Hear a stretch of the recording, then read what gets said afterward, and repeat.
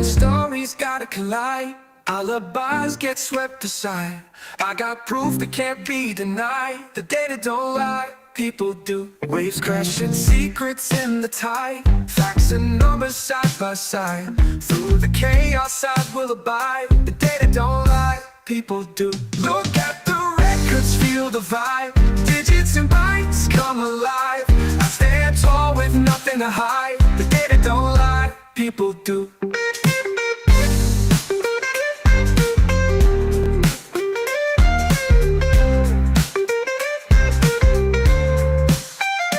Friends may twist and tongues may tie, plausible tales shape the sky.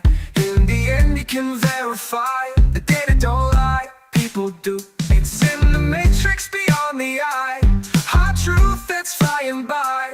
Evidence you can't defy, the data don't lie, people do. Look at the records, feel the vibe.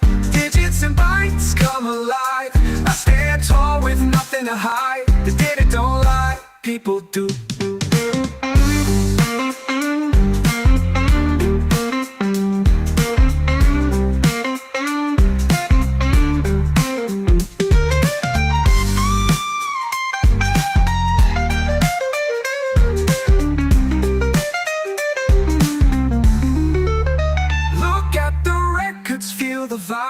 Digits and bytes come alive. I stand tall with nothing to hide. The data don't lie, people do.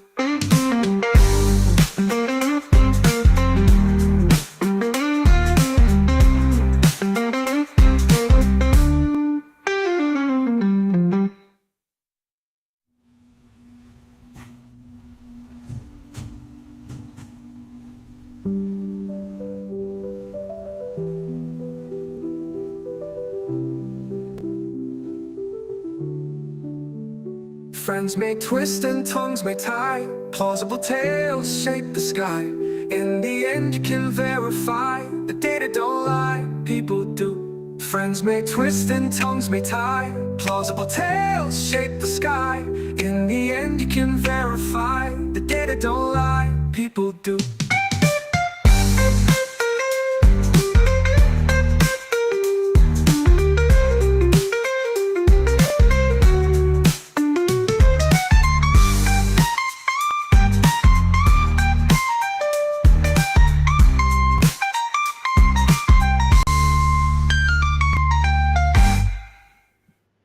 Hello everybody, how are we?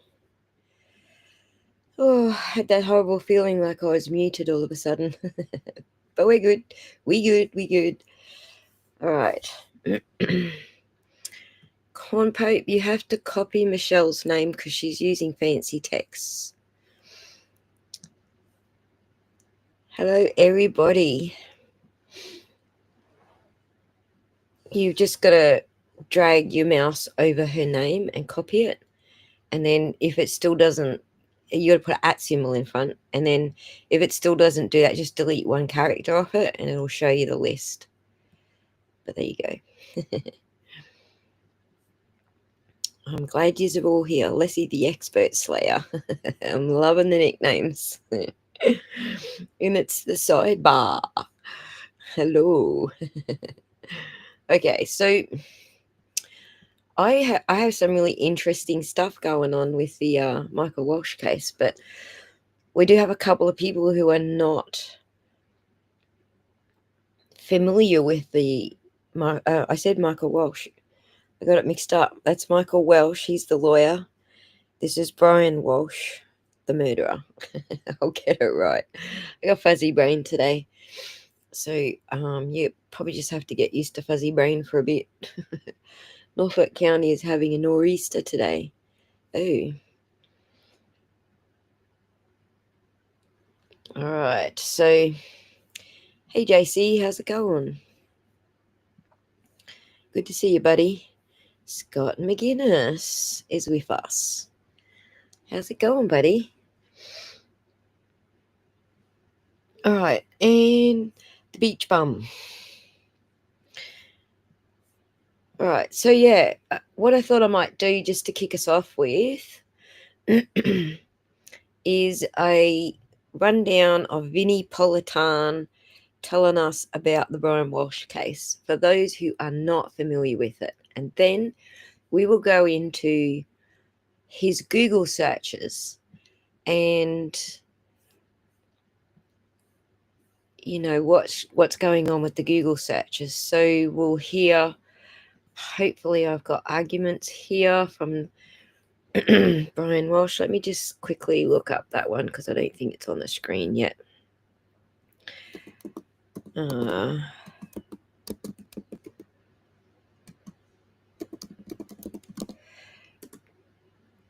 do have a short for it, but I don't have the actual. Yeah, that's the 1 minute version, which I don't want. I want the actual court hearing talking about it.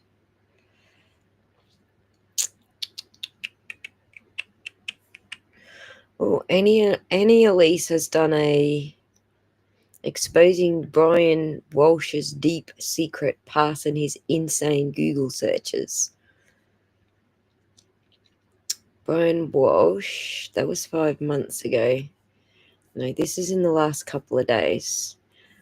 Let me dig that. I do have a whole bunch of videos.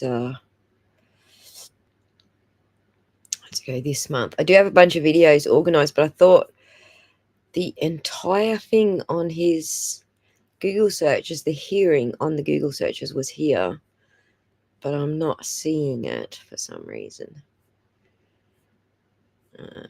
Okay, we're going to have to do the short version of that, I guess. All right. Short version it is. So we'll start with Vinnie Politan, shall we? Give you the rundown on what the story is.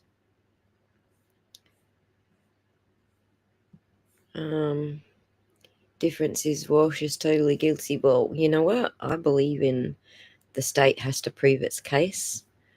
I don't believe in he's definitely guilty. The state has to prove the case. But sometimes you get through pre-trial hearings and you see enough evidence where you think, yep, the state has definitely proved its case before we get to the point where the trial starts. So I'll let you have that if you've been watching the trial. I'm not sure. I think there could be enough evidence so far, but we shall see. I'll give you a rundown on what I think about it at the other end of this. The most interesting thing for me out of what we're going to look at today is how these troopers and whatnot behave in this case, because we see a totally different Yuri mechanic on the stand. I've never really seen much of Fanning testify before, so that will be interesting just to get a feel for what Fanning behaves like. And I think Tully and I can't remember who else goes on the stand, but one of the things I would point out is that there's other troopers involved who I think actually seem pretty decent. So, you know, the the idea that some of the SPDU or some cops are good and some cops are bad, they make it bad for the good cops. I actually think some of the cops involved in this case are half decent, but I could be proved wrong. So hi everyone who's just joined us. Tracy, let me see, Shelly Babes, how's it going? Lily Rose and Serenity and DC. I don't know if I've missed anyone else. Hello. Thank you for joining us. So, Stylen, how's it going? All right, let's have a listen to this because Vinny's going to give us a rundown on the case. This is for people who are not familiar with the case.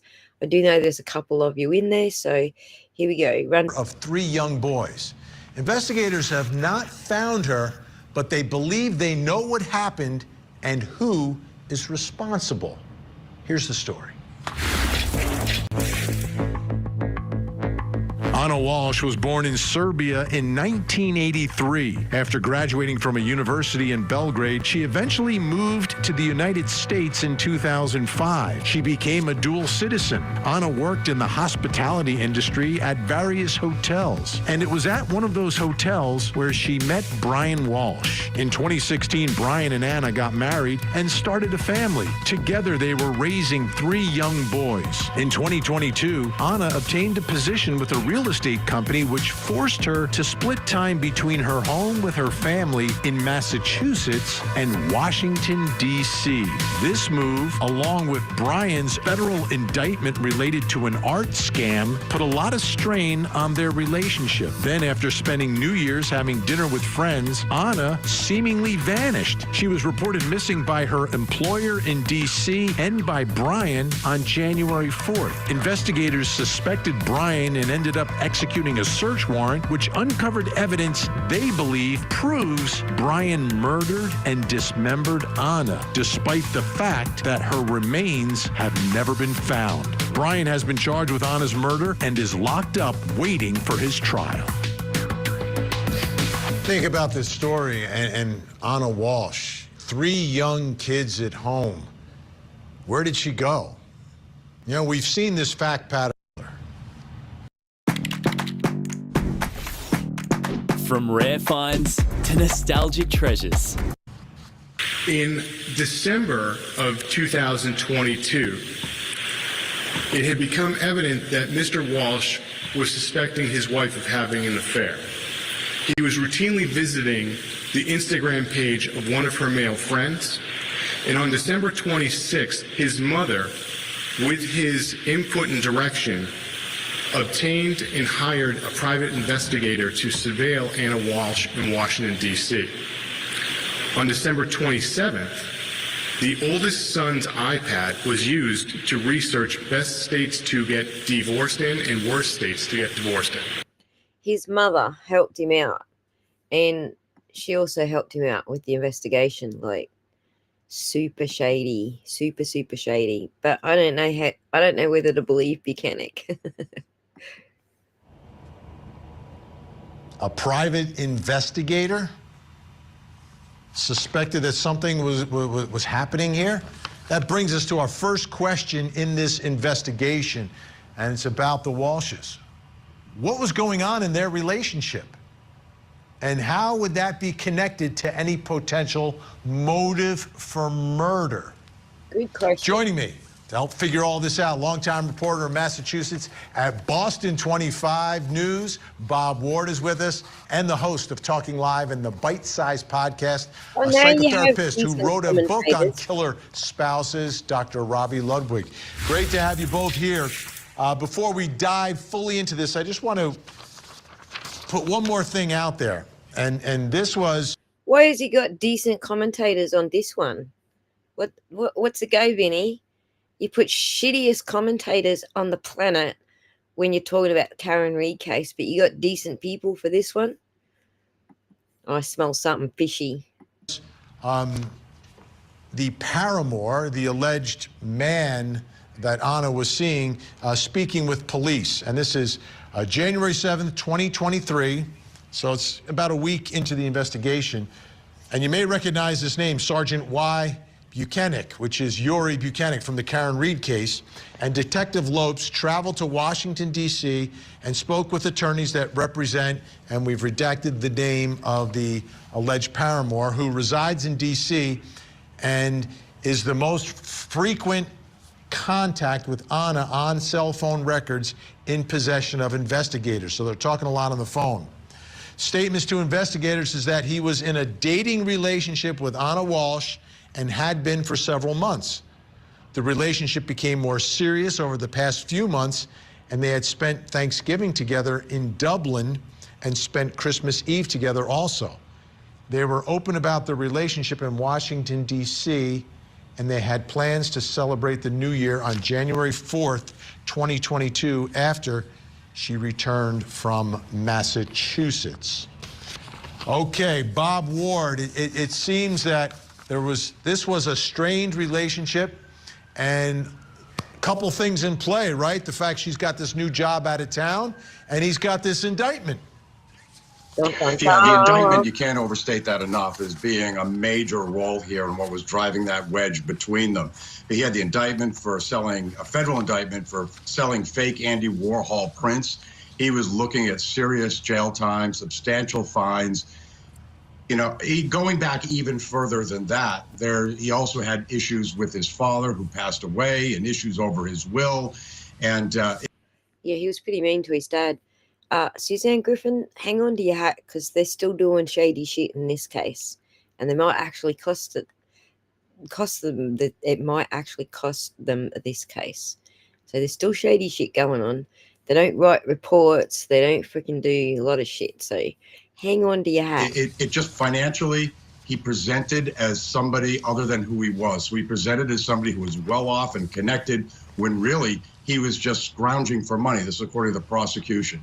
And he was putting up this false front, and he could not afford the lifestyle that he tried to portray himself as having. But there was even trouble before that. Vinny, back in 2014, while they were still dating, she told police down in D.C. that he threatened to kill her and all of her friends, but she stayed with this guy.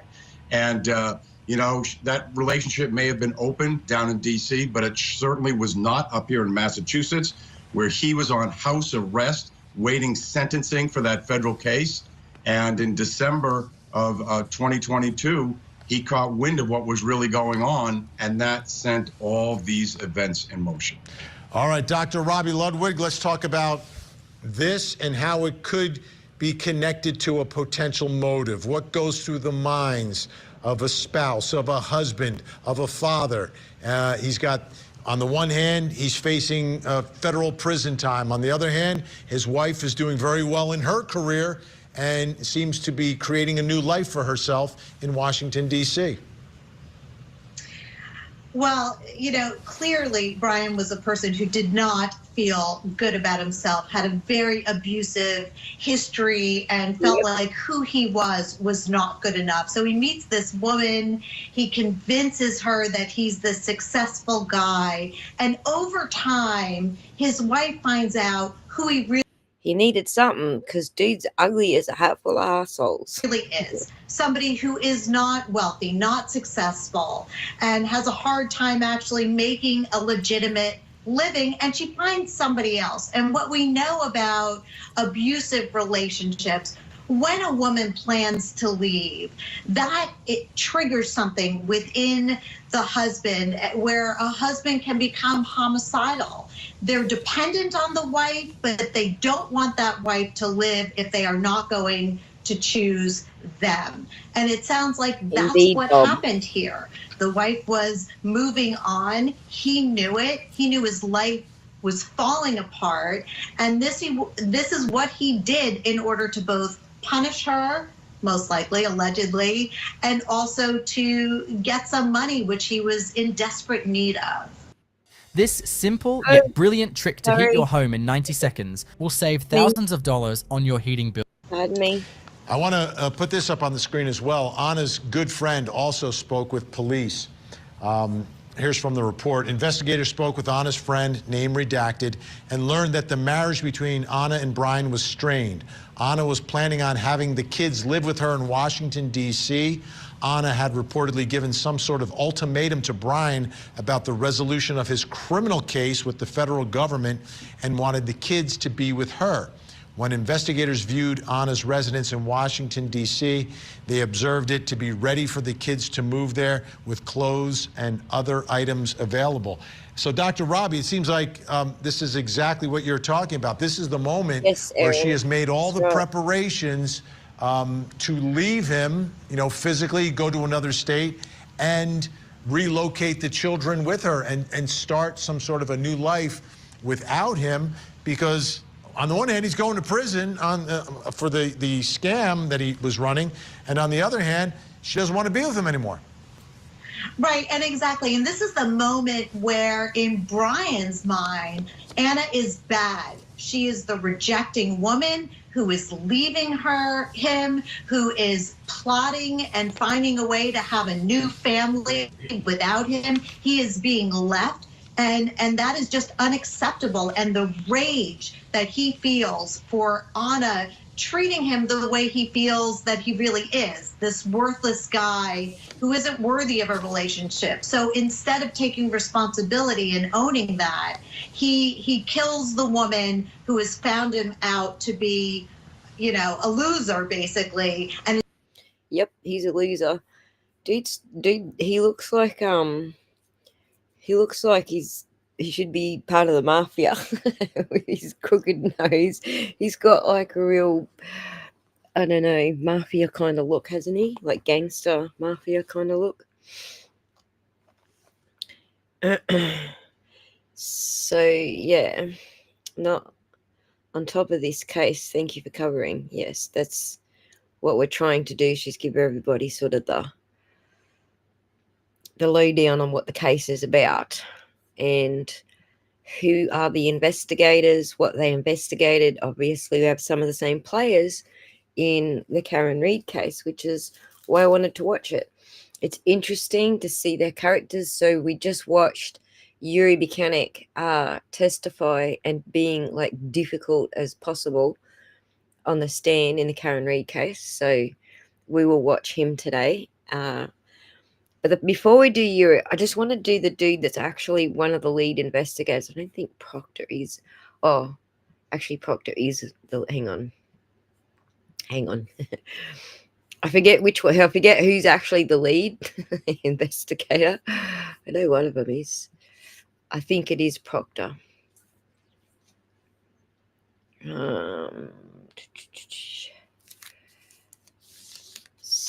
But I wanted to start with like some of the detectives who I thought were quite decent, and what they found during the case, because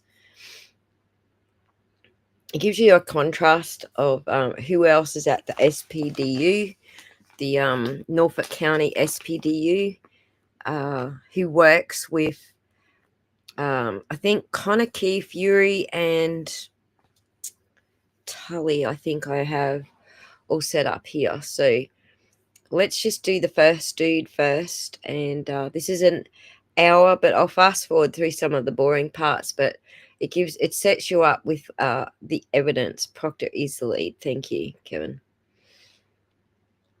John O'Keefe had a preorbital ecchymosis, raccoon eyes. Correct, that's right. How do we know the new boyfriend didn't do it? We don't even know she had a new boyfriend. He just suspected that she did and got a private investigator, but we don't know that she did have a new boyfriend. All right, so let's go to the first. Let's go to the first guy. Let me get the first guy up, because I think his testimony kind of sets the tone for what to expect for the trial. Let me get past the ad. We shall get past the ads. All right. All right. Oh my God, you can do it to me again. You suck, YouTube. Okay. Volume up. Who is it again? 13 years. What is your current rank there? Sergeant. When did you become a sergeant? Harrison Schmidt, SCHMIDT. And where do you work, sir? Cohasset Police Department. And how long have you worked there? 13 years. What is your current rank there? Sergeant. When did you become a sergeant? Early January 2023. What was your rank as of January 4th, 2023? Detective. With the Cohasset Police Department, how many officers are on that PD? About 22. And how many detectives are there? One detective and one detective supervisor. As a detective, what were your responsibilities? General investigations. And in addition to being a detective at Cohasset Police Department, were you affiliated with any other law enforcement agencies? I'm a member of the Metrolec SWAT team. And can you describe for us what Metrolec is, sir?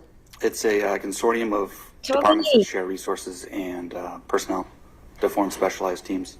And within the SWAT team, do they have any function as far as searches? They do. They have a search and rescue team. And what involvement do you have with that? If they need searchers, they will pull from the SWAT team. And, sir, how many fatal investigations have you worked? Dozens. And how many missing person cases have you worked? Just over a dozen, probably. And have you been able to locate all of those people? No. How many of those people have been deceased when you've done an investigation? Several. And what were some of the reasons for why they were deceased? Medical issues, suicide, exposure to the elements. Now, are you familiar with the investigation to the disappearance of Anna Walsh? Yes. And how are you familiar with that investigation?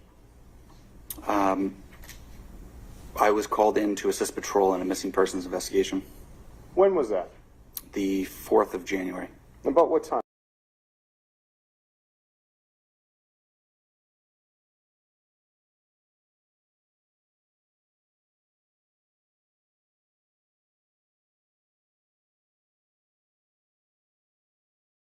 Cohasset headquarters, an interview with Mr. Walsh. I tried to coordinate an interview for that night. And were you able to? Yes. What time did you set up the interview for? 6 or 6:30 p.m. And why was it 3 hours after you got to the station? He had to get dinner for his children. Now, that afternoon, sir, did you do anything to try and locate Miss Walsh? Yes. What were you trying to do? I reviewed the reports I coordinated with the patrol officers that initially responded. I performed queries through law enforcement databases, and then I went to the residence. Now, I have just a few questions about that January 4th interview. At the January 4th interview with Mr. Walsh, what interaction did you have with him as far as him showing you his cell phone? He gave me a cell phone to look at. And what did he say? He said there was about a year of text messages with Anna Walsh that I could look at, and about 1,000 photographs. And did you look at the phone that night? I did. For about how long? 3 to 5 minutes. And that night, did you have the opportunity to make any observations of any of the cars at the family home? Yes. What car did you look at? There's a Volvo XC90. And did you get any permission to look at that car? Yes. And who'd you get the permission from? Mr. Walsh. And what did you notice about the Volvo? In the trunk, the trunk was lined with like plastic sheeting. And so were you able to open it at this point in time? Yes. Now, sir, fast forwarding to January 5th, which was a Thursday, what did you do to try and locate Miss Walsh that day? I did a lot that day. Let me just go back for a second. I apologize. There was I'll do this from time to time. There was a plastic sheet, you said, lining the rear area? Yes. Is that a trunk, or is it more like an open area in the rear of an SUV? The trunk area is a SUV with a hatch. Mm-hmm. So the trunk area, not the seating area. Okay, thanks. So not like a sedan, though, which would have a separate, distinct trunk. It has access to the seats. Correct. If the seats would fold down, you could go from the trunk into the back row. Okay. For those who haven't worked it out yet, this is an evidentiary hearing. This is not, his trial doesn't start until October, I think. But this is something that they didn't give Karen Reid. They refused to give her any evidentiary hearings, even in the ones where it was most needed, like with the motion to dismiss. So I'll call it a traditional SUV configuration? Yes, Your Honor. I knew that was going to happen, which basically means that it's only the judge listening to it right now, not an audience, not a jury, sorry. I was asking you about January 5th and what you did to try and locate Miss Walsh on the 5th. Could you explain to us some of the things you did that morning? I created and disseminated a missing persons bulletin. I began coordinating with friends and family. I checked for international travel and put a flag on her passport if she attempted to do international travel. I coordinated with taxi companies and rideshare and her employer. Now, was anything done as far as canine searches of the area around the Walsh home? Yes. Can you describe for me what was done? The Cohasset Police Canine and handler searched the property And the Walsh property, can you describe how it's situated in relation to the roadway? It's on Route 3A. It's a long driveway set back behind a used auto dealership. It's surrounded by woods. Maybe a quarter mile into the backyard is another neighborhood. And so it's woods between those two neighborhoods? Yes. Was anything recovered during the canine search? No. Now, did you have the opportunity, or did the Cohasset PD have the opportunity to enlist any other law enforcement agencies on the 5th? Yes. What was done? I reported to my supervisor, who requested additional resources from the State Police CPAC unit for Norfolk County. And when, if any, if ever, did any resources from the State Police Detectives Unit arrive at Cohasset PD? About 5 p.m. that Thursday. And who arrived from the State Police Detective Unit? Trooper DeChico and Sergeant Buchanan. And once they arrived, what did you do with these two troopers? I informed them of what was been done so far in the investigation, and we listened to the audio recording from the first interview. After having this opportunity to review all this information with these officers, what, if anything, what was done at this point in time in the investigation? We went to the residence.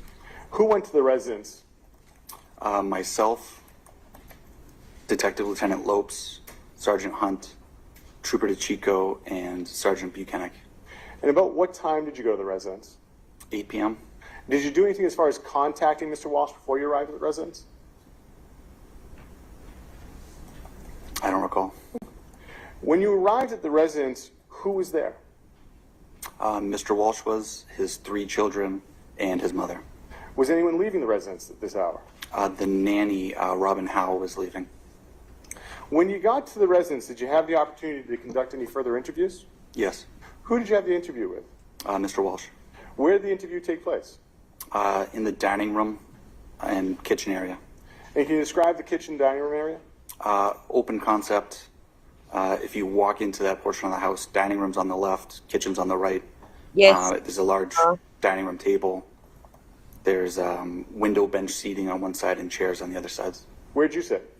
I believe the window bench seat. And did anyone else from law enforcement participate with the interview with you and Mr. Walsh? Yes, Trooper DeChico. And where was Sergeant Hunt? Sergeant Hunt was also present. And I take it you're all at the dining room table? Yes. So you had mentioned that Detective Lieutenant Lopes and Sergeant Buchanan also arrived there that night? Correct. Where did they go? They went on the other side of the staircase is a TV living room area, and they spoke with Mr. Walsh's mother. Could you hear them talking to Mr. Walsh's mother? Yes. And during that interview, did the defendant have any access to his children? Yes, they were coming in and out of the interview. Did the children give you anything that night? They gave me a piece of art. Now, have you had the opportunity? Before we go on, let's quickly jump over to this. How hungover must Bev be after winning Person of the Year by Massachusetts Bar last night? How crap is that? That's like circling the wagons. It's so inappropriate, right? She's overseeing this case where she is the least popular judge in the entire county. And the key witnesses, Aperture, in the case, are sponsoring a dinner last week, and now she's Person of the Year this week. How effed up is that? Weird shit going on in Norfolk County. But I think it's just circling the wagons, like, this is our judge. We're looking after our judge. But it's inappropriate. Like, I did see we have a lawyer in the crowd. How inappropriate is it, Girl X? Tell me, how inappropriate is it that the witnesses in the current trial, where she's the most unpopular judge in the county, sponsor a dinner last week, and now she's Person of the Year this week for the Massachusetts Bar Association? Try the entire country. Whoops. Yeah. Aperture sponsored last week's dinner. I'm not sure about this week's dinner. I don't know who sponsored this week's dinner, but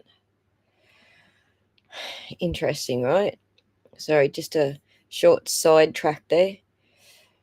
Did only one person vote?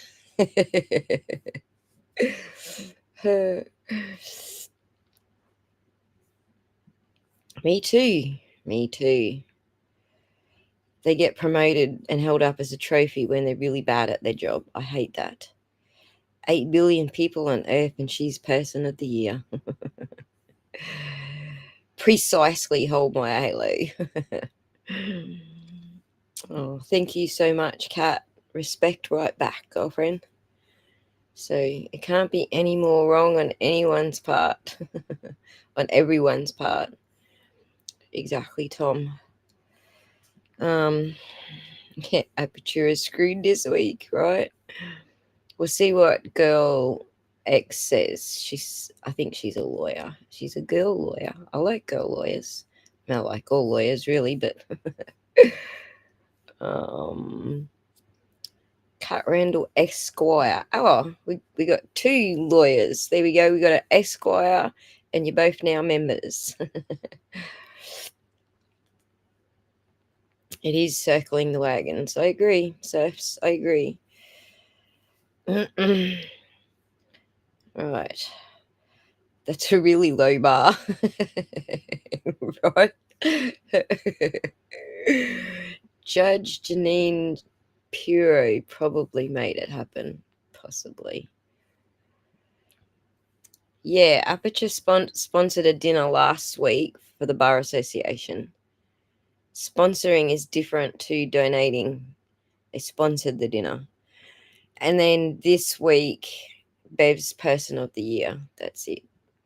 That's the goss. Soon to be Prisoner of the Year. Right, Glenn. All right. Let's listen. Let's listen in now. The kids gave him a present, so kids sound lovely. Opportunity to review the transcript from that interview? Yes. And have you had the opportunity to listen to the audio of that interview? Yes. Does the audio fairly and accurately record that interview? It does, however, there is background noise. In regards to the transcript, is there anything missing as far as the how compared to the audio? Yes. The background noise isn't included in the transcript. Is not or is? Excuse me, is not, Your Honor. Mm-hmm. How long did that interview go on for? About an hour. Did Mr. Walsh ask to take any breaks during that interview? No. What was? No, but his lawyer did. If the witness in a pending trial awarded the judge presiding over said trial, award the judge with anything, it's inappropriate. Okay, and thank you for the membership. That was from Kat. Yeah, okay. Still feels inappropriate to me. Everything, Bev, feels inappropriate to me, right? I don't think there's anything nefarious about it. I just feel like they're circling the wagons. They're trying to protect her. Let's put it that way. That's what it feels like to me. It's got that whole we're going to look after Bev bloody vibe about it, right? Aperture updated Burgess. Yeah, I saw that. I saw that. Yes, I do believe someone should be investigating her for violations, and it ain't going to be the bar, obviously, if they've just awarded her Person of the Year after everything she's just What was his done. demeanor like during that interview? He was calm and cooperative. During that interview, Just tell me, guys, is the audio one-sided for you? I'm only getting audio from this particular stream out of the left side of my speaker. Is it the same for you guys? Or are you getting stereo? If you're getting good stereo, then we'll stick with it. But if it's weird for you, I can try and find another one. It's okay on your end. Is it Is it stereo and you're in, Kev? It definitely feels like circling the wagons. Yes. It's stereo on Kevy's end, so it should be good. All right. We shall continue. I can suffer it out. So. What did he say that his normal contact would be with his wife, Anna Walsh, while she was working in Washington? A daily contact. QuickBooks gives me the superpower to automate my invoices. Just in time for an ad. Yippee. Interview, did you have the opportunity to ask him whether or not Anna was contemplating suicide? Yes. And what was his response to that? She wouldn't do that. What, if anything, did he say she was unhappy about? Stress from work and distance. And was he asked about extramarital affairs on either side? Yes. What did he say? Neither of them had extramarital affairs. Did you ask, or was he asked on whether or not, if they had had an argument the morning she left January 1? Yes. What was his response? There wouldn't have been enough time that morning. What do you say the biggest argument they had had recently was? She had a 2-week vacation scheduled, and instead of coming home, she was in Belgrade visiting her mother. Now, did he say what was causing stress in their relationship at this point in time? Yes. What was causing stress? The distance, being away from the children. And in addition to the distance, were there any other stressors in the relationship? Prior legal issues. So he had told you that he had another criminal matter going on? Yes. What did he tell you as far as his last contact with his wife, Anna Walsh, was? He was in bed sleeping. This would be the morning of the 1st. She gave him a kiss goodbye, went downstairs to get dressed and leave for work. And did he tell you what his oldest child told him was his last contact with Anna Walsh? Yes. What did he say his oldest child told him? He said the oldest child was on the couch with an iPad, and Anna Walsh had come down, said goodbye to him, and then left in a vehicle. However, that car did not come up the driveway to the house. Now, during the interview, who asked to look through the defendant's phone? Trooper DeChico. What did he say? He asked to look through the contents and download the phone. Now, when he asked to look through the phone, what was the defendant's response? He said, "Let me get this straight. You want to download all the contents to my phone?" And what did Trooper DeChico say in response to that? Yes, all of the contents. And what concerns did the defendant have after Trooper DeChico said that? His prior legal issues. And did he say who he wanted to talk to about this? His attorney. And did he say how long it would take for him to get in touch with his attorney and get back to law enforcement about going through his phone? Yes, he'd know likely the next day. And what did he say his desire was as far as having his phone downloaded? He said, "This is my intention and declaration." And to be clear, that was also including his desire to speak to his attorney and get permission first, or have a conversation with her, right? Yes. Did Trooper DeChico say why he wanted to look through the defendant's phone? Yes, we wanted to establish a permanent timeline and get a tone of Anna.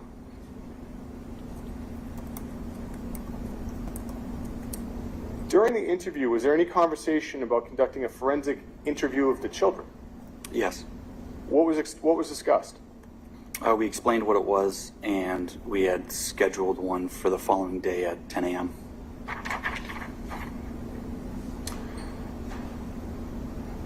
After the interview, what was done as far as searching the home?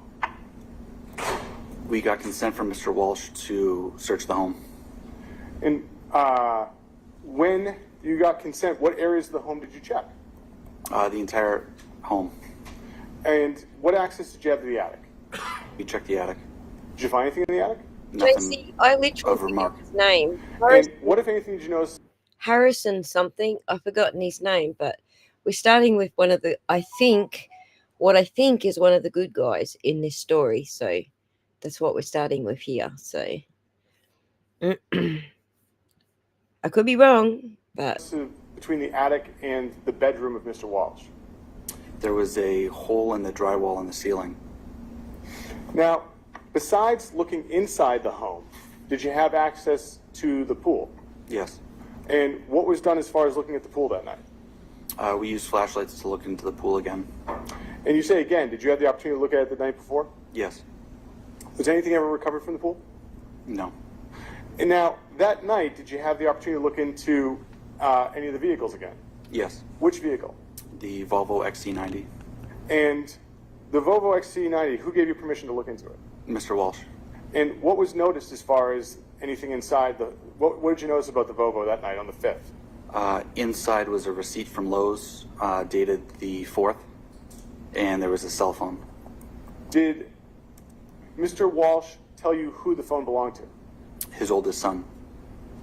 After having the opportunity, well, in addition to looking at the house, looking outside the house, did you go to anywhere else as far as at that address to look around for Miss Walsh?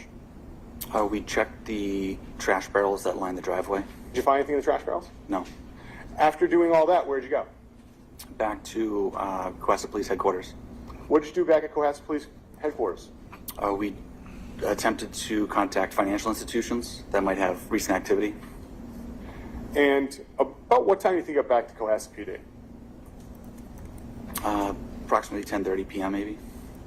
So now on January 6th, Friday,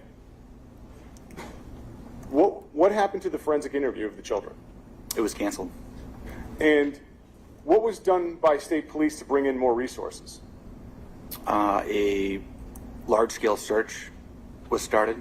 We brought in command posts, the State Police Search and Rescue Team, the Metro Search and Rescue Team, and area detectives on mutual aid.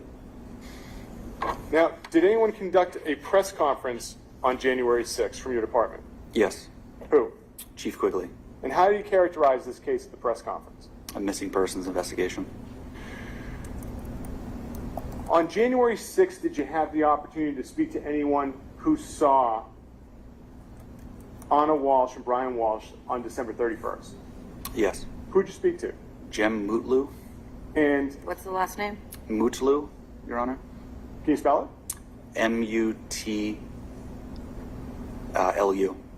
And where did this conversation occur? Cohasset Police Headquarters. And who was with you for this conversation? Trooper Chico. During this conversation, what did he tell you as far as his relationship to Anna Walsh? Previous co-worker and friend. And what time did he get to the, does he believe he got to the Walsh home that night on New Year's Eve?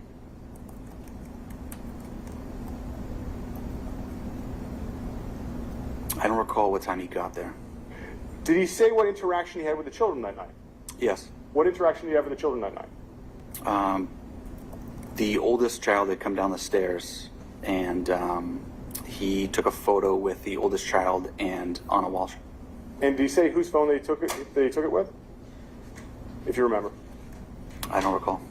And after the oldest child came downstairs, was there any further interaction with the children? No. What time did he say he left? After 1 a.m., between 1 and 1:30. And what did he say the demeanor was of everyone there? Good. Now, who on January 6th was working on speaking with Mr. Walsh's attorney about getting access to his cell phone? Sergeant Buchanan.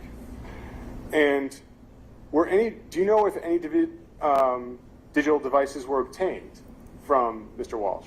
Yes. What day? Friday. The 6th? Friday the 6th. And were you there when they were obtained? No. Now, do you know when those devices were returned? Saturday. The 7th? Correct. Now, did you have the opportunity to speak with the defendant again on January 7th? I did. Approximately what time? 2 p.m. And Where did this conversation take place? His residence again. And who was at the residence when you had this conversation with him? His attorney. And do you know her name? Attorney Tracy Minor. In addition to yourself, the defendant, and Attorney Minor, was anyone else there for the interview? Yes. And who else was there? Trooper DeChico and Trooper Proctor. Now, did you have the opportunity to hear the recording of that interview? Yes. And does it fairly and accurately depict the interview as it occurred that day on January 7th? Yes. Did you have the opportunity to review the transcript? Yes. And does the transcript fairly reflect the audio recording? It does. Is there anything missing? There's certain discernible parts, and at one point in time, a dog's barking in the background that's not in the transcript. And, Your Honor, the Commonwealth would be seeking to mark those as exhibits, which is already in the binder, but for the record, those are chapters 7 and 8, Your Honor. 7 would be the audio file, 8 would be the transcript, and there's a drive in the binder that has all 4 audio files, Your Honor. Is that this? Yes, Your Honor. You said that was just exhibits, or is marked as tab 7 and 8. And so what's on here is 7, 8, and the previously identified, what was it, 1, 2? Listen to how polite she is to everybody, including the defense.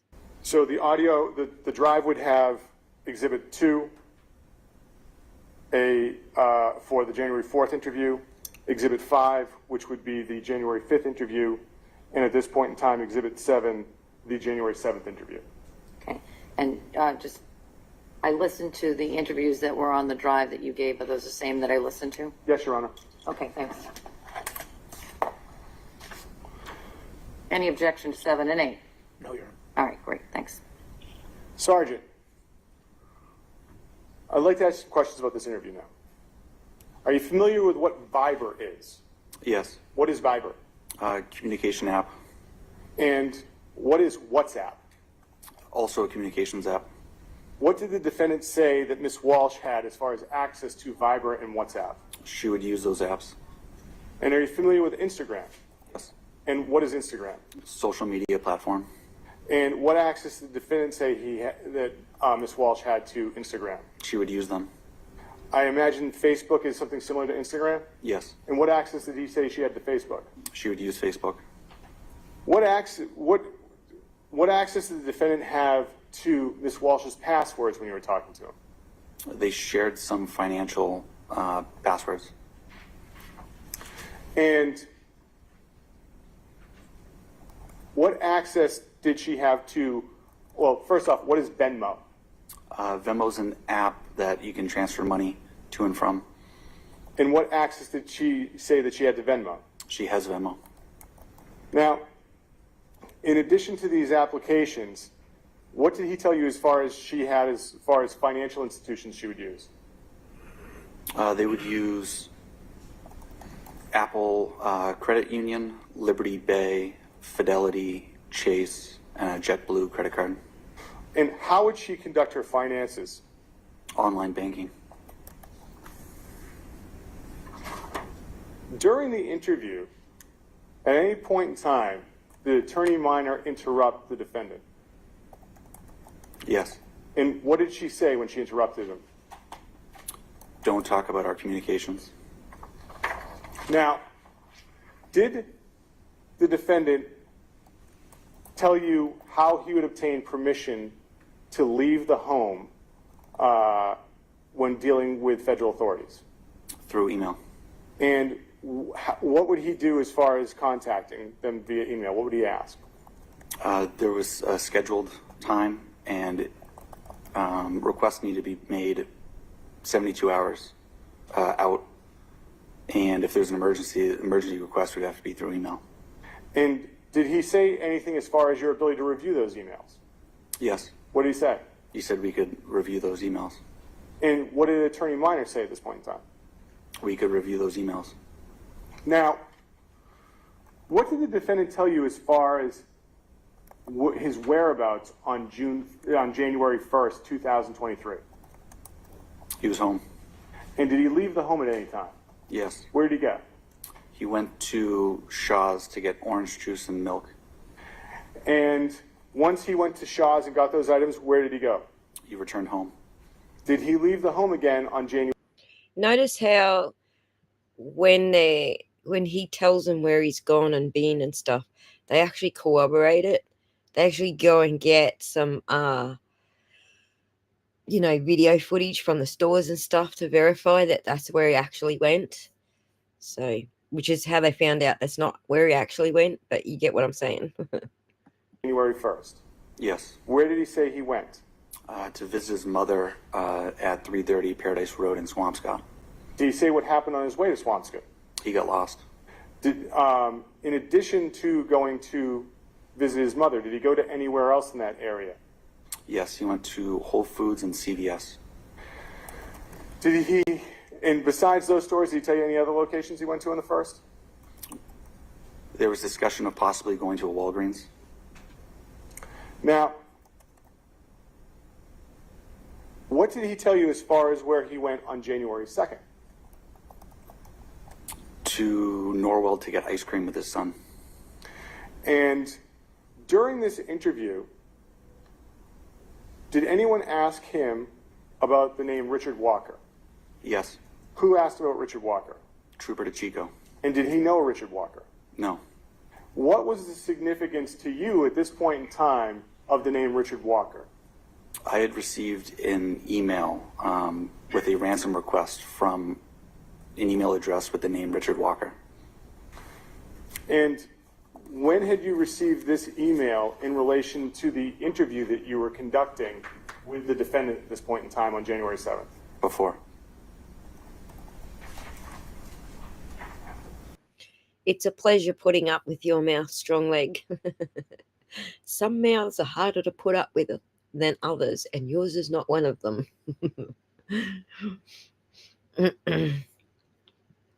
I am going to play through for a little bit and make myself a fresh brew, just so you know. Probably won't be putting anything on the screen for a couple of minutes. Your Honor, may I approach? Yes.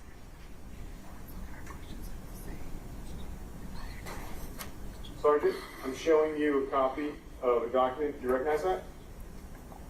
Yes, Is that the email you received from with the name Richard Walker attached to it? it is. The Commonwealth would seek to have this marked as the next exhibit. It's in the binder, Your Honor, and before I try and admit it twice, it's Exhibit 9. Thank you. Any objection? No objection. Did you read the body of the email? We have the so named Anna Walsh with us here. We had a deal worth $127,000. She messed up. We have her here with us, and if she doesn't pay the money, then she'll never be back. And we know that the police and the FBI are involved. Good luck finding us. I'm going to hand that back, sir.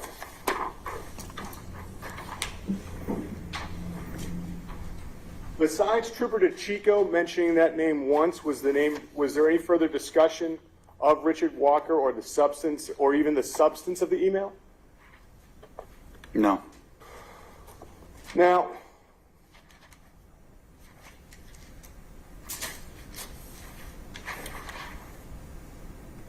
what did the defendant tell you as far as Mrs. Walsh's use of Uber or Lyft? That she would use them Uber 1 and Lyft 2. As her preferences? Yes. While you were conducting the interview, did anyone arrive? Yes. Who arrived? Abdullah. And what happened once that gentleman arrived? Attorney Minor advised Mr. Walsh to get him to leave. And what did Mr. Walsh do? He went to the door and got him to leave. And was the defendant ever asked how Anna Walsh would communicate if she lost her cell phone? Yes. What did he say? He didn't know at first. And then did anyone ask him about using an iPad? Yes. And what did he say if Anna had lost her phone, how she would communicate using an iPad? He said that's right, she would use an iPad. Now, what did the defendant tell you as far as how Anna would communicate with JetBlue?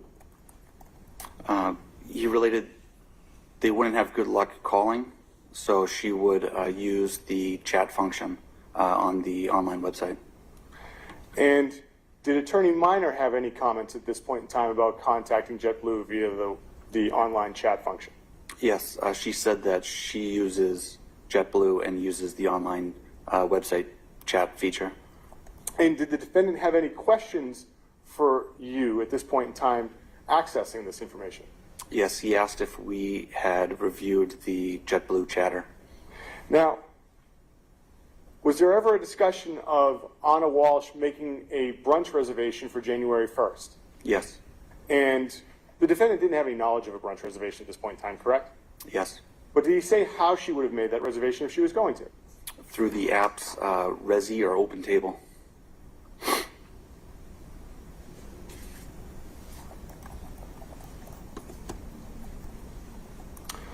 Now, how long was this interview? About 2 hours. And after that interview was over, what did you do? We checked the area for security footage to try and corroborate any vehicles coming or going. And so how do you do that? Neighborhood canvas. Now, were you ever informed about the contents of any of the digital devices on January 7th, that's Saturday? Yes. About what time were you informed? 6:30 p.m. And how were you informed? Phone call. From who? One of the CPAC troopers. Do you remember which one at this point in time? No. And what were you notified of? There was suspicious browser history. Now, this is January 7th. And now I want to ask you some questions about January 8th. Okay. On the morning of January 8th, did you have the opportunity to be present when a search warrant was executed in Cohasset? Yes. Where was it executed? The residence. 516 Chief Justice Cushing Highway. Correct. And who was executing the search warrant? The CPAC unit with conjunction with the Cohasset Police. And who was home at the residence when the search warrant? They canvassed the neighborhood and they actually got a search warrant. Like, holy crapola. What is going on? Right, corn poop? Bloody hell. Warrant was executed. Mr. Walshe, the 3 children, and his mother. Now, when the warrant was executed, did anyone arrive to assist Mr. Walshe after the warrant was first served? Attorney Minor. About how long did it take for her to arrive? 15 minutes. And once Attorney Minor arrived, what was done with the family and Mr. Walshe? We moved car seats around so they could leave the premises with Attorney Minor. And did you ever have the opportunity to participate in a 4th interview of the defendant on that day, Sunday, January 8th? Yes. And where did that occur? Attorney Minor's residence in Situate. And about what time did that occur? About 11 a.m. And who was present for that interview? Myself, Trooper DeChico, Trooper Proctor, Attorney Minor, and Mr. Walshe. And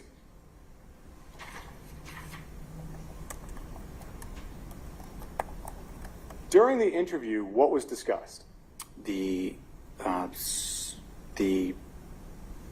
browser search history. And what did the defendant say he would do with the iPad as far as helping the children? He would put on spooky movies for them. And did he say he did anything else with the iPad? No. How long did this interview go on for? Just over 10 minutes. Who stopped the interview? Attorney Minor. And once the interview was terminated by Attorney Minor, what did you do? I shut off the recorder and we left. And did you ever have the opportunity to see Mr. Walsh again that day? Yes. About what time? 4 p.m. And where did you see him? Attorney Minor's residence. And what were you doing at Attorney Minor's residence at 4 p.m. on January 8th, Sunday? I placed him in custody. And where was he taken to once he was placed into custody? Cohasset Police Headquarters. He was booked there? He was. May I have a moment, Your Honor? You may.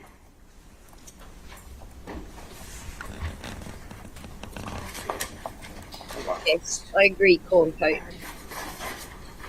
What's a microscope? I'm going to go over a couple things that I may have missed. On January 4th, which was Wednesday, the first day you met Mr. Walsh, what did he say to you about looking at anything on his phone? We could look at anything if it would help. And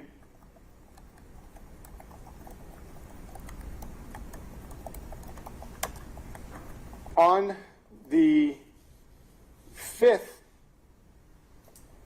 actually, I'll ask this on the 4th. Did he ever tell you what access Anna had of his phone on January 4th?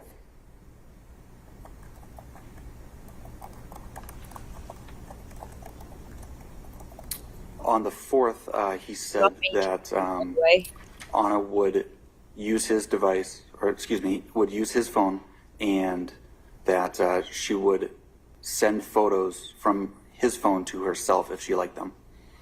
And on the 5th, what did he say as far as Anna's access to his phone? When now you're with the Trooper Chico on this second day.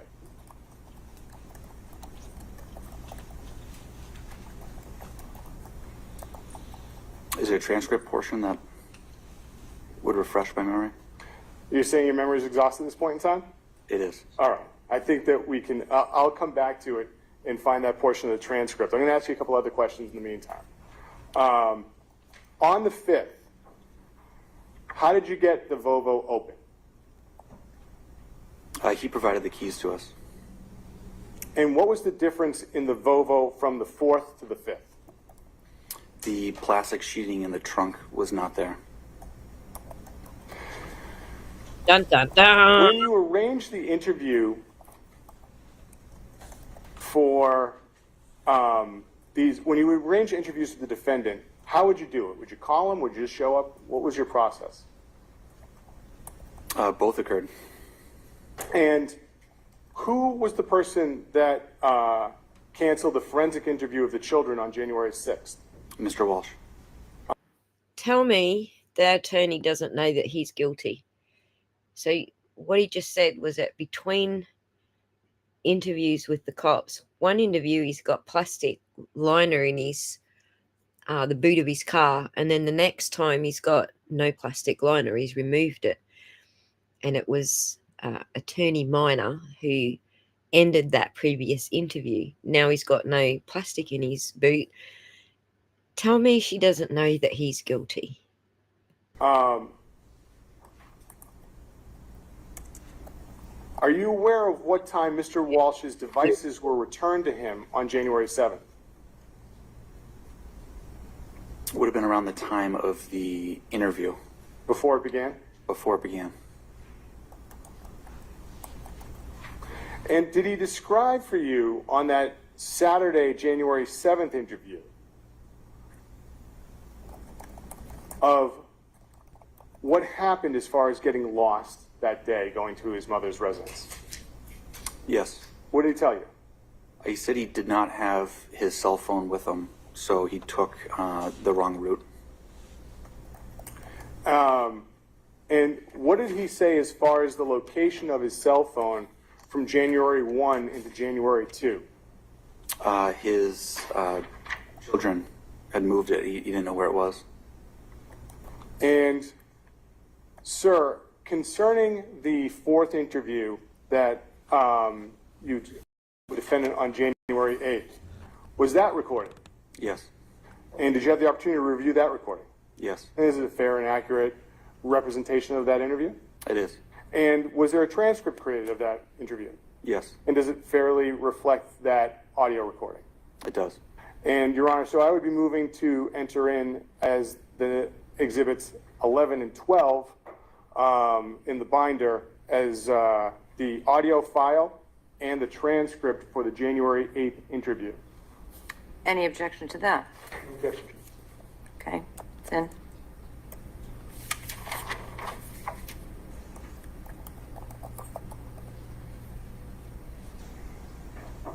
And one moment, Your Honor. Certainly. First interview, Joey Kane. First interview, they looked in the trunk. As far as the location of where people were seated on the January 4th and the January 5th interview, so we're talking about those first two, was there any difference as far as how, like, where people were? I was seated in a chair for the first one. I think I was on the bench. I was on the bench for the second one. But everyone was around the dining room table? Correct. And everyone was seated? Yes.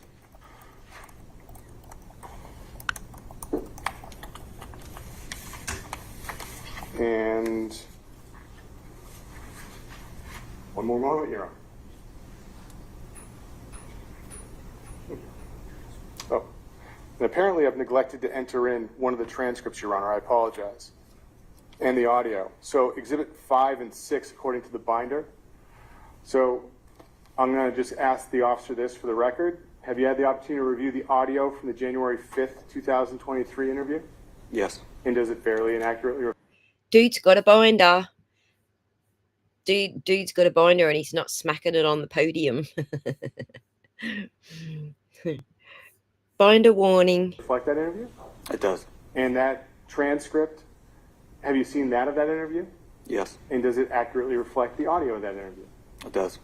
And as far as any problem, is there anything missing in the transcript compared to the audio? For the 5th? Yes, sir. There was background noise. You could hear you could hear Mr. Walsh's mother speaking in the background, and Sergeant Buchanan. I just want to make sure we don't have a glitch here. Yes, I appreciate that, Your Honor. I think I've fouled things up. So I see in the binder that the has now been marked that Exhibit 4 is the transcript of the interview. What's marked as Exhibit 4 in this binder is the transcript of the interview of 1/7/23, and what's marked as Exhibit 5 is the transcript. And I think that the reason for that, Your Honor, is that the audio files... Something's not right here. Yes, I think the audio files take us out of order. Well, I just want to make sure, I mean, we were talking about Exhibit 5 and 6, and I happen to have the binder open, and so 6 is now the email from Mr. Walker. Yes. Or Richard Walker. So I just want to make sure that I have the numbers appropriately, both in terms of what you're putting into evidence.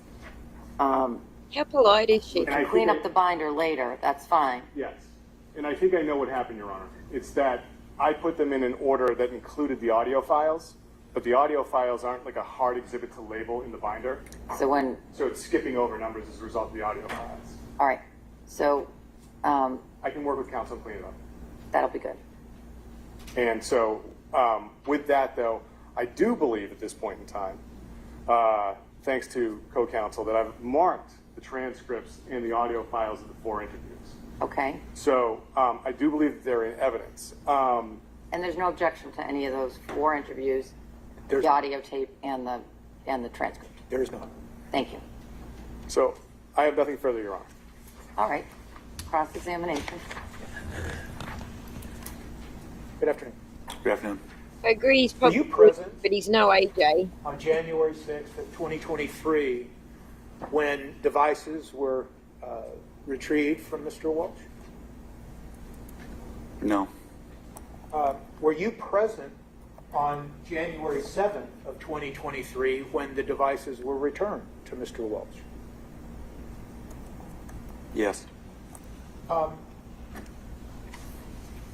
When you talked on direct examination about this plastic sheet that was in the rear of the Volvo SUV, you were just asked a question a moment ago about how when you looked at the Volvo a second time on another day, the plastic sheet was missing. Correct. It's fair to say, and it's accurate to say, isn't it, that at that moment, Mr. Walsh was asked about the missing plastic sheet, and he pointed to the officers and said, "It's in the trash." Yes.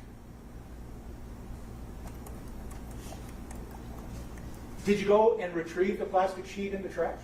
No.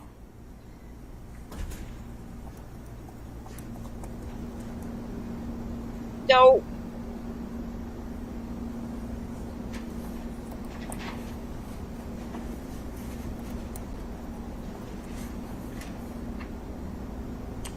You've described, based on your review of the taped interviews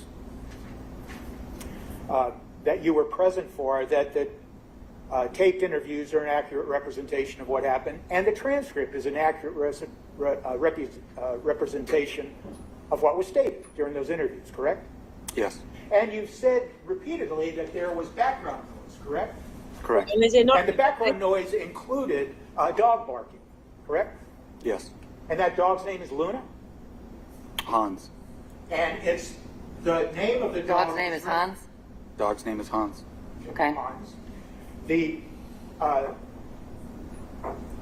dog, when you listen to those taped recordings, you can hear that barking go on and off during different periods of time during the recording, correct? Yes. And in fact, when you listen to those recordings, you can hear other people talking in the background at times, can't you? Yes. And it's fair to say then that during these interviews that you've testified to under direct examination, there were times when it was hard to even hear what was going on, correct? Can you repeat that, please? There were times during these interviews that you testified to on direct examination. Hi, Karen. And let's focus on the interview of January 5th and the interview of January 7th. There were times when it was even hard to hear everything that was going on. Yes.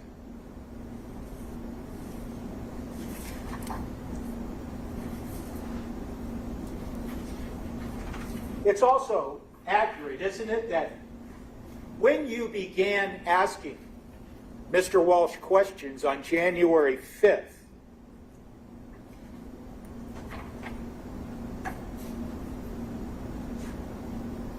there is a statement that is made that people are very loud, made in the context of all this background noise. I'm sorry, I don't understand. Was that a question? But you said you reviewed the transcript, right? I do. I just don't understand the question. That, in fact, in the transcript, there's a specific reference to people being very loud. I don't recall.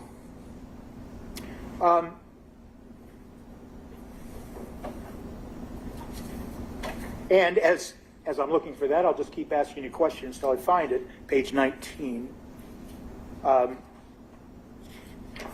Mr. Walsh showed you that he was having a hard time sleeping, correct? Yes. He said he was having a hard time thinking, correct? Yes. He told you that, and this is on January 5th, he told you, "I didn't sleep well last night." Yes. He told you, hopefully he tried to get some sleep that night, January 5th. I don't recall that portion. All right.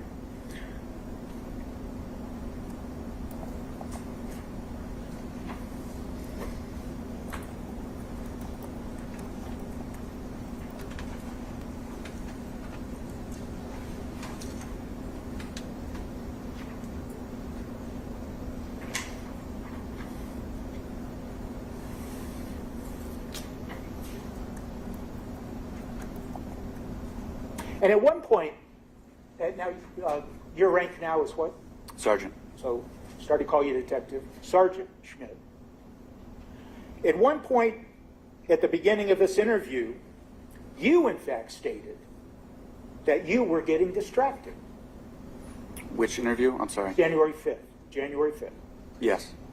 And that distraction, once again, was the result of all this background noise and the dog barking and things like that. Yes.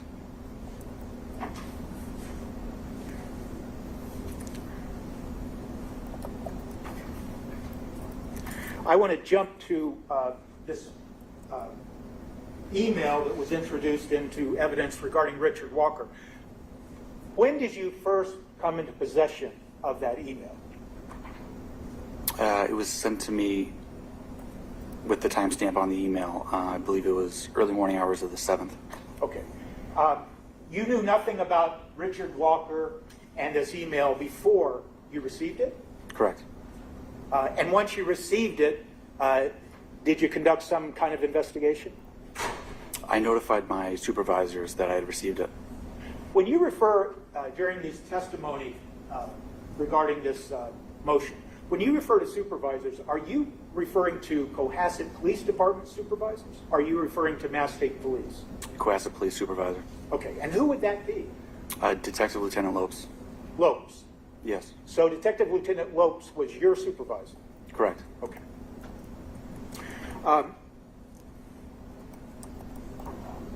So did you talk to Mr. Walsh on January 5th and ask him questions then about this Richard Walker email?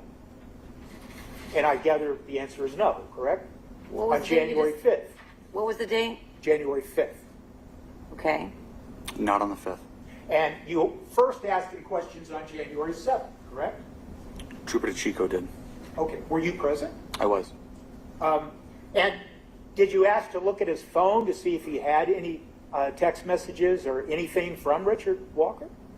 Not specific to Richard Walker. This powerful heater can heat up any room in seconds without the high electricity cost. Yeah, this is the sergeant from Cohasset Police Station. And that was the end of that conversation, basically, on January 7th regarding Richard Walker. Yes.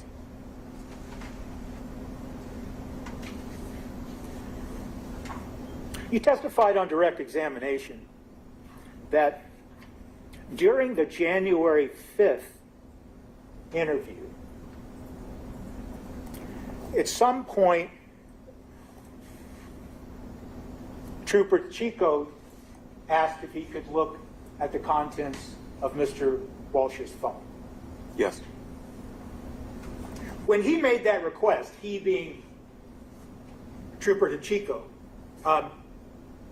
he didn't make any other request at that time to look at any iPad, correct? Correct. And he didn't make any type of request to look at anything like a MacBook or anything of that sort, correct? Correct. And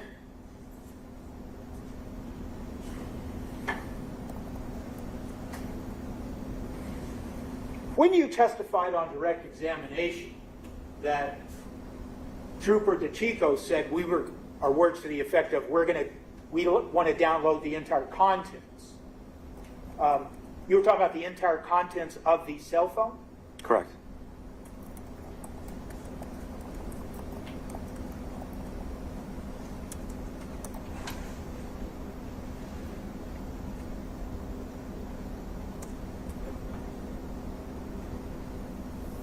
It was explained to Mr. Walsh, though, at that point, wasn't it, that what you were looking for, and when I say you, I'm talking about you and Trooper DeChico and people who were involved in this January 5th interview. You specifically told Mr. Walsh at that time that you wanted to look at information to try to understand Anna. Yes. And you specifically said in that same sentence, and when I apologize, Trooper DeChico specifically said, look through your phone and consent to us downloading your phone and seeing some of the communications between you and her, correct? Correct. And her meaning Anna Walsh. Yes. And then you referred to on direct examination to the use of tone. The Trooper DeChico said something about her tone, correct? Yes. Now, Sergeant Schmidt, fair to say, isn't it, that when Mr. Walsh is being told we want to look at the tone, I mean, what that references, isn't it, is to see if whatever communications you might find on the phone, if they were communications that showed some anger or some happiness or some argument or something like that, correct? Correct. And so you wanted to see if the communications that you were talking to Mr. Walsh about at that moment, if they indicated something like any arguing going on between the two, or in fact the opposite. If the communications that they were talking to Mr. Walsh about were affectionate and showed no signs of arguing. That's fair to say, isn't it? Yes.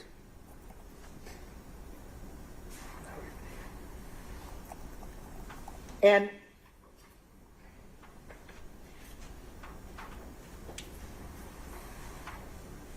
Trooper DeChico then went further and said, yeah, we want to look at things like if there are things that were sent and received on your phone, correct? Yes. Sent and received, and that is in the context of communications, isn't it? So for those who are asking, this is evidentiary hearing in front of Judge Diane Frenier. I don't know how to say her name. For Brian Walsh's murder case, and it's all unfolded this week.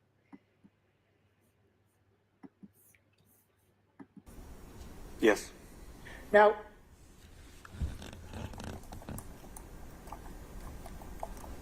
then this request of Mr. Walsh goes on, and Trooper DeChico then says, or asks Mr. Walsh, it'd be helpful and we can create a permanent timeline of the events of the 1st, the 31st, and the 1st, and maybe get a better insight into Anna, correct? Yes.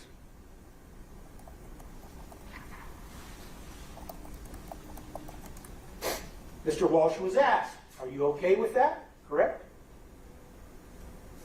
I don't explicitly remember that part.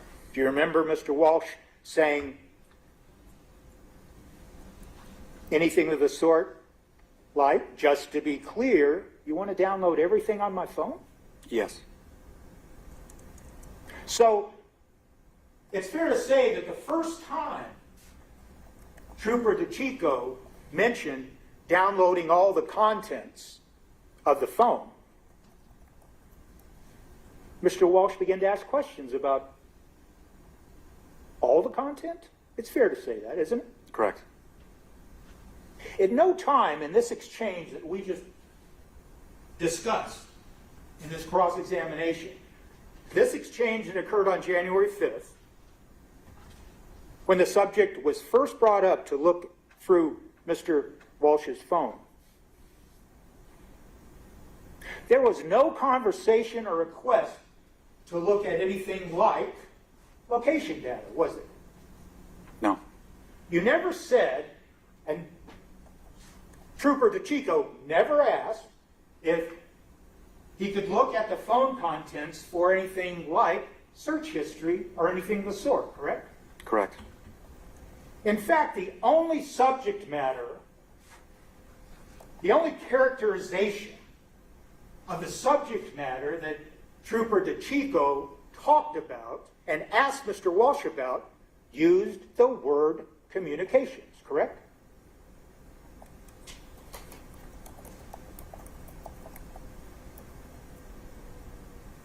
I think I'd have to refer to the transcript to make a definitive agreement with that. Does anyone get the impression that he's like reaching? I don't feel like he has very many strong arguments here. Like he's either taking too long to get to the point, so it's over my head, or I'm not sure. What's everyone else's feel on the situation? Or he's just dealing with lemons, right? When the world gives you lemons. What's everyone else's feeling on it? Because I feel like he's reaching a long way. Right?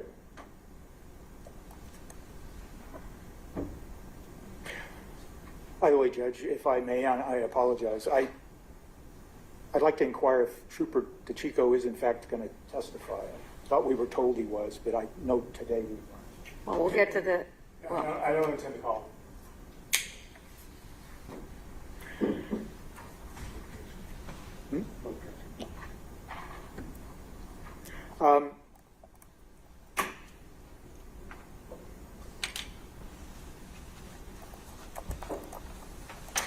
Then it's fair to say, isn't it, that when Mr. Walsh asked about the entire contents, he was told by Trooper DeChico that we will download, with the extraction, we'll download all the contents to your phone, yes, right? Yes.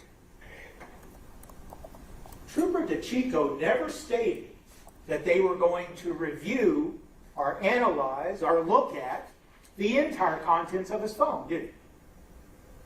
Correct.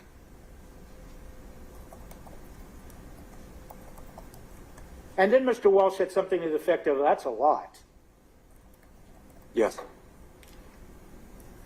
And then, it's fair to say, isn't it, that you said something to the effect of, well, what we're focusing on is, well, we're interested in, yes, it downloads everything. This is you talking. But what we're interested in is locating Anna and finding the information specifically in there that would help us do that. The Anna-specific content, correct? Yes.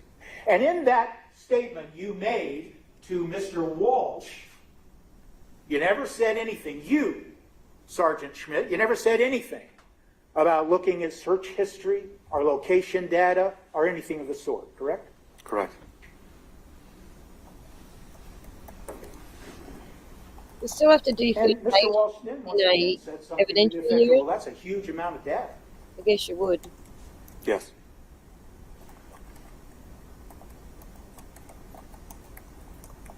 He was asked about what his concern was, correct?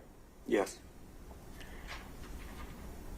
And he actually first responded, I don't know. Correct? I don't recall that.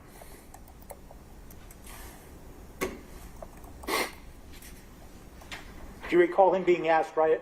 Do you recall him being asked during this particular part of the January 5th, 2023 interview that he was asked, well, are there other legal issues? If you remember that. And if you don't, it's fine. Trooper DeChico did say that. He asked him that. He asked if it was the other legal issues. And do you recall what Mr. Walsh responded? In the affirmative. He said that's one of them, correct? And if you don't remember, I don't want to put words in your mouth. If you don't remember, that's fine. Correct. Yeah. Excuse me. I don't remember that exact exchange. Okay. May I approach, Your Honor? yes. Page 40, line 15.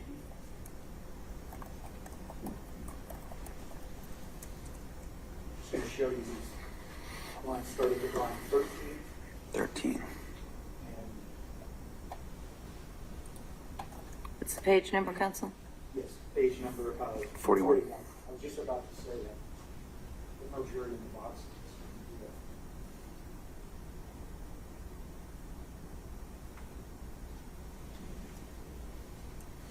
I think the reason I feel like he's reaching is because there's so much evidence in Karen's favour and we're getting used to that trial. It feels like he has to pick at the bones on this. Still reading, sorry.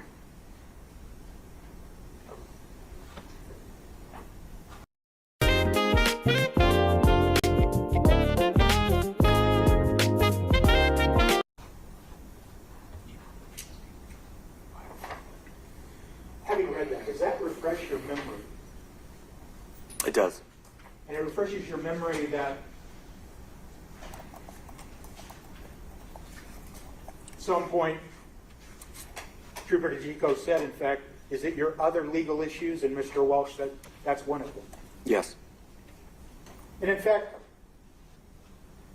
while Mr. Walsh said, I'm willing to do anything, that his only request was basically to talk, he wanted to first talk to Tracy Minor, correct? Correct. Was that the first time, Sergeant Schmidt, that you became aware of the fact that Mr. Walsh was represented by counsel? No. When did you first learn that he was represented by counsel? The interview on the 4th.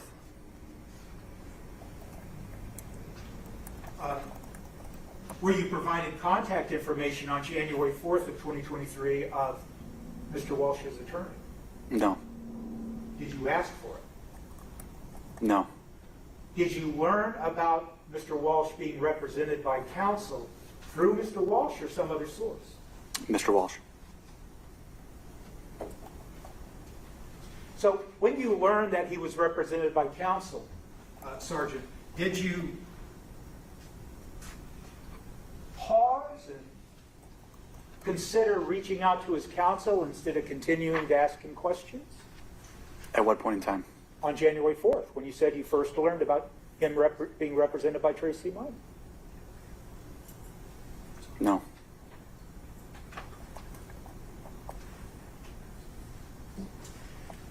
But on January 5th,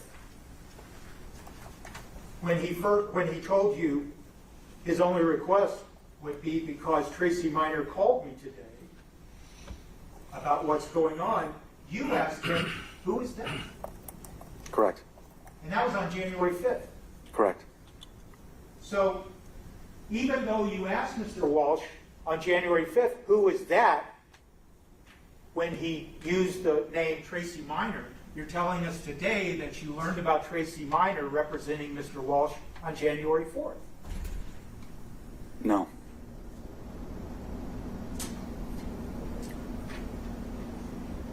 If I may explain.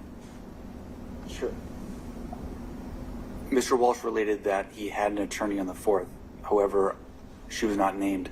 I learned about the name on the 5th during that second interview. Okay. But you did learn that he was represented by counsel on the 4th, is what your testimony is here today, then? Yes.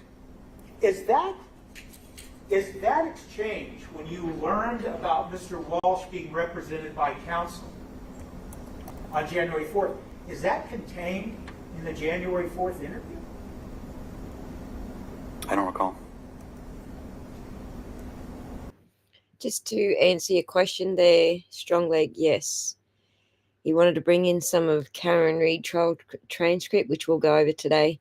He also wants to throw out the Celebrate record of the Google searches.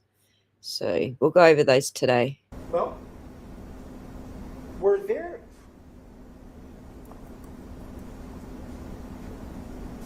conversations other than with Patrol Officer Lawrence with Mr. Walsh on January 4th that contain statements that don't appear in the interview transcript or in any of the reports?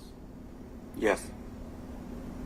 And have you ever been asked to reduce to writing statements of Mr. Walsh that otherwise don't appear in your reports or Lawrence's reports? Read the scrolling message. In the January 4th transcript. It's at the bottom of the screen. Of your conversations with him? No.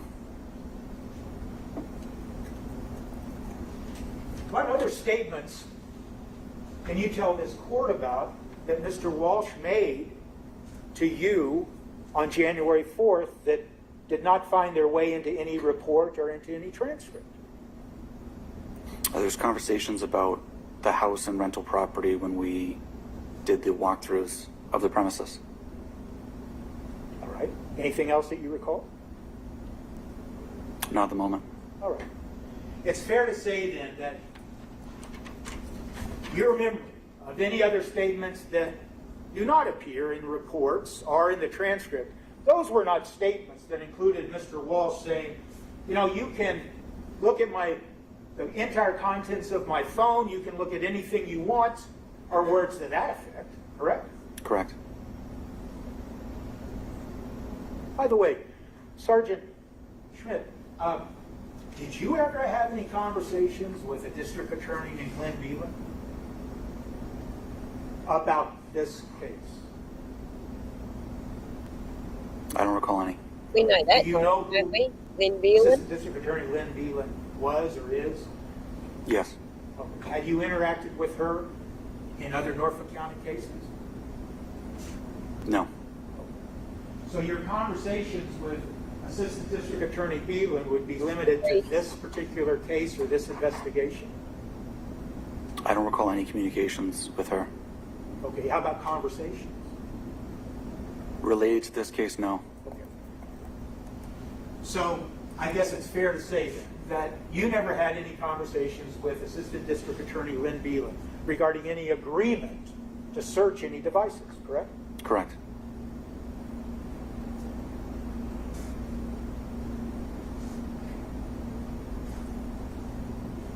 Now, Mr. Walsh made it very clear to you during this question and answer during the interview on January 5th that he wanted to talk and needed to talk to his attorney, Tracy Myers, correct? Yes. Heinrich, correct? Yes. And he made it very clear that he had to talk to his attorney, Tracy Minor, before he agreed to anything about turning over his phone, correct? Correct. And once again, that discussion, when I just limited it to his phone, his iPhone, this discussion about talking to Tracy Minor didn't include any reference to searching any iPad or iPads or MacBooks, correct? Not that he discussed with me.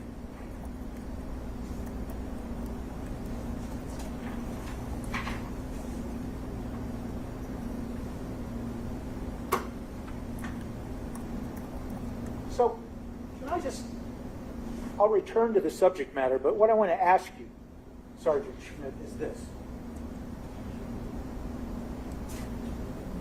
When you were there present with Trooper DeChico and you're interviewing Mr. Walsh on January 5th, now you've already interviewed him earlier in the day before in the evening, as a police officer with training and experience, you would in fact be interested in looking at communications between Mr. Walsh and the missing spouse, correct?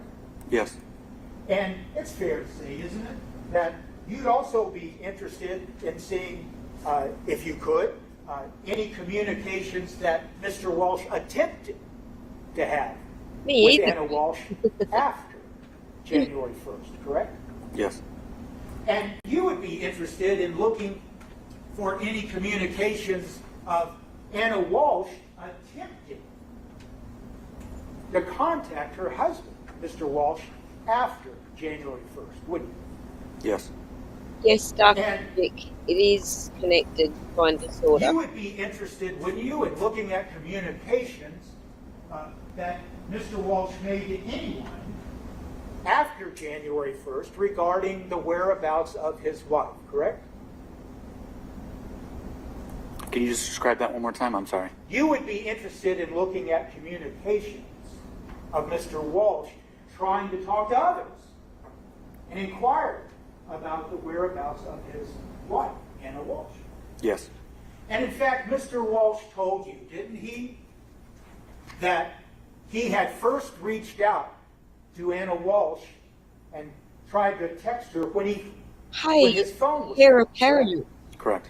Now, when you were asked questions on direct examination about this phone, his phone being lost, you are aware of the fact, aren't you, that the phone was found by one of his young children, correct? Correct. And in fact, Here's the thing, though. it was found Wait till you see Buchanan in after here. this nanny, I think you referred to her as Robin, Robin. after she had searched trash barrels and things looking for that phone, correct? Yes. And one of the reasons they were looking in trash barrels is because that had happened before, correct? Correct. The kids or one or more of Mr. Walsh's children had taken his phone or Anna's phone and put it in a trash can and hid it, correct? Correct.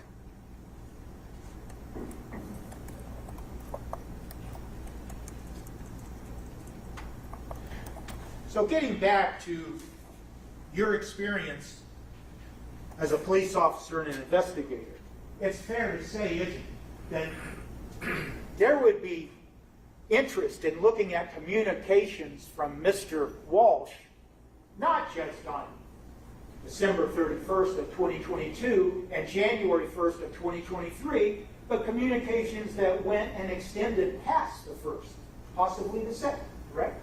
Yes.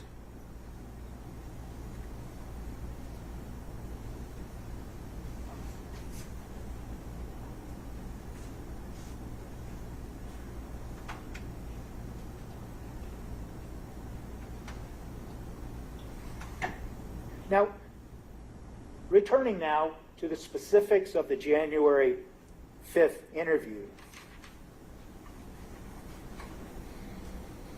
One of the things that Mr. Walsh told you when you were asking about downloading the contents of his phone was, aside from there was an enormous amount of information and things like that, he said that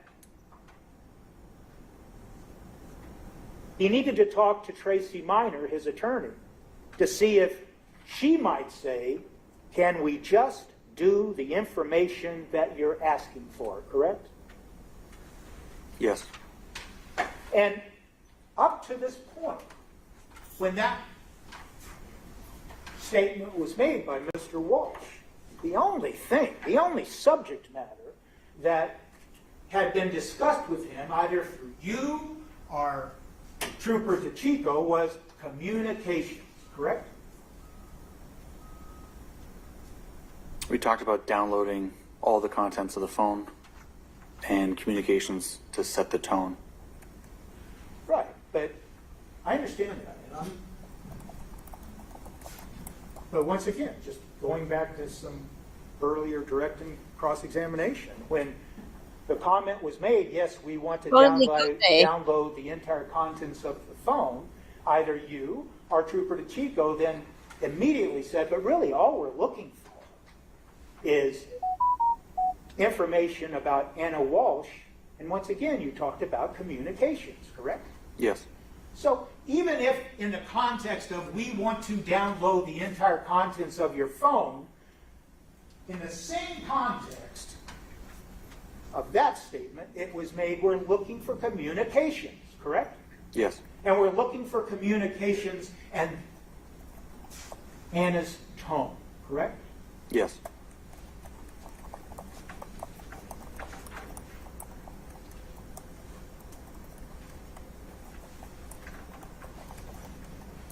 Now, was there some... I've worked in cybersecurity for over 2 years.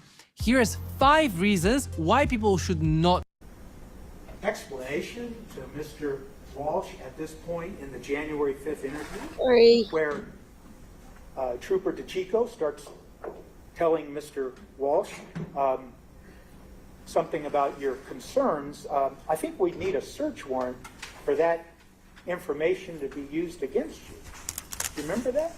I do.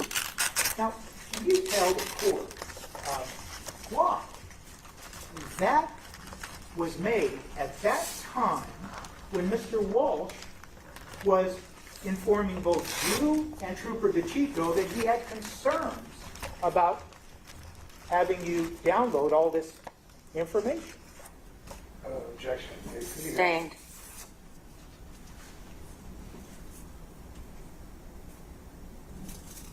Well, were you trying to convince Mr. Walsh that whatever you found on the phone would not be used against him? No. Then what was the purpose of telling him that you would need to have a search warrant? Objection. Sustained. He didn't say it. The other guy did. He didn't say it. This witness didn't say it. How can he know what the other witness's intention was? Right? That's the objection. He didn't say it. He's hearing it just like everybody else. Unless I've got the facts wrong. He's not the speaker. You have to ask the speaker what his intention was. Okay, let me ask you. I understand. That's That's why I'm sustaining the objection. Next question. Let me ask you this. Do you know why Trooper DeChico at that moment in time made that comment about search warrants? No. Did you ever ask No. Trooper DeChico about that? I did not. Was it confusing to you? No. But you don't know why he asked it? Correct.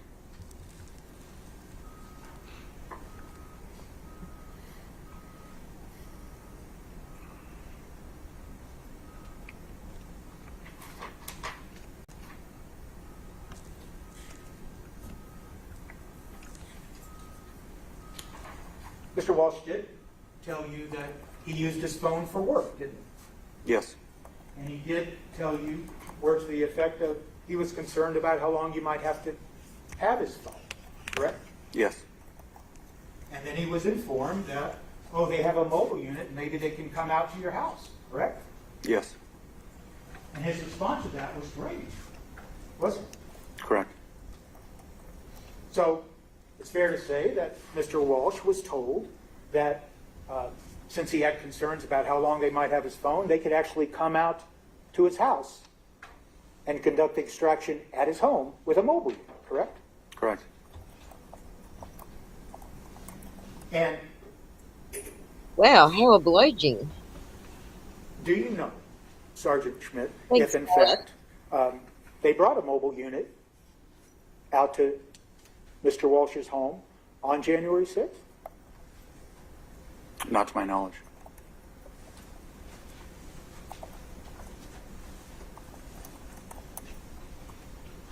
And then Mr. Walsh tells both you and Trooper DeChico that his only request is to talk to Tracy, his attorney, and to let her know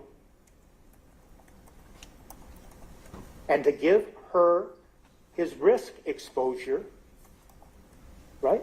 Correct. So it's fair to say that based on what you were hearing Mr. Walsh say, it was clear to you, wasn't it, Sergeant Schmidt, that he was not going to agree to turn over his phone or have it reviewed unless and until he talked to Tracy Minor. I'll let him have that one. I'm sorry, could you repeat that? No, Just so I have it clear. did she say I'll let him have that? Probably wasn't a very articulate question. That it was clear to you, wasn't it, based on the responses that Mr. Walsh was giving to both you and Trooper DeChico, that he was not going to agree to either turn over his phone or to have you look at the communications without first talking to his attorney, Tracy Minor. Yes.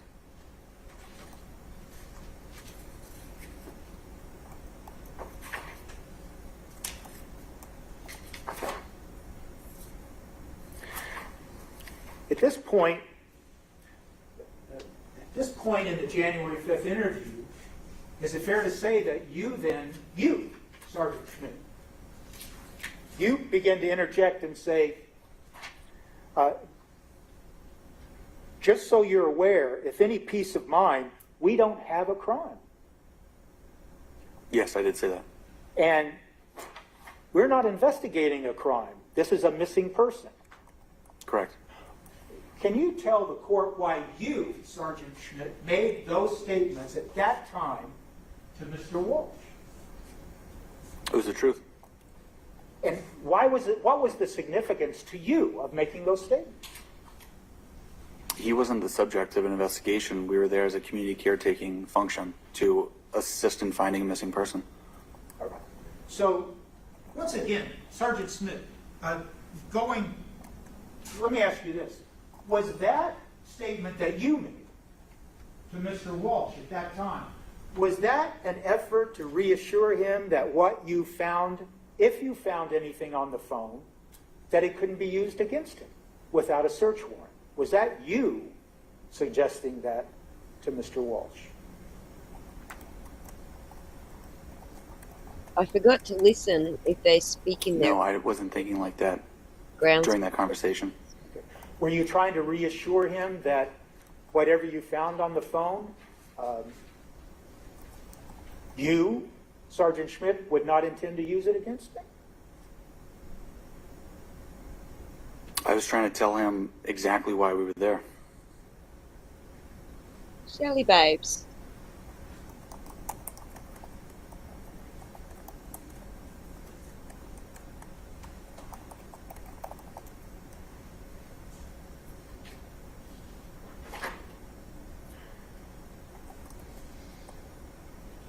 Now,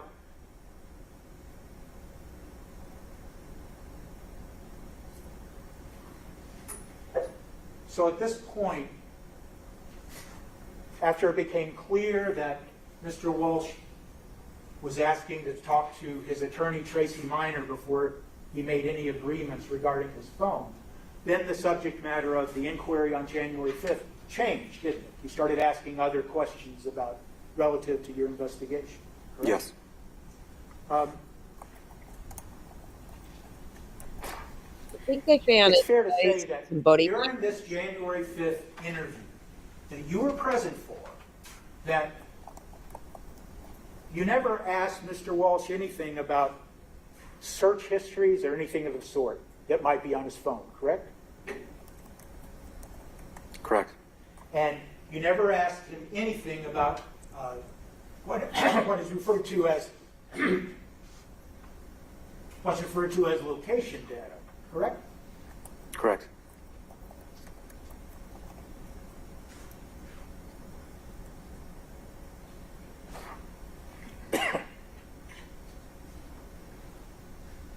Did you ever see?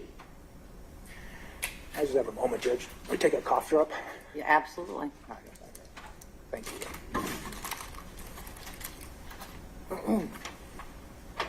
Sorry about that.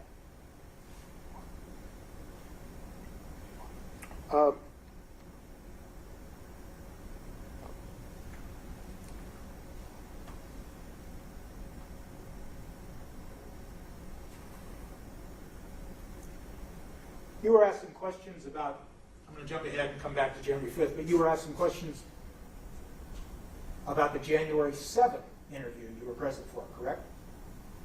Yes. In the January 7th interview, for the first time,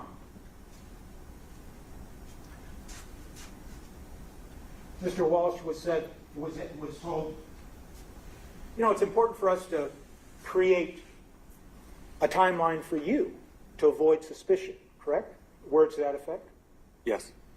That statement about creating a timeline to avoid suspicion being placed on Mr. Walsh, that was first made on January 7th, correct?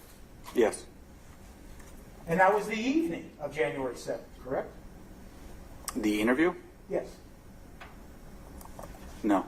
Okay. It was, what time was the January 7th interview? About 2 p.m. Okay. Afternoon. Afternoon. And it went on for quite some time. I've never seen such an amazing cleaning product. It's just like magic. This incredible product dissolves oven grease and About 2 hours. And Sorry, that ad was loud. up to that point, on January 5th, it was never suggested that you needed to establish some kind of timeline to avoid suspicion, was it? That subject matter never came up on January 5th. Correct. It never came up on January 4th, correct? Correct. And when that suggestion was first made to Mr. Walsh on January 7th, the devices had already been turned over, correct? This is the 7th? Yes. Yes. And in fact, when that statement was made to Mr. Walsh on January 7th, the devices had actually already been returned to Mr. Walsh, correct? Yes. Off your luck, mate. And in fact, when that statement was made to Mr. Walsh on January 7th, what's been referred to as an agreement as to what could be searched on the devices that had already been reached, correct?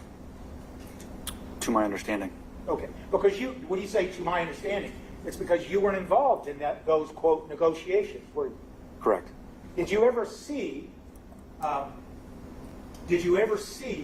an email exchange between Assistant District Attorney Lynn Beelan and Attorney Tracy Minor?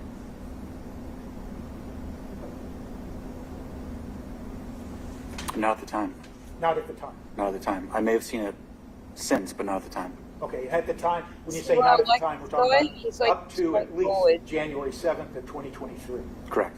Yes and no answers. And so it's fair to say that, Honest. is it fair to say, Sergeant, that on January 7th, when that was made, that comment about coming up with a timeline to avoid suspicion, you have no idea, do you, if that subject matter was included in the so-called agreement, correct?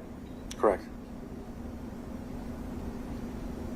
All you know is that that subject matter of coming up with a timeline to avoid suspicion was first made and broached on January 7th, 2023.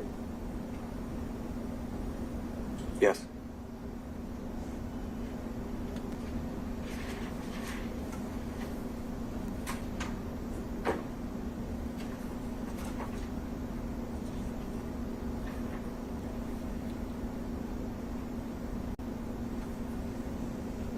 Did you have any conversation on January 5th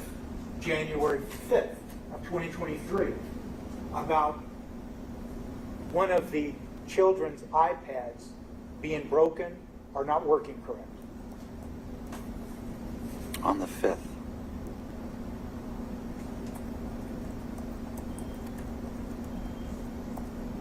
I don't recall. Were you present at the house, Mr. Walsh's house, on January 6th of 2023?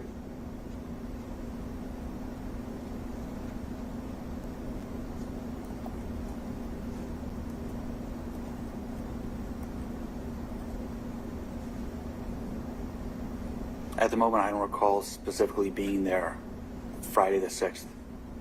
You do or do not? I do not.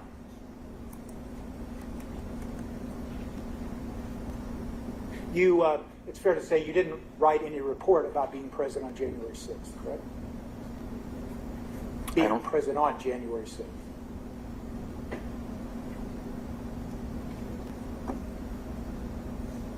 I don't recall writing a report about being present on January 6th, the 5th.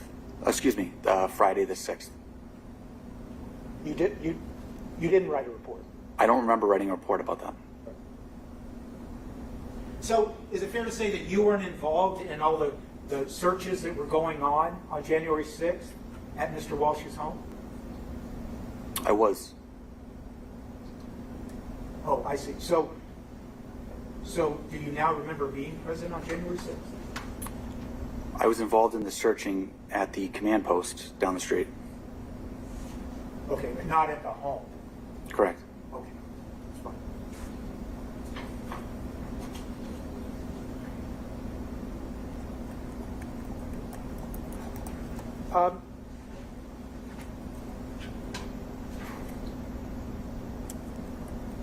Let me ask you this, Sergeant Schmidt. How long had you been a detective with Cohasset Police Department up to January of 2023? About 8 years. And it's fair to say in those 8 years, you had occasion to try to perhaps get someone's consent to turn over a device, correct? Yes. And sometimes those devices might include a cell phone or search of a car or anything like that, correct? Correct. Is it fair to say that Cohasset Police Department has a form that might be entitled consent to search or anything like that? Yes. And the reason for using a form like that, consent to search, is to make sure that there is a record evidence that the person you're asking for consent from, that they give their consent voluntarily? Yes. And you have He seems to be he's coming across as a lot more honest than Yuri Buchanan. Like, he has a bedside manner. Let's put it that way. He has a believable bedside manner. you have a document that reflects that, correct? Correct. And in that document of consent to search, it'd be fair to say that you would also include what the parameters of the search is going to be, correct? Yes. And you do that because you don't want there to be any confusion down the road about what the person agreed to and what the person didn't agree to, correct? Correct. And And one of the reasons you don't want that problem to arise is because you don't want your investigation, in whatever case those are, you don't want your investigation to be compromised and questioned whether that person actually gave their voluntary consent, correct? Correct. Have you ever seen in this case whether there was ever a consent to search any device used by either yourself, very true, Cohasset Police Department, or the Mass State Police? Are you asking about a form? Yeah. I did not see a form.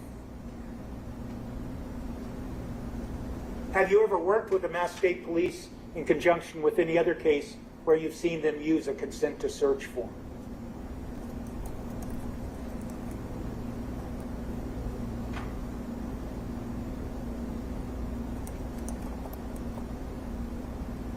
I don't recall a specific investigation. And specific to this case, though, and the consent to search, it's fair to say you didn't have any conversations with Attorney Tracy Minor. I don't know why I keep saying the name wrong. Tracy Minor, regarding Mr. Walsh consenting to any search. Correct.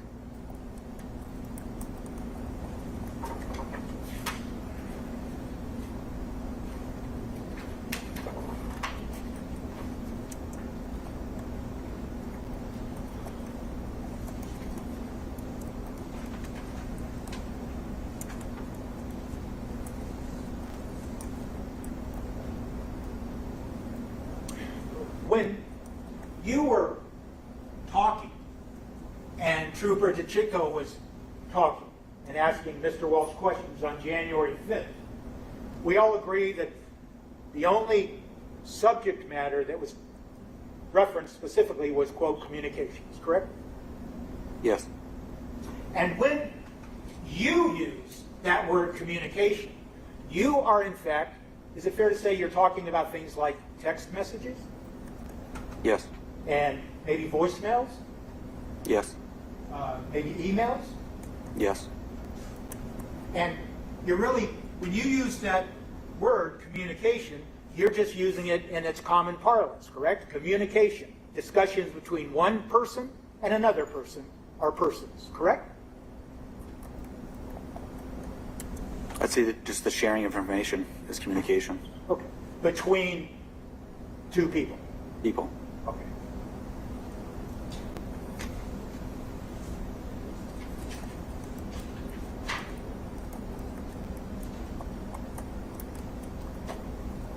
When you were asked questions on direct examination about someone by the name of Abdullah coming to the house, did you conduct any further investigation of this person named Abdullah? Further from that moment? Yes. I did not. Okay.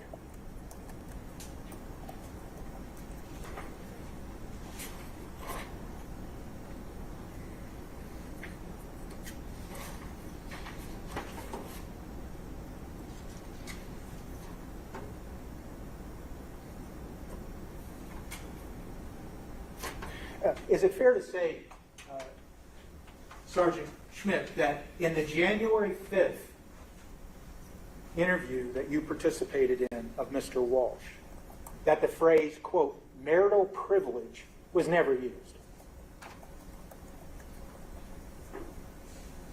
I don't recall it being used. Okay. And is it fair to say, Detective Schmidt, that during the entire interview of January 5th, the only dates that were discussed in your presence during this interview was December 31st, January 1st. We'll get to them shortly. And the days thereafter. Words to that effect, correct? Do you recall, Sergeant Schmidt, if anything was referenced in that January 5th interview about looking at data back to December 25th of 2022?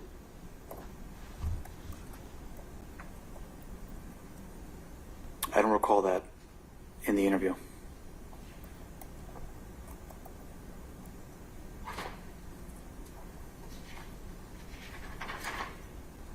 I just have a brief moment.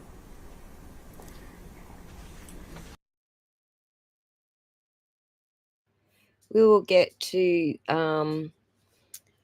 whether or not the state police did follow procedures in this case. There are some places I think they dropped the ball, but certainly not as many as the Karen Reid case. But you have to remember that in the Karen Reid case, it was a cop that they were covering for. In this case, first of all, this dude seems like he was the lead. It doesn't sound like Proctor was the lead investigator.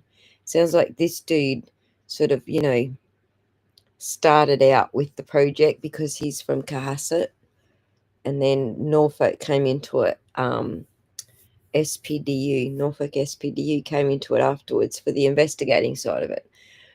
So this guy here sort of started this investigation. Walshe is not a cop, and they're not expecting that they have to cover for a cop. So they are kind of two very different cases. So keep that in mind, that they did drop the ball a few times, which we'll get to shortly, and also that they're not trying to cover for a cop here. So it is a different investigation. That's all I have, Judge. Thank you. Thank you. Any redirect? A few, Your Honor. What was done to investigate the Richard Walker email? The forensic specialists of the state police conducted a search warrant for Google and the records they hold to look into that email address. And the Richard Walker email, just for when did that come to you again? The morning of the 7th. And also, sir, when you were asked about Abdullah on cross-examination, did you ever have the opportunity to interview that individual? I did. When? I believe it was the 5th. And during the interview of January 5th, what difficulty did you have hearing the defendant when you were discussing looking through or downloading his phone? None. And in addition to discussing the tone and communications, what was discussed as far as timeline when looking through his phone? It would help investigators establish a permanent timeline. And, sir, you were asked questions about communications when in digital devices. What do you consider an online chat via a web page? Communication.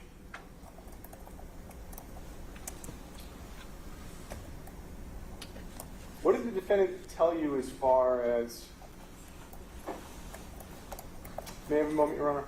Yes. What was Attorney Minor representing the defendant for when you were discussing her initially?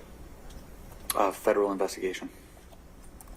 And when you were there, what involvement did you have with this federal investigation when you were interviewing the defendant these times? None. And so why were you interviewing the defendant on these days? To find a missing person, Anna Walshe. What knowledge did you have about the federal investigation when you went to interview him? Or what he had told me.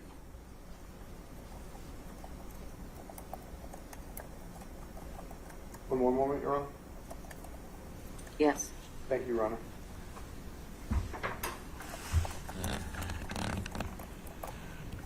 Guys, if you want to watch the video Karen has posted, go and give her a like and a sub and watch the video. When you were asked about, you said it was in the plastic sheet was in the trash. Did you see the plastic sheet? No. And what did you notice as far as any difference in the car when you looked at it? There were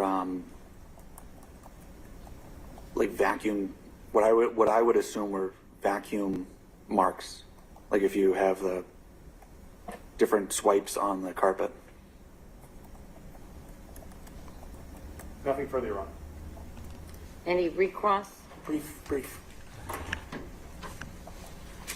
You never used the word in the context of communications in asking Mr. Walsh questions, something about online chat and web page, did you?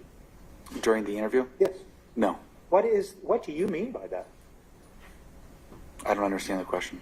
You were asked just now on redirect if you considered communications, online chat, and web pages, and your answer was yes. Yes. What are you referring to? You'd be communicating and sharing information between people through an online chat function on a website. Okay.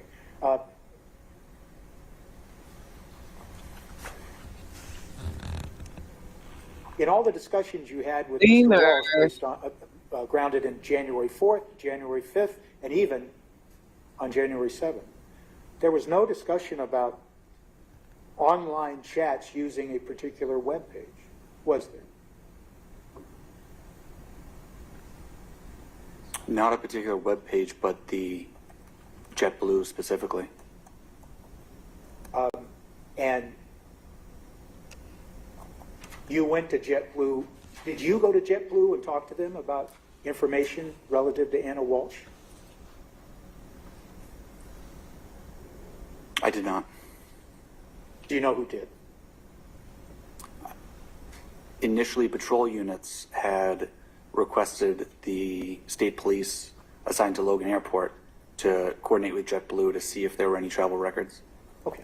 Isn't it fair to say then that with regards specifically to any web chat, Hang on, Sully. chat on a web page, that Ginger the knows. Mass State Police learned that there was nothing communicated between Anna Walsh and JetBlue on or around December 31st, January 1st, or thereafter? Not that I'm aware of. Just to answer your question there, Ginger, he was already in trouble with the feds for selling fake Andy Warhols before he murdered her. So they were already having marital troubles over that. So the FBI had already booked him federally for all of that, charged him federally. So just so you know what the feds have to do in this case. That's all I have. All right. The witness may step down. Thank you. Thank you, Your Honor.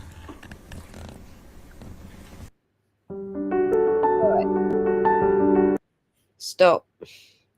We're ready to listen to now. Buchanan is going to answer some questions. So I've got Buchanan and Fanning, and it's not quite as long as that one. That one was quite long. They did almost an hour each on direct and cross. So let me just switch this over so we can have a listen. Who do we want? You guys get to vote. Do you want Fanning or do you want Bukaki?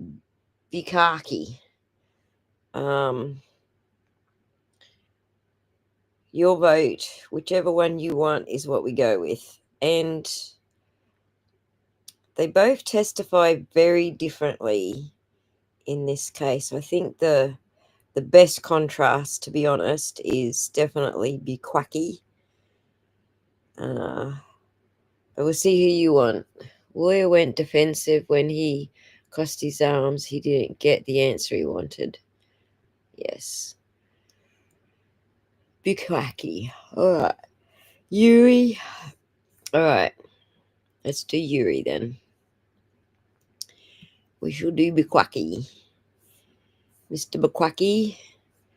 Hang on. Where is he? He's over here. Radio.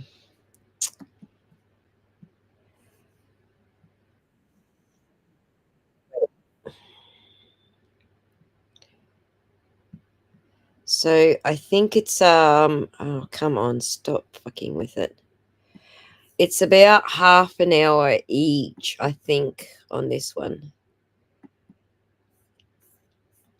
Oh my god. Oh my god, what's going on? Got it? You got it. Okay. Close that one. Max that one. Sir, you may proceed. Thank you, Your Honor. Sir, could you state your name and spell your first and last name, please? Yes, sir. My name is Yuri Buchanan, spelled Y-U-R-I-Y, last of B-U-K-H-E-N-I-K. Where do you work, sir? I work for the Massachusetts State Police, currently assigned to the Norfolk District Attorney's Office. How long have you been with Massachusetts State Police? I graduated the academy March of 2012. And how long have you been attached to the detectives unit with the District Attorney's Office? 10 years. And what is your current rank? I'm a sergeant. And how long have you been a sergeant within that unit? Since December of 2021. So I'm going to ask some questions now about January 5th of 2023, Thursday. That day, did you have the opportunity to be dispatched to Cohasset? Yes. Why were you dispatched to Cohasset? Cohasset police detectives reached out to our office requesting assistance in investigating a missing person case. What was the name of the person that you were asked to assist? Energy supplies don't want you to know about this trick to warm up houses for practically zero cost. This space heater is... Help find. The person's name was Anna Walshe. About what time did you get to Cohasset PD that day? It was in the late afternoon, I would say approximately 4:45 or so. And did anyone else besides you, Natalie, that's a member of the State Police Detectives Unit with the Norfolk District Attorney's Office, respond to Cohasset that evening? Yes. Who else? Trooper DeChico. And once Trooper DeChico and you were at the Cohasset PD, did you have the opportunity to speak with? Resist that urge. I spoke with Detective Harrison Schmidt of Cohasset PD. And what was the purpose of this meeting with Detective Schmidt? He gave us an update on his investigation into the missing person, shared the details of that he's learned since he was involved. Did you have the opportunity to review anything in addition to having the conversation with Detective Schmidt? Yes, I was able to review an audio recording of Brian Walsh's interview.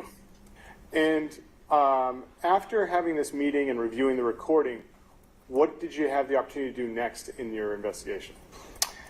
After doing the review of the recording and being updated on all the information that Cohasset PD had at the time, myself, Trooper DeChico, Detective Schmidt, Detective Lieutenant Lopes, and Sergeant Hunt proceeded to 516 Chief Justice Cushing Highway in Cohasset.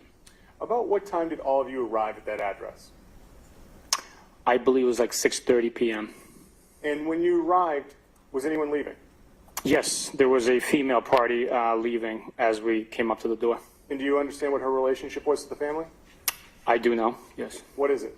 She was the babysitter for the 3 juvenile children. 3 days ago.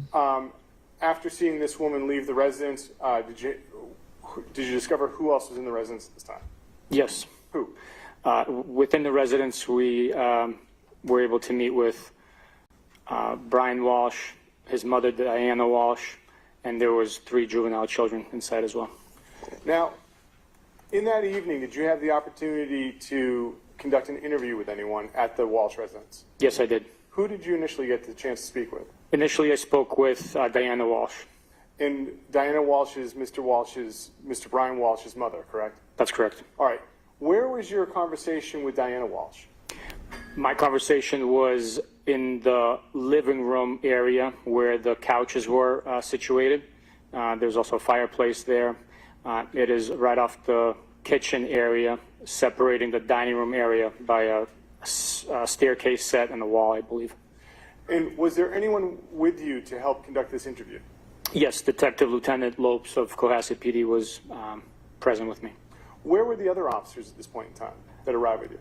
The other officers were speaking with Brian Walshe in the dining room area portion of the home. Thank you to whoever just sent me a big wad of cash on my PayPal. Love you guts. Appreciate it. I didn't want to say any real names, but thank you so much for that. Appreciate it. And was anyone else with Mr. Walsh besides those officers, if you know? Just the 3 officers that arrived. Where were the children when you initially had the opportunity to speak with Diana Walsh? Upon her request, the children went upstairs in the main portion of the home to the 2nd floor. Now, can you explain how the initial conversation, what occurred during your initial conversation with the defendant's mother? Yes. As we sat down, Diana was asked to provide her date of birth and the phone number. She initially ignored my request and was texting on her phone. Follow-up request was also momentarily not addressed or not answered. She then advised us that she had utmost respect for what we do, but she only has 1 son, and she was very adamant in helping find Anna. Did she say what she was doing as far as trying to find Anna? Yes, she stated that she had Googled, researched a top PI firm, private investigation firm in the DC area, and she had been communicating with the owner / CEO of the company. And did she give you any contact information for that person? Yes, she provided both a business line and a private cell phone number for the individual. Now, did she have the opportunity in this, during this conversation, did she tell you what had occurred with her son's cell phone as far as January 1 and January 2nd? Yes, during this conversation, she advised us that on January 2nd, Brian Walsh showed up at her home in Swampscott and advised her that his phone was missing and that he needed to use her device to communicate or try to reach Anna. And did she show you anything from her phone during this part of the conversation? Yes, she showed me her call logs as well as text message communications that were documented on her device. And when you saw this, did you see the names of any of, not asking the specific name, but did you see the names of anyone in the family? Yes, there was a name associated with a juvenile child, the eldest, that was documented as a missed call. And did you ask her about whose phone number that would be? Yes, I did. And what did she explain to you? She indicated it was the 6-year-old's phone number as saved with the name in her device, and that she had purchased all the 3 of the juvenile children cell phones, Apple AirTags, and iPads. How long were you speaking with Diana Walsh before any of the children returned? I would estimate it 15 minutes or so. And which child did you wish to speak to? The oldest 6-year-old child. And was that one of the children that returned at this point in time? Yes, it was. And did you have the opportunity to speak to the oldest child? Yes, I did. Can you explain to us what occurred as far as that conversation? Initially, when the child presented to our presence, myself and Detective Lieutenant Lopes asked him if he was willing to have us ask him some questions. He shook his head in the affirmative without giving me a verbal response. Diana at that point asked him to sit on her lap while we held the conversation, and we proceeded to ask him some questions. And what did he tell? Indeed, what did the oldest Christy. child tell you about about what he remembers as the last time he saw his mother, Anna Walsh? What the child stated was that the last time he saw his mother was surrounded around the events of him hearing a noise, waking up, coming downstairs, and seeing her on the couch underneath his blanket, which he left in the room overnight.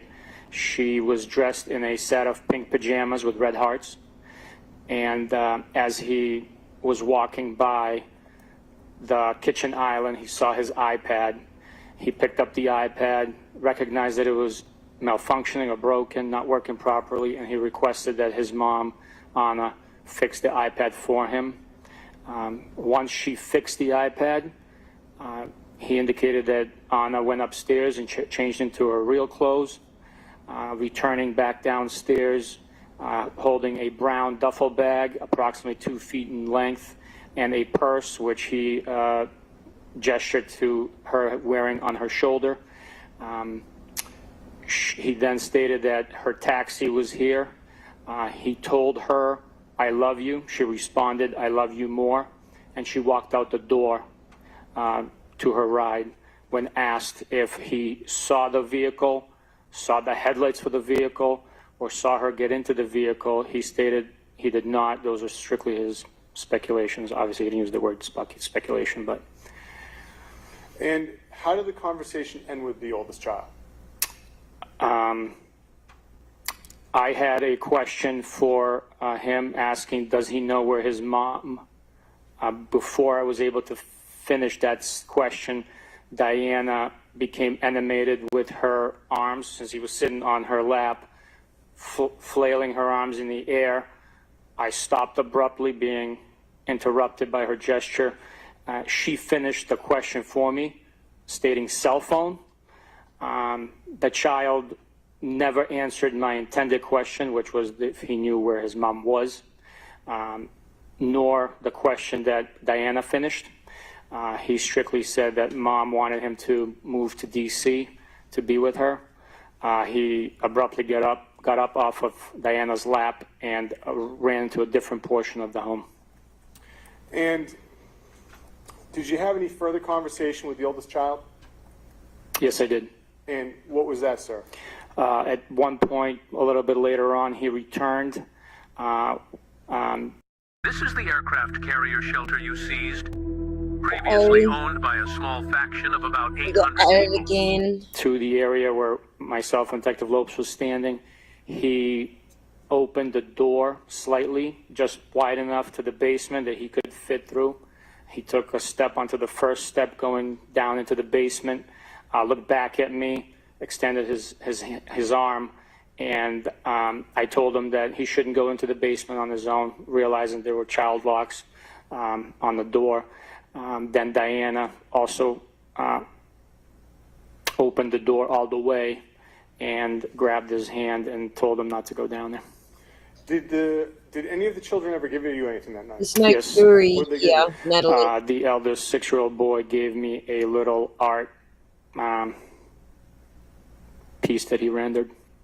Now, how long were you in the home speaking to the oldest child and Diana Walsh? I would estimate it to be 45 minutes, maybe more. It was a lengthy conversation in our presence in the home. You may proceed. Thank you, Your Honor. Sergeant, we left off, I believe, that the conversation had come to an end with Diana Walsh and the oldest child. What did you do at the house after that? I waited for the other officers to finish searching the home And he doesn't for the missing individual, to include the attic. Why was the attic significant to you? It had not been searched, and in my experience with other cases, we have had located individuals in crawl spaces and attics. What types of cases are those, sir? Death investigations. And more specific, though, when you found people in crawl spaces like that, have they been as a result of murder or how so? They were suicides. What did you do as far as examining the outside of the home? I proceeded outside, checked the yard, the property, to include trash cans, looking for Anna's phone. One of the locations that myself, Detective Lieutenant Lopes, Detective Schmidt checked was Brian Walsh's Volvo SUV. And did you ask anyone permission to check the Volvo? Yes. And who did you ask? Brian Walsh. And what did he say? He complied, granted us permission, unlocked the vehicle, and we took a look through the contents of inside. It is scrolling on the screen, by the way, if you want to know. Located a cell phone device inside the Volvo, located in the center console of the vehicle. And did you have a conversation with Mr. Walsh about whose cell phone that was? Yes, I asked him whose device that was, at which time he stated it was his oldest son's And phone. did any of the police officers attempt to verify that? Yes, Detective Lieutenant Lopes, having been provided with the phone number for that device, called the phone, and the phone rang, verifying that it is, in fact, the 6-year-old's phone. And where did Detective Lopes get the phone number from? Our conversation with Diana Walsh, when she showed us the call logs, the phone number was provided. Do you remember what the phone number was for that device? Not at the top of my head. I know that it most likely ended at 8028, possibly. And did you write that anywhere in any of your reports? Yes, I wrote it in my interview report. Would that, looking at that report, refresh your recollection as to the number? Yes, sir. Your Honor, may I approach? You may. Sergeant, I'd ask if you could look at paragraph 9, look at it to yourself, and look up to me and give an opportunity to review it. Does that refresh your recollection as to that phone number? Yes, it does. What was the phone number, sir?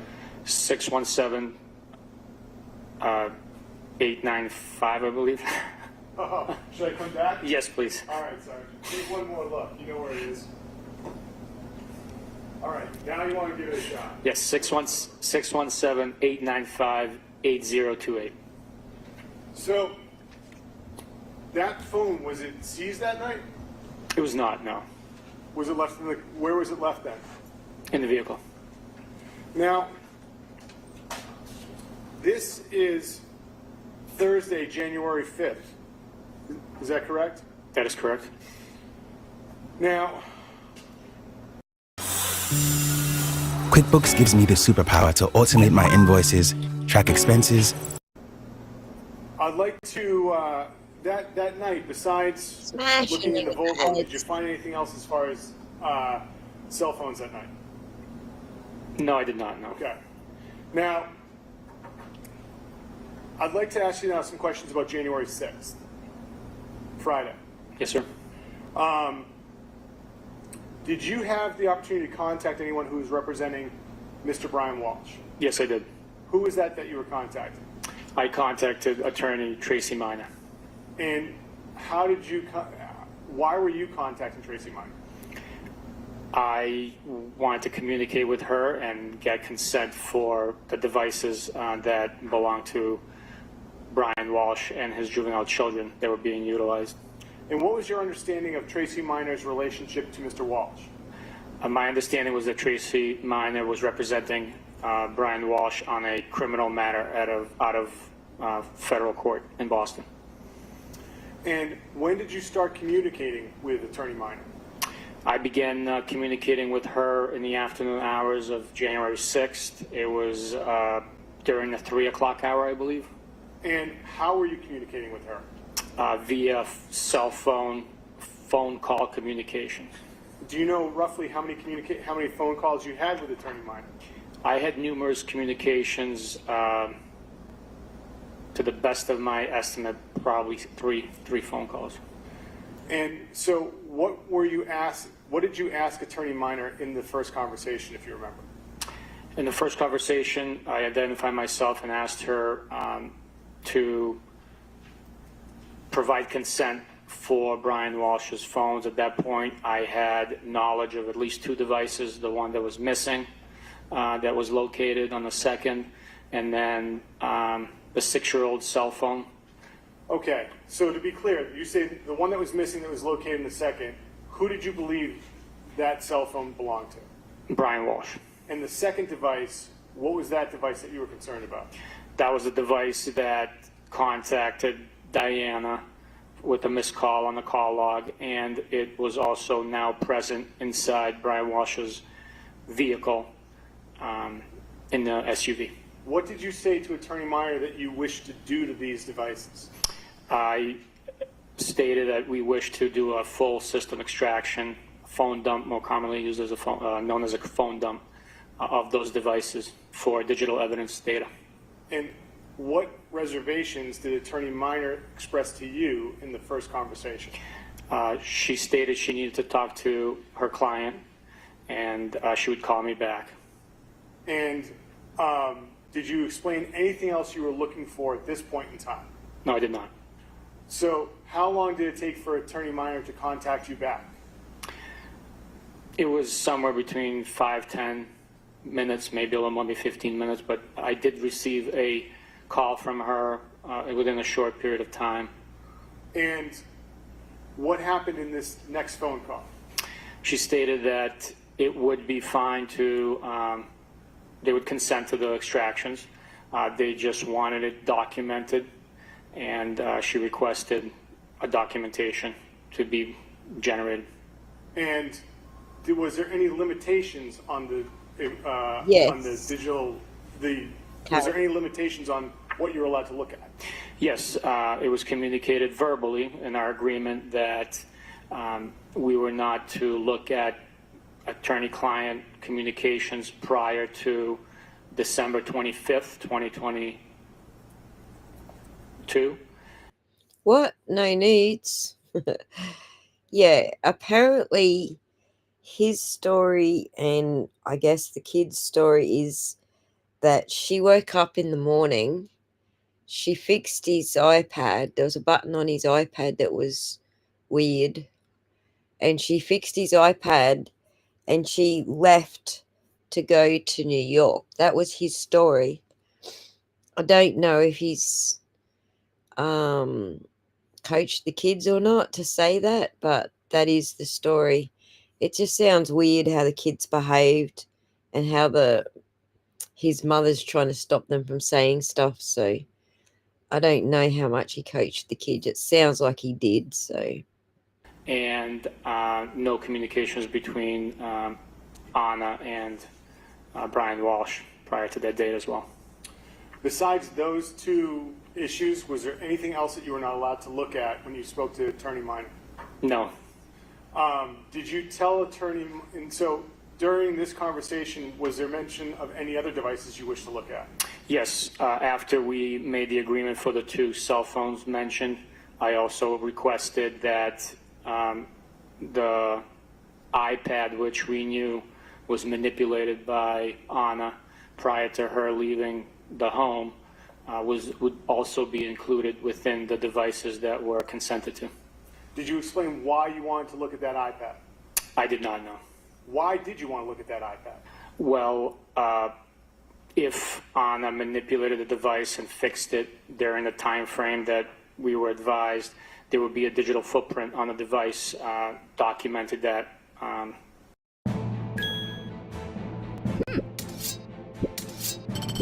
Hammering me with the ads at the moment.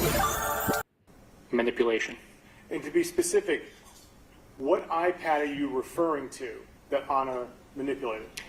It was the iPad that the 6-year-old saw on the island as he came downstairs after hearing a noise and waking up, and he picked it up and had his mom fix for him.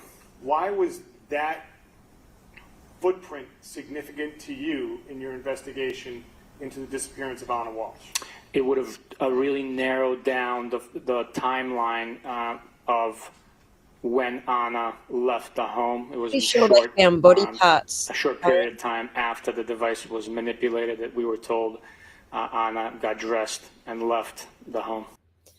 I think we'll get through what they found, but I think they found body parts and clothing. I think they haven't actually found a whole body, but I think they found like a toe or finger or something, and clothing or something in his mother's bin.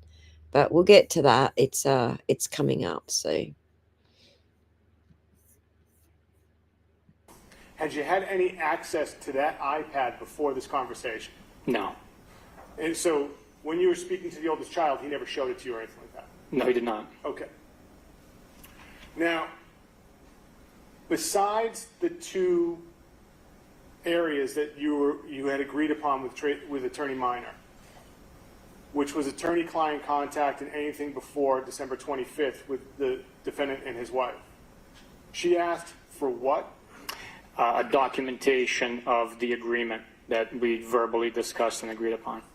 And what did you do to document the agreement? Communications were had with Norfolk District Attorney, First Assistant Lynn Beelan, and she drafted an email including those specific restrictions of the full data extraction, digital evidence analysis in an email form and sent it to Attorney Minor and CC'd me on it as well. What memory do you have of expressing these concerns to First Assistant Beelan at the time? I do not have a memory of communicating with First Assistant Beelan. So do you know how First Assistant Beelan knew to send the email? I do not know.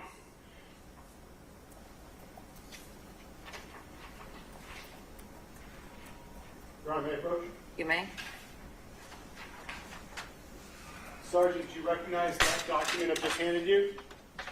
Yes, I do. What is the document I've just handed to you? It's a copy of a printed out email exchange between Attorney Minor, which I'm CC'd on, and First Assistant Lynn Beelan. Don't quote me on what I'm saying because I haven't gone through these testimonies and the evidence like thoroughly, but I do understand they found more than just clothes. I could be wrong though, but we're learning all this together, okay? We'll get there eventually. We'll know what they've got. This is an evidentiary hearing, so we'll know how much they have, I guess, at the end of this. And their communications. And does that document, is that after you had the conversations with Attorney Minor? Yes, it is. Your Honor, I'd ask that this be marked as the next exhibit, and I know that I've fouled up the order, but it is in the binder, and I think it was attached to the defense's pleadings as well.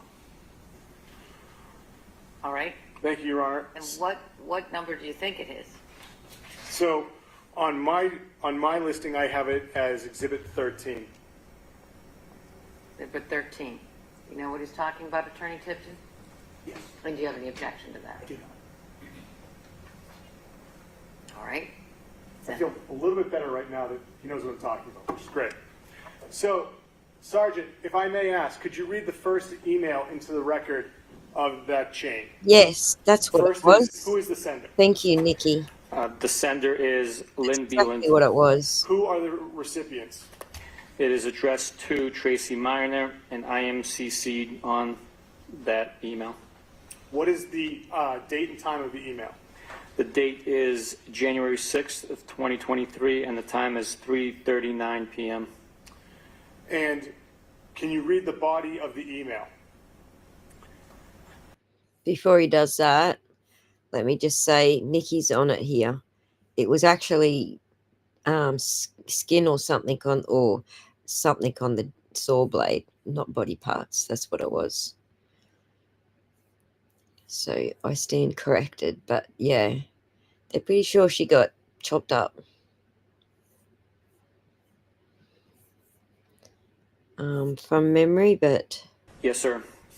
Attorney Minor, as requested, the Norfolk District Attorney's Office agrees that in the investigation to Anna Walshe, any conversation between the attorney and client, Brian Walshe, is excluded from the search and examination of Brian Walsh's phone and the minor child's iPad. It is further agreed that any conversation between Brian Walshe and his wife, Anna Walshe, 1 week before she was missing, 12/25/22 and prior, shall be excluded from the search and examination of Brian Walsh's phone and the minor child's iPad. Should you have any questions, please contact me, Lynn Beelan, First Assistant District Attorney, Norfolk County, and the phone number. And just for the record, when you say minor child, you are putting that in there opposed to reading the child's name? Yes, sir. Now, was there a response to that email that's in the chain? Yes, there is. Can you read the response, sir? This space heater is being called the Tesla of Holy heaters. crap. It can warm up a freezing cold room from 7 degrees. The response is, we consent to all communications on or after 12:25. If you want to go back further than that, I will have to get you a list of attorneys, as he has used a bunch of them. And is there a subsequent response to that? Yes, there is. And can you read that into the record? That date is fine, thank you. And that was sent from whom? That was sent from Lynn Beelan. Did you receive any further email communication from First Assistant Beeland and Minor after that third entry into the email chain? I have not, no. Now,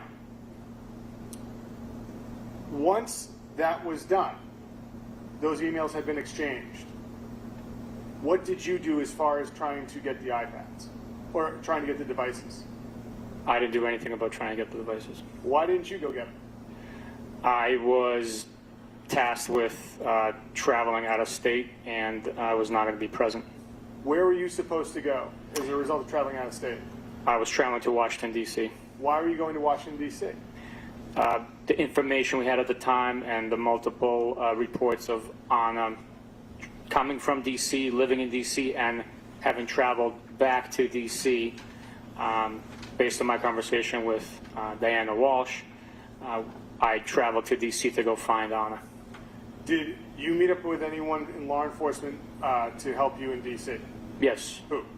It was Detective Lieutenant Lopes and 2 troopers from another unit on the state police. Now, so after the email exchange comes through, who do you inform that you've now received permission from Attorney Minor? I informed Lieutenant Fanning. And who is Lieutenant Fanning in the chain of command of the detectives unit? He was the executive officer at the time in the unit. And where were you when you informed Lieutenant Fanning? I was in the command post. And where was the command post located? It was located a short distance down the street from 516 Chief Justice Cushing Highway in a shopping plaza parking lot behind the stores. Now, when you informed Lieutenant Fanning, were you talking to him in person, or was this over the phone, or whatnot? It was in person. So, at the command post on the late afternoon of Friday, January 6th, how many state troopers were in and around this area at this point in time? There were dozens and dozens. And so, are you aware of who collected the devices from Brian Walshe on January 6th? I am not aware now. So you didn't go to collect the devices? No, I did not. When did you return from Washington, D.C.? It was during the late evening hours of January 8th. It was Sunday, I believe, if I'm not mistaken on the date. And did you have any further conversation with Attorney Minor about the devices after the phone calls and the emails? No, I did not. So after the email chain is done, do you have any further phone calls? No. And to be specific, with Attorney Minor? No. And going back to Yes, the second lady. phone call, you told Attorney Minor that you wanted to look at the iPad? Yes. And can you just tell us what you told her about wanting to look at the iPad?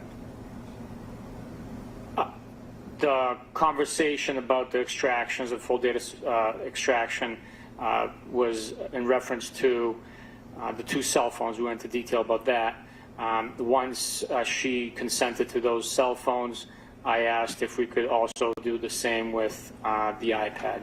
Was there any concerns about communications on the iPad? No, there was not. Did you explain to her whose iPad it was? Yes, I did.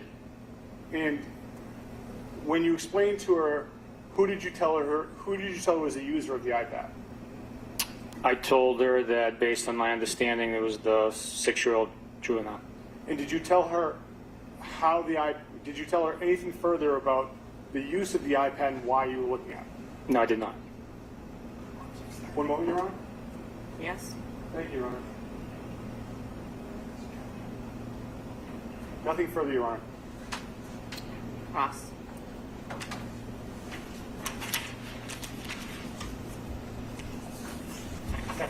Good afternoon, sir.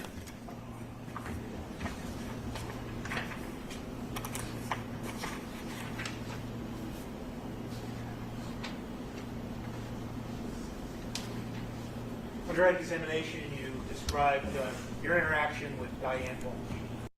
Welcome to Modulate Group, where we build high-quality, modular and portable buildings. Whether you're looking... Yes, sir. And so you were involved in interviewing Diana Walsh along with the 6-year-old son? At portions of it, yes. When you say portions of it, what portions? The 6-year-old was not present during the entire interview with Diana. But you were present for the entire interview of Diana Walsh? I was. You didn't have any involvement in the interview of Mr. Walsh on January 5th? No, not the official interview. I just introduced myself and met him. Brief communication verbally, not a formal interview. Did you arrive at the home at the same time with the other officers who eventually did conduct an interview with Mr. Walsh on January 5th? If I'm not mistaken, we all arrived together, yes, sir. So you were sitting, is it fair to say that during these two different interviews, you were in different rooms? Yes, we were separated. The two rooms are separated by the stairwell or staircase and a wall, I believe, in the home. That's right in the middle of the building. But there's open space for the front and the rear through the kitchen. It's fair to say then that there were times during these interviews that you could hear people asking Mr. Walsh questions, correct? To be accurate, because we were having our own conversation, I merely heard voices. I could not hear the specifics of their conversation or who was speaking.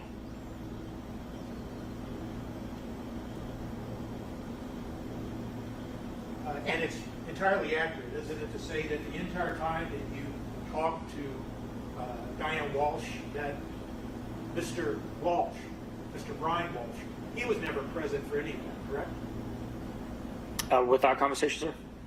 No, he was not. So when you were asked all these questions on direct examination, and you were describing the behaviors of Diane Walsh as you interpreted them, it's fair to say that Mr. Walsh had nothing to do with any of those behaviors of Diane Walsh that you were observing. Are you asking if he was influencing her behavior? Yeah. I could not suggest that, no. Okay. And I mean, she is the grandmother of this young, the 6-year-old that you were also talking to, right? That's my understanding, yes, sir. And this 6-year-old was telling you, in his own words, what he remembered about seeing his mother, right? Yes, the information of his recollection was in his own words. And when you were asked questions on direct examination about the iPad and fixing it, you used the word manipulation, right? That is a term I use, yes. Okay. You don't have any specific knowledge about what you characterized as the manipulation of the iPad. The knowledge I have is that I was told she fixed the device for him. Diana said that the button was broken. Those types of manipulations of the device, in my training experience, would be logged within the database on the device. But based on that information that you just told the court, it is Friday when Diane Walsh in Australia. What button was it? She didn't specify. Okay. And it's fair to say that you didn't make any effort to see if the button was now working or whatever button she was referring to was working, correct? Correct. I did not see, no. So you really don't know, do you, at the time, that the iPad was in fact not working, or if it just didn't come on? You really don't know. You're just going on the fact that Diane Walsh said something about a button wasn't working. It was the child's information that he passed along to us, and what Diana shared as well. And the only question that you testified to, that you asked Diana Walsh, that you asked the 6-year-old, was something to the effect of, you know, Kevin, where you're your so mother is, and mean. you know where your mother went. That was when Diane Walsh This simple yet brilliant trick to heat your home in 90 seconds will save thousands of dollars on your heating. interjected and made a comment, correct? That specific question, she interrupted my full question, so I could not ask the full question. The question was interrupted. Now, it's fair to say that you haven't been trained in interviewing young juvenile children, correct? I don't have specific training for young juvenile children, but I am trained in interviews and interrogations. Right, but you would agree that there are people that are trained specifically to interview young children, correct? I am aware that there are specialists that conduct SANE interviews. And you are aware of the fact that eventually on January 5th, there was an agreement to have the young child, the 6-year-old, interviewed by a trained specialist, correct? I'm not certain of the date when the agreement happened, but I am aware that there was an agreement to do something like that along those lines. And that would be done by someone in Norfolk, correct? In fact, I think the office that they use is in Norwalk, correct? Do you know that? I am not aware of the location outside of Foxborough, but I could be wrong. And you would agree, wouldn't you, that in your experience, it's not unusual, is it, for a parent or a grandparent to protect their child or grandchild from certain questions that they think may upset them? No, I wouldn't say that it's unusual that a child or a parent or a grandparent would do something like that, no. All right.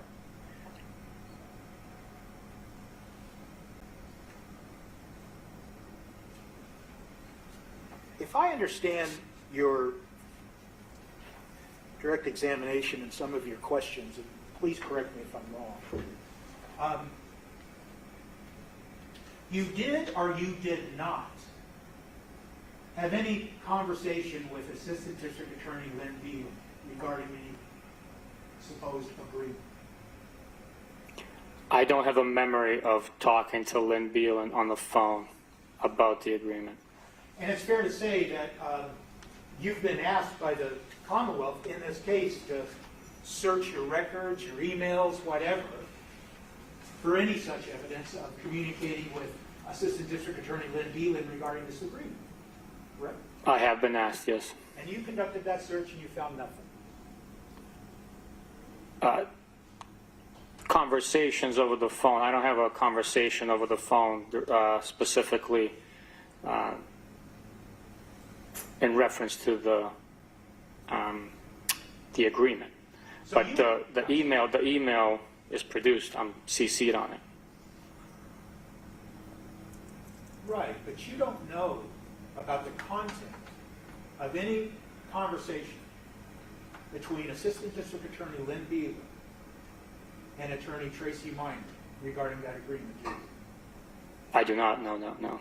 And it's fair to say that you never attempted to contact Lynn Beal to make sure that you understood what the parameters were of any agreement, did you? I did not contact Lynn Beal, and the email spoke for itself. Well, you've testified here today that, for instance, you just answered a question on direct examination, that the iPad had no limitations put on, like the search of the iPhone, correct? Objection, I don't think you said that. Rephrase the question. Were there any limitations put on any search of the iPad? The search limitations were included in the email, and it referenced all devices that we were going to get on consent. Now, you've also told us that your discussions with I actually don't think this was as sloppy as John's investigation. You'll hear him say he wrote a report a couple of days. I can't remember who it was, him or Fanning, wrote a report a few days before they testified and then backdated it to 2023 or something. So there is still some shenanigans, but I don't believe it's as bad an investigation as it was for John. So Attorney Tracy Minor involved discussing and seizing cell phones, correct? Yes, there were 2 cell phones, as I mentioned prior, and the iPad that we were aware of. And regarding the 2 cell phones, we can all agree that one of them was purportedly Mr. Walsh's personal cell phone, and the other cell phone was the one in the Volvo that was attributed to the young 6-year-old, correct? Yes, sir. There is no reference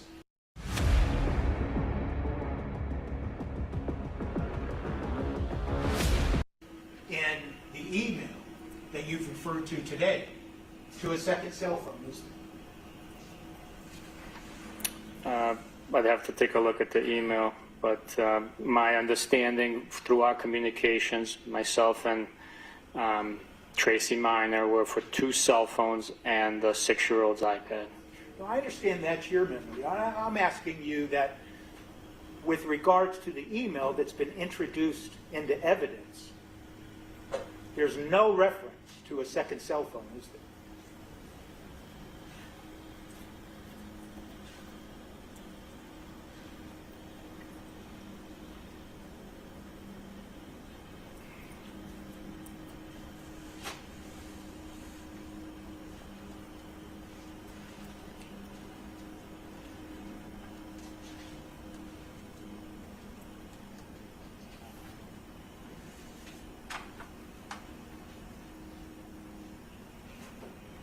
Yes, based on my reviewing of that email content, there's no reference of a second phone.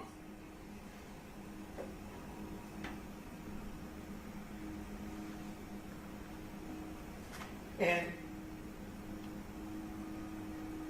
there's no reference to anything other than Brian Walsh's cell phone in that email. I'm sorry, can you repeat the question again, please? There's no reference to any other cell phone other than Brian Walsh's cell phone in that email agreement.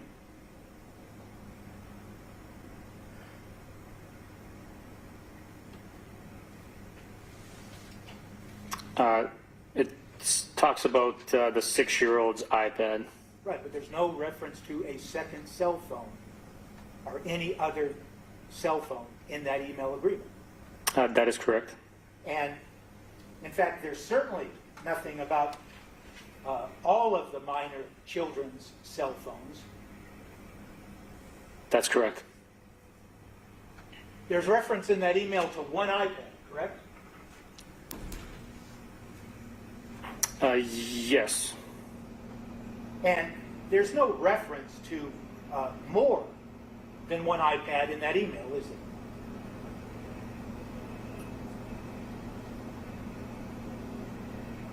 there? Just the 6-year-old's iPad.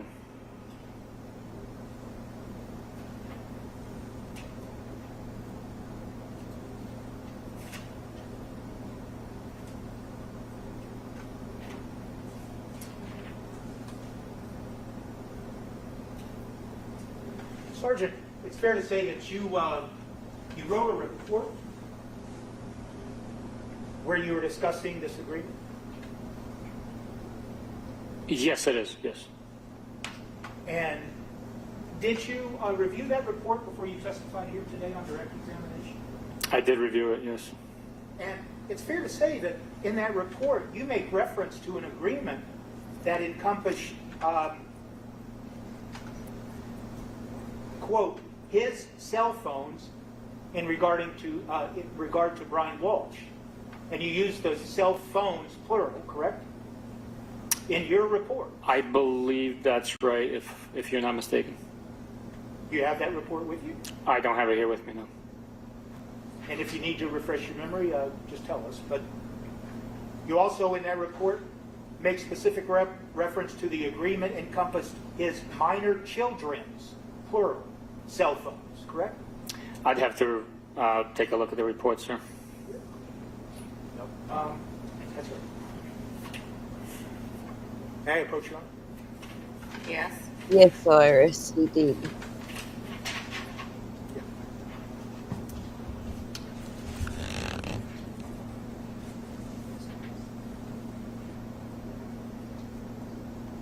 Thank you, sir. I'd ask you to read that.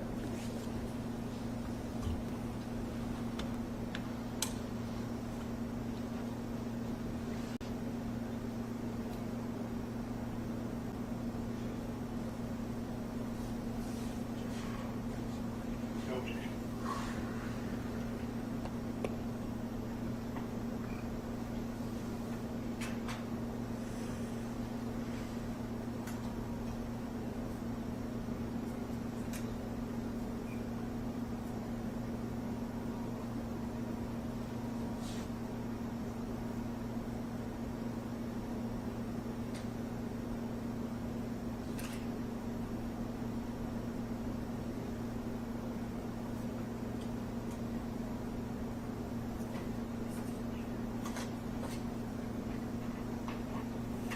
Does that refresh your memory about what you entered into your report that you drafted regarding this? Yes, it does. Does it refresh your memory that, in fact, you make reference to cell phones plural when it comes to Mr. Walsh's cell phones? Yes, it does. Does it refresh your memory that, in fact, you made reference to all the children's cell phones? Yes. Does it refresh your memory that it referred to the children's iPads? Yes.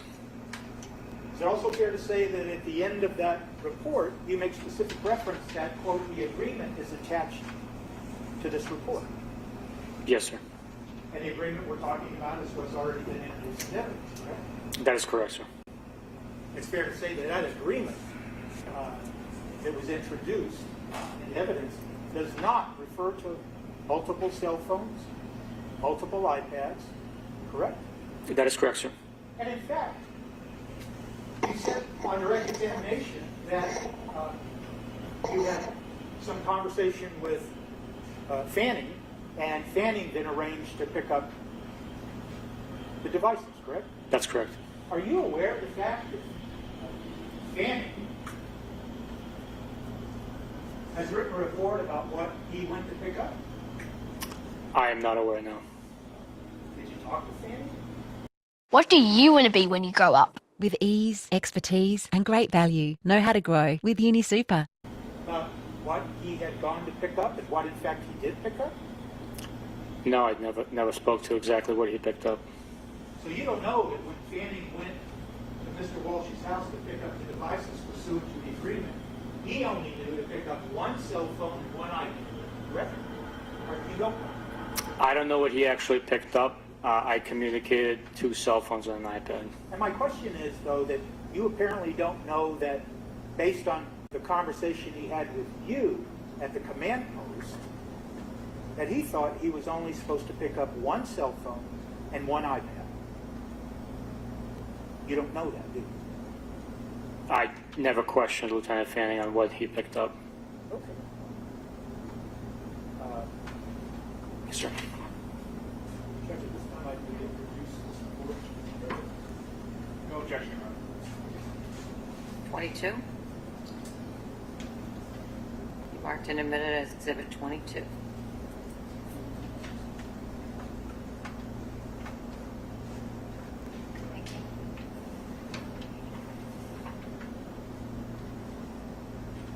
Specifically, Sergeant, in that report that now is Exhibit 22, you specifically say the agreement was put into writing by Norfolk District Attorney's First Assistant Lynn Beelan, correct? Yes, I do. The agreement, you're referring to the email that's been introduced into evidence, correct?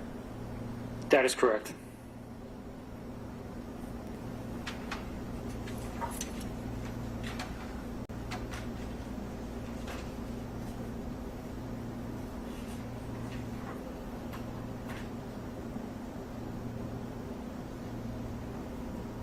There's nothing in the agreement that uses the phrase marital privilege, is there? No, sir.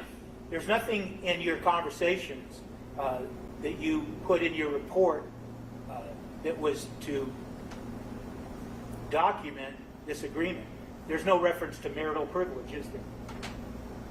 I'm sorry, there was two things you asked about. There was no mention of marital privilege outside of the statement about excluding communications between Anna and Brian Walshe. And the phrase marital privilege does not appear in your report that's been introduced as Exhibit 22? No. And it doesn't appear in the, quote, agreement email that's been introduced today? That statement does not appear now.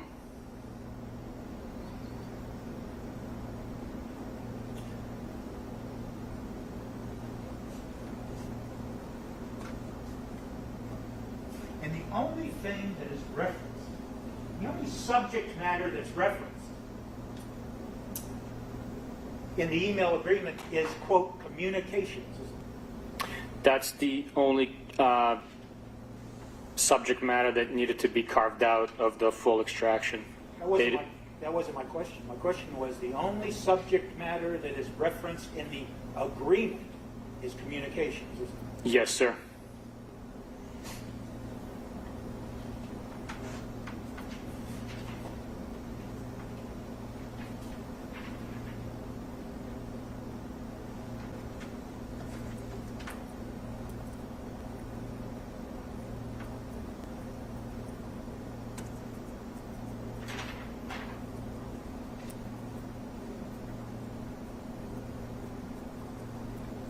Do you know, Sergeant, do you know when Mr. Walshe first talked to Tracy Minor, his attorney, about the request to search his phone? I have no idea.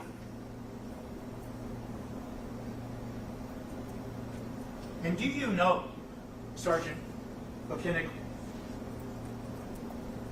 when Tracy Minor, Attorney Tracy Minor, and Assistant District Attorney Lynn Beelan first began discussing the request to search Mr. Walsh's phone? I would strictly be speculating when they first began. My only knowledge is to the email being sent from Lynn.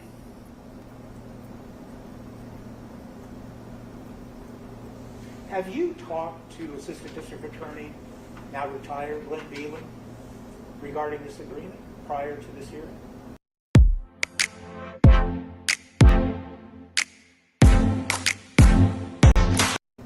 I have no memory.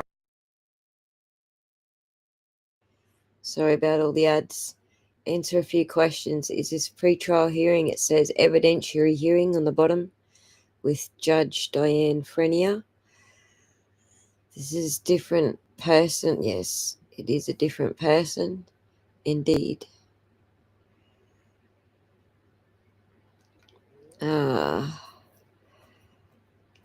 Yes, it was sloppy, but I just don't believe it was as sloppy as John's, really. You know, you'll see a few things, you know, like the bit sloppy on the reports, filling out reports and stuff. Bit sloppy on a few things, but I think the difference with this case is that it started with the God, I've forgotten where we are. The Cohasset police station. So it started on the right foot, let's say. It began on the right foot because there was other people involved. Secondly, it wasn't a cop that was that did the murdering, obviously. So I think it's just a different case. I think that I think they weaponized incompetence in Karen Reid's case. Like, they're not that incompetent normally. They just decided to be specifically in the case of protecting the Alberts, McAlberts, whatever, but you get what I'm saying. Of talking to her about this agreement. So the government, the Commonwealth, has not asked you to go talk to retired Assistant District Attorney Lynn Beelan and say, what did you and Attorney Tracy Minor agree to? You haven't been asked to do that. No, sir.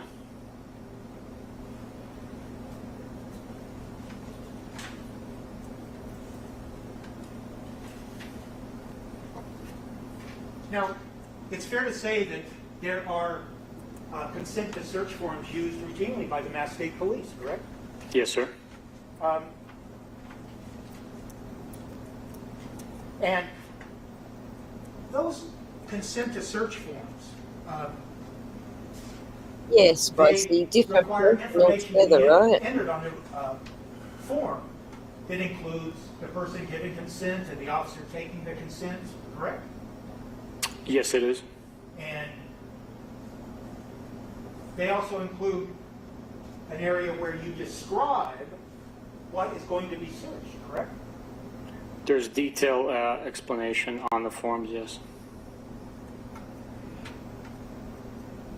And it's signed and dated by the person giving consent and a witness, correct? Yes, sir. And the reason for this is to make sure that people understand what consent was given, that it was given voluntarily, and what the parameters of any consent were, correct? That is the purpose behind us reading those consent forms to the individuals we're getting the consent from. And you didn't use one in this case? No, sir. And it's fair to say that you certainly had an opportunity to use one because you were at the home on January 5th of 2023 prior to any consent being given and any agreement being made, correct? You're welcome, Gina. I was at the home at that point. I did not ask for consent on the 5th. Okay. But, yeah, go on. You may. I'm going to show you a document. Shock horror, LA, right? It's shock, the shock and horror. Is it fair to say that that is an accurate representation of the consent to search form that's used by the Mass State Police? Although it does appear as a form that's generated by the state police, that's not the form we use, so I can't represent that this is what we would have used. What is different? What is different from that form you're looking at now and the form that you say would be used by the Mass State Police? Well, there's a lot of different characteristics of the form itself, just the way it appears, the way it's presented, the bottom portion as well. It's just slightly different. Can I ask you then, Sergeant Lieutenant, is it fair to say that that form, substantively, whatever form you're referring to, the consent to search form, would have included exactly what that form's asking for? Name of the person giving consent, a witness who signed on it, informing the person of their right to refuse consent, but also listing what and describing what is to be searched? I would agree with you, yes. So, with that caveat, I would move Your Honor, I object. If counsel wants, I'm happy to get a copy of their form if they generate. Why don't we do that? That's the form that they actually might be using now as opposed to that form. There's no dispute with regard to the contents of the form. He didn't fight you on that. He agrees with you. It's I an don't evidence. think You so, don't need the form Toto. that he's not familiar with. Where are we? That sounds terrific. I don't think we're in Kansas You anymore. didn't ask for, you asked for what, on what? Oh, previously? I apologize to counsel. I have no memory of the asking for it. I will make sure that We can reach agreement on this, I'm sure.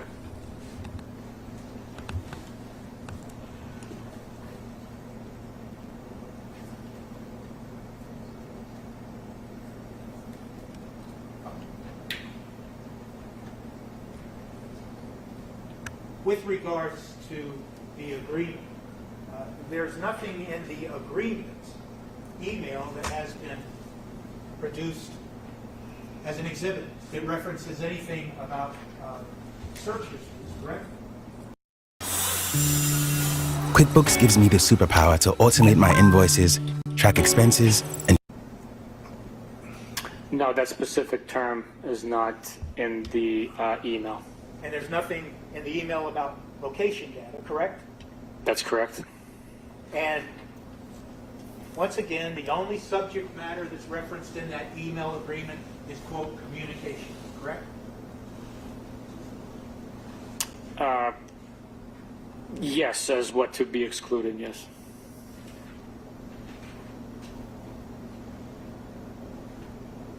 Well, when you say what to be excluded, it's just, I don't want to beat a dead horse here, but this will be my last question on this particular subject. The email agreement makes reference to what communications will be limited, and it makes specific reference to certain attorney-client conversations, communications, and communications between Mr. Walsh and Anna Walsh, correct? That is what to be limited during the search and analysis of the device's data. It certainly doesn't say, does it? Anywhere in that agreement that the agreement is that everything that's downloaded can be reviewed and analyzed, correct? It doesn't say that in the agreement. It does not specify that. And it's important, isn't it? Just like that form that you were talking about a moment ago, it's important, isn't it, to be very specific in any written agreement as to what the terms of the agreement are, right? It's important to understand what is being done. Our verbal communications mentioned phone extractions. That means all of the data on the phone. And what was to be limited based on our verbal communication, then subsequently put into email form, was the communications between client and attorney and Mr. and Mrs. Walsh. But that's the way you're interpreting the content of this email that you did not write and did not respond to. That's fair, isn't it? For the latter portion, yes, I did not write this email, nor did I respond to it. But the verbal agreement on the phone with Attorney Minor was that we were doing a full system data extraction on the devices provided that were consented to. That's your memory. Yes, it is.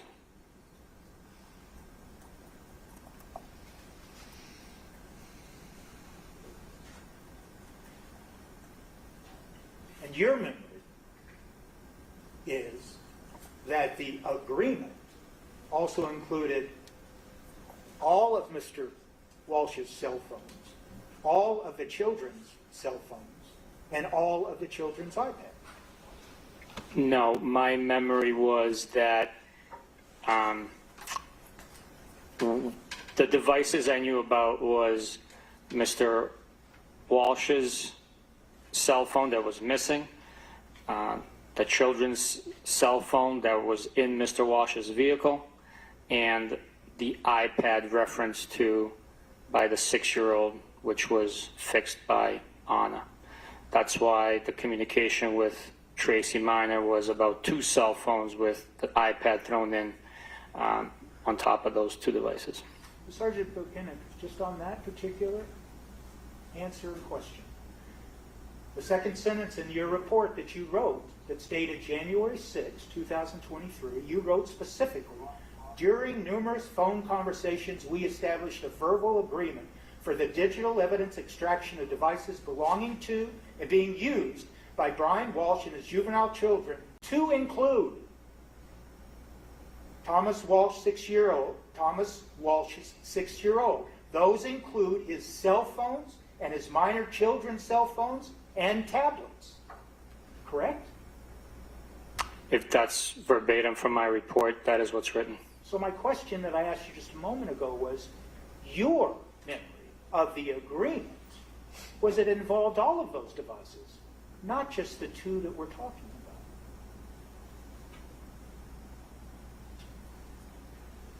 My conversation with Attorney Minor was for the 2 cell phones I knew existed and were referenced. So why did you put all those other devices in your report that you wrote specifically about the agreement?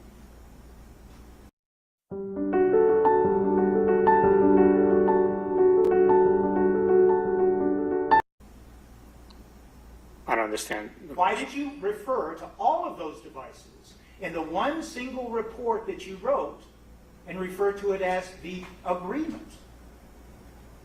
Why did you include all of the devices? Because there was knowledge of other devices existing. So there was Diana's statement that she purchased cell phones for all the children. Okay.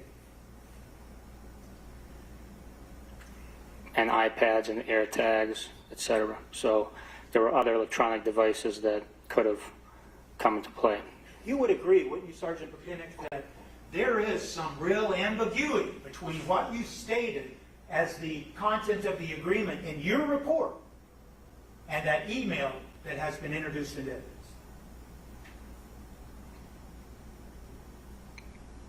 I don't think it's ambiguous, no.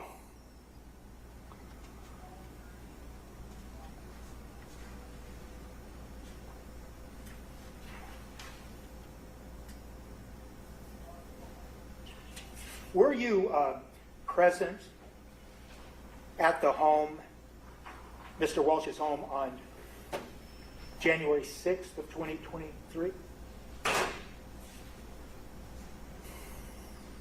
3 days old, for those wondering.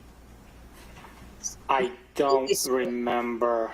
I don't remember going to the home. I might have been. I don't remember going to the home. I know I was at the command post. There was other missions I was conducting. I don't have a specific memory of being at the house, but if you have a specific question about maybe what transpired, I could give you an answer. Do you know that there were numerous searches conducted to the house on January 6th? I know that the CERT team and the dive team conducted searches around the home. I was not present for those searches. I was at the command post.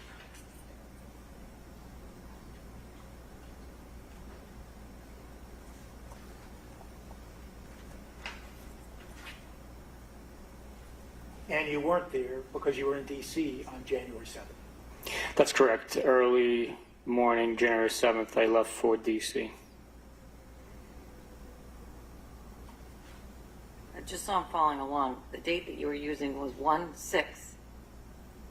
Yes, from when searches were conducted. Right, but he left on 1/7. Right, he's He not could there. have been there, but he's at the outpost. I just want to make sure I'm trying to follow along with what the evidence is and that you're not missing up the dates. That's why I'm asking. I could be messing up the dates. I'll be the I first don't to know. admit that. I'll But let you go. let me just say, giving you the opportunity to correct it if I've got something wrong. But I've raised it. I and maybe appreciate- I'm the one that has it wrong. when did you leave for D.C. on January 7th? Early morning hours. I don't know the exact time of the flight. Could have been 8, 9 a.m. But I never responded to Cohasset. I went from my home. So you were not at the home on January 7th? No, sir, I was not. And you're not sure if you were at the home on January 6th? I do not have a specific memory of being there. I might have. Yeah. But we can all agree you were there on January 5th. Yes, sir. Were you there on January 8th? No, I was not.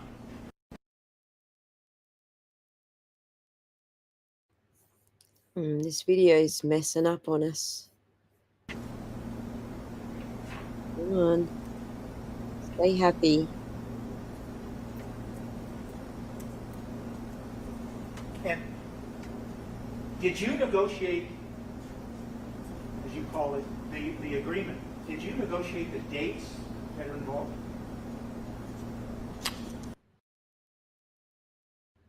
Oh my God, what is going on with this?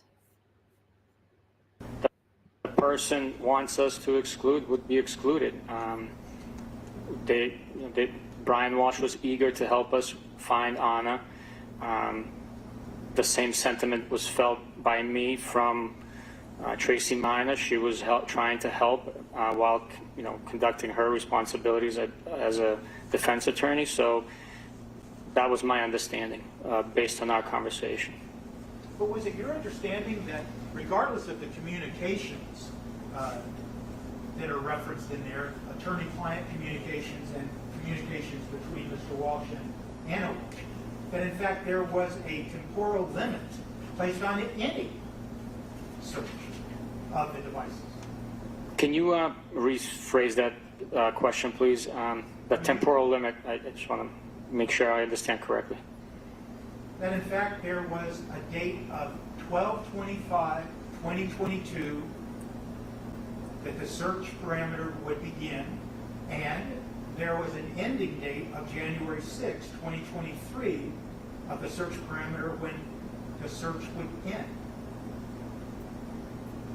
Are you aware of that? I am aware of the date that we couldn't go back past, and that was the 25th. So we couldn't search for communications between client and attorney before the 25th, as well as Mr. and Mrs. Walsh's communications. And I guess what I heard you say was that it wasn't you that suggested 12/25, correct? Right. I wouldn't have a reason to pick a date. That date, other than being Christmas, it made had no significance to me. And it wasn't you who picked the date of January 6th, 2023. I believe it was present, so the term used was present.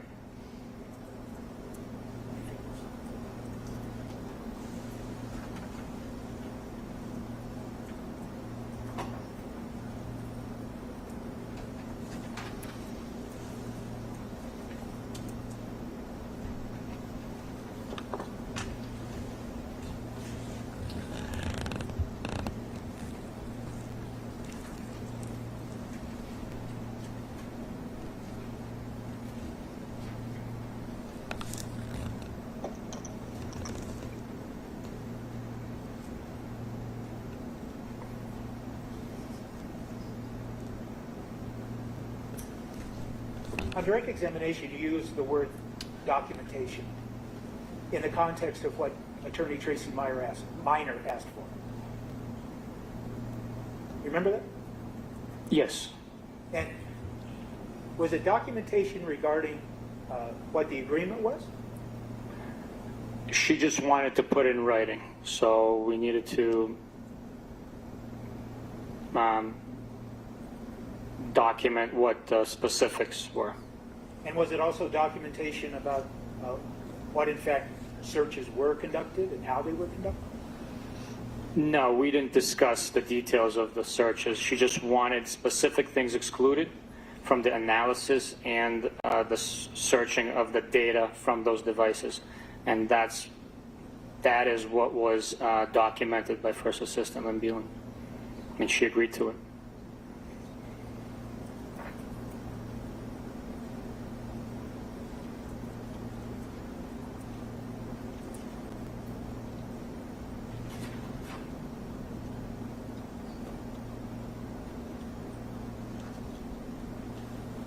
That's all I have, Judge. Thank you. Thank you, sir. Redirect. Thank you, Your Honor. Sergeant, what memory do you have of Attorney Minor mentioning federal privilege in your conversation? No memory whatsoever. The scene that was mentioned, where does the District Attorney's Office and the State Police do those forensic examinations of children? To the best of my knowledge, at the NAC in Foxborough, if I'm not mistaken. And do you have any certifications in cell phone analysis? I do. And What certifications do you have? I have a Celebrate Basic course. It's a week-long course with certification. So when you say the term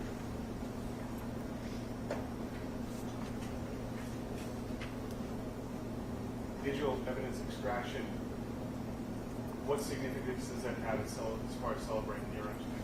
It's a full file system download, basically a copy of what the device contains for data and information on it that's then transferred onto a processing computer with an exact copy. Then Celebrate parses out certain information that's either labeled or carved out if it has been deleted and no longer assigned a value that is of significance. Did Attorney Meyer request a consent of multiple? No, she did not.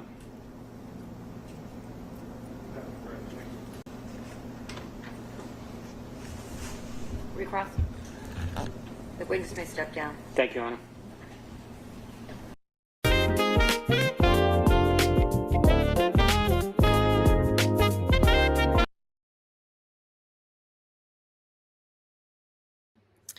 That's it. That's Yuri. Now, we do have Fanning still. We did that one. Fanning. One more hour of Fanning. You want to watch Fanning or do you want to wait? Do you want to do it in another stream? It's midday here. I'm getting tired, but I can probably hang out for another hour if you want to watch. Enjoying it? Good, good. I'm glad. To find out if there was any bits. Okay, we found out that there's actually some skin or stuff on a saw blade. That's what we found out.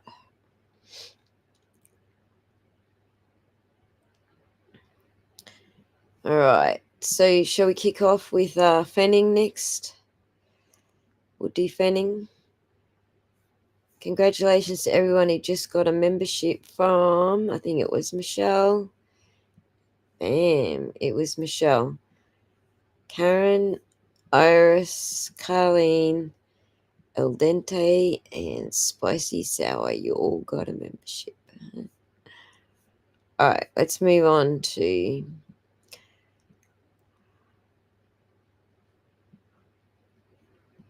Oh, I've been up all night. But I can do a bit more because I'm not really doing anything. I'm just sitting here watching it with you, right? It's not really an effort. It's not like, you know, I got to get up and like dig the garden or something. So we're good. Kevy's fading on us, but that's okay, Kev. It's much later there than it is here. So whenever you need to pass out, buddy, feel free. Karen Cole, she's in, I forget where you are. I keep forgetting which end of the country you're at. You're either in England or Canada. And whichever one it is, it's nice. It's late.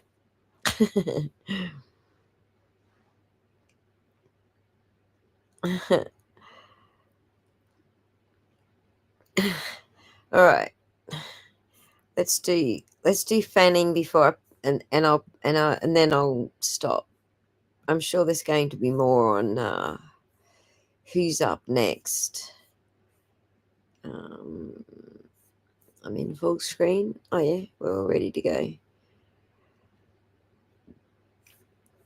All right, let's go with Fanning.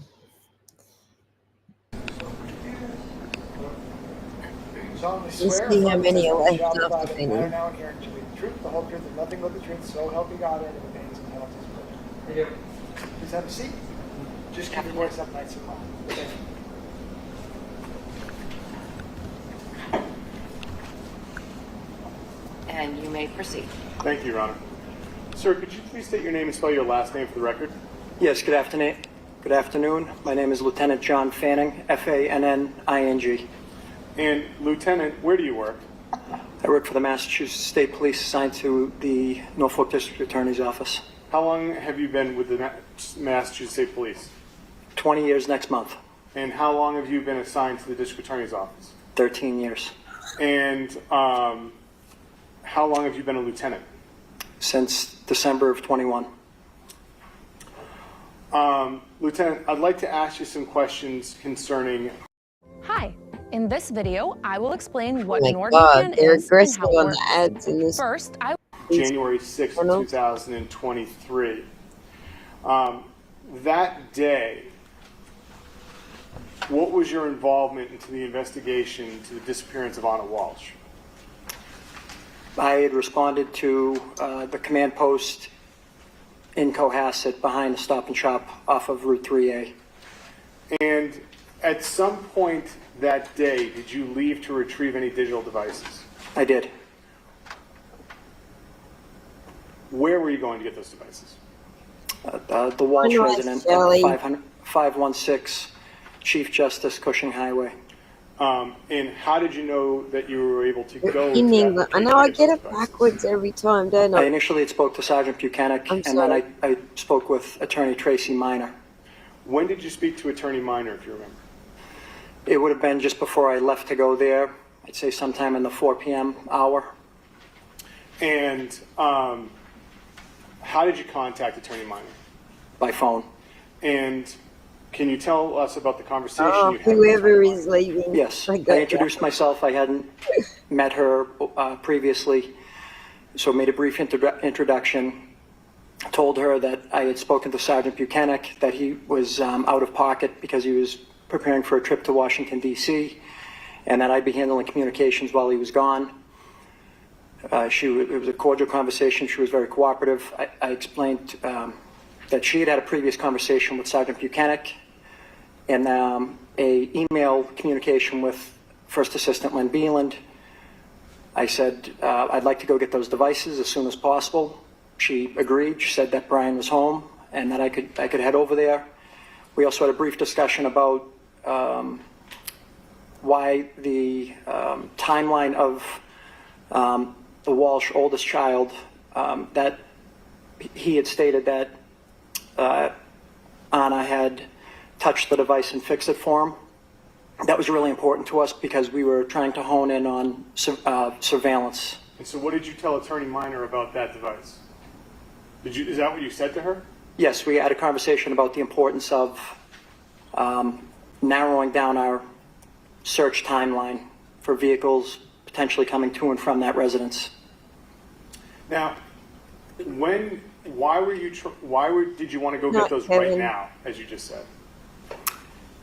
Thanks. Well, we were trying to find Anna Walshe. It was important that we got those devices. It was my understanding from other investigators that Anna used different devices. That was according to Brian, that Anna had utilized multiple devices. Brian had stated to investigators in previous interviews that Anna would use his phone from time to time. She had used it for Uber and Lyft. And then obviously the oldest Walshe's device was important because of this account from the oldest Walshe about Anna fixing his iPad prior to her leaving. So you have this conversation with Attorney Minor. About how long do you think the conversation was? 5 or so minutes. And after the conversation, where did you go? I went to the Walshe residence. When you arrived at the Walshe residence, who was there? Brian Walshe. Was anyone else home at the time? No, not that I remember. I didn't see anyone else. And what happened when you got to the Walshe residence? Can you just tell us what your interaction with Mr. Walshe when you got there? Yes, I pulled in, went up to the front door, knocked.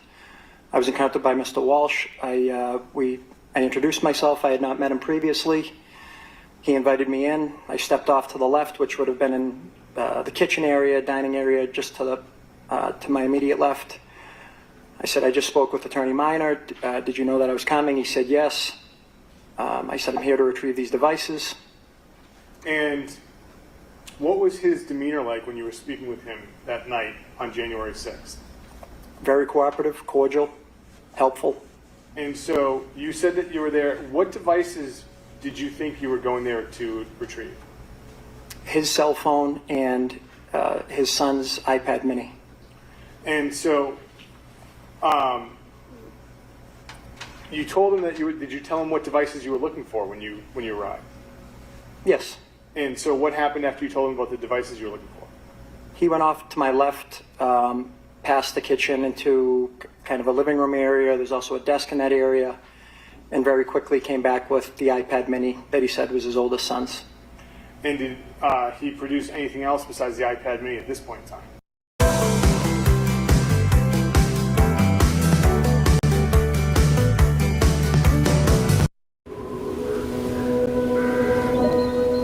When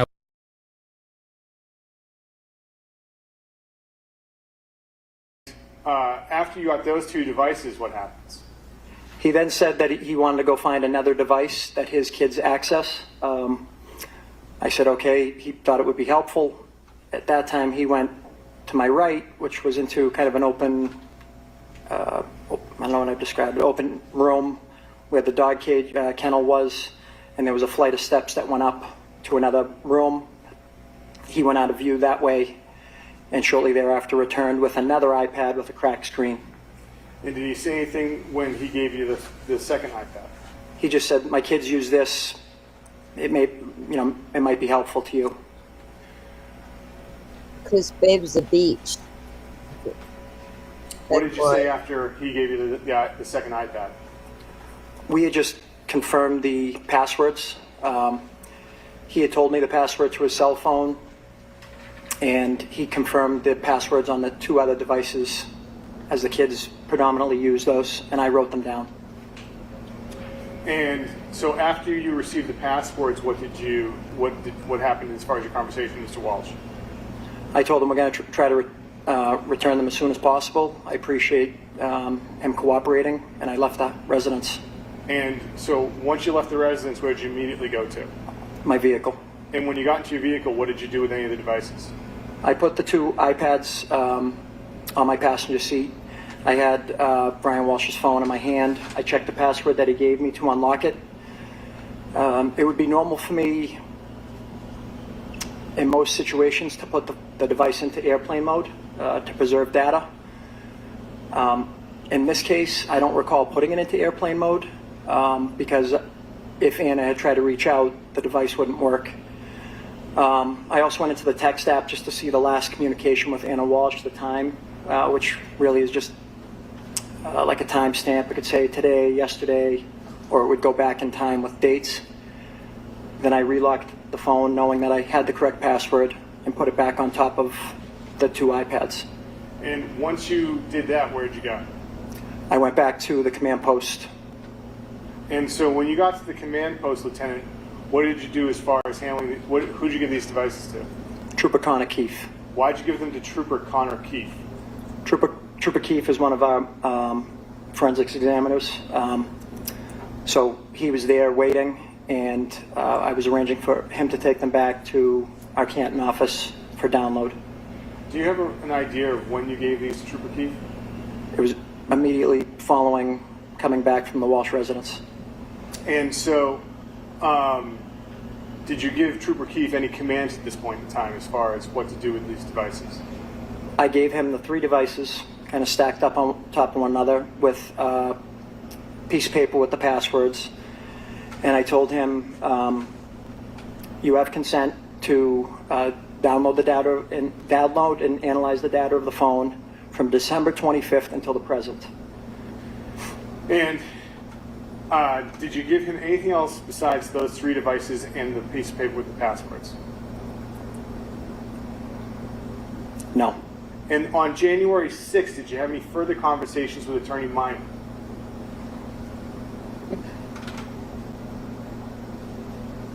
I do not recall any conversation with her on the 6th.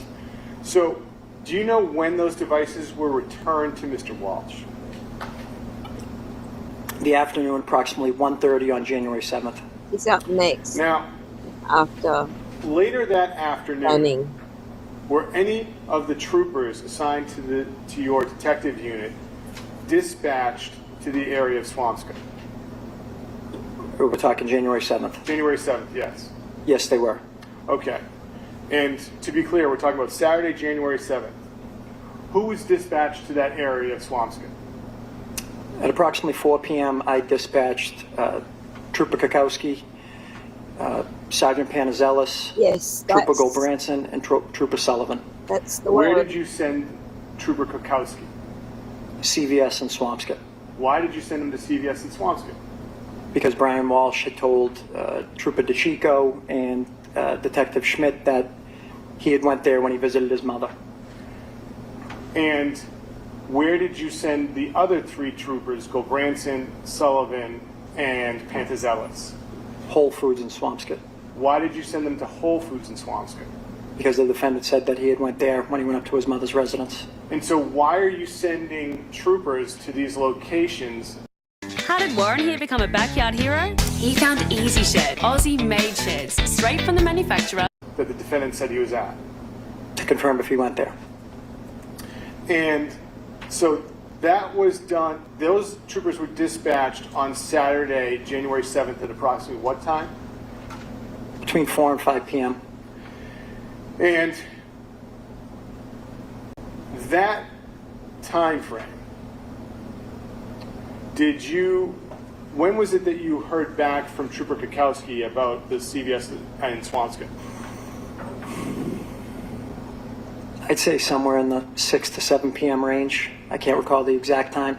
And what was it Trooper Kukowski able to confirm as far as the defendant entering the CVS in Swampscott?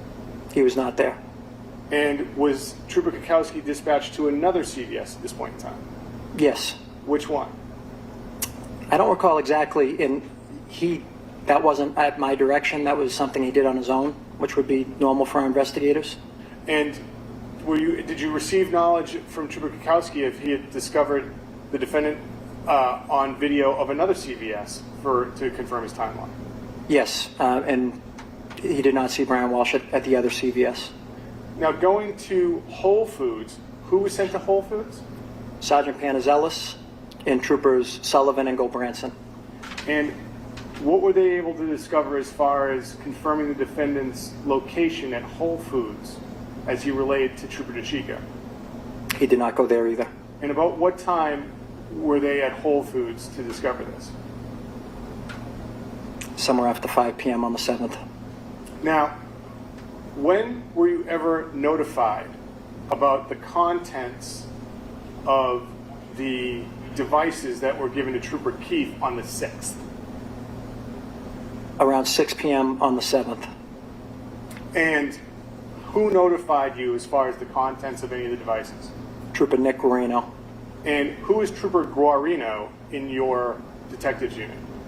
He's also a forensics examiner. And how did he notify you? He called me. And what did he say when he called you?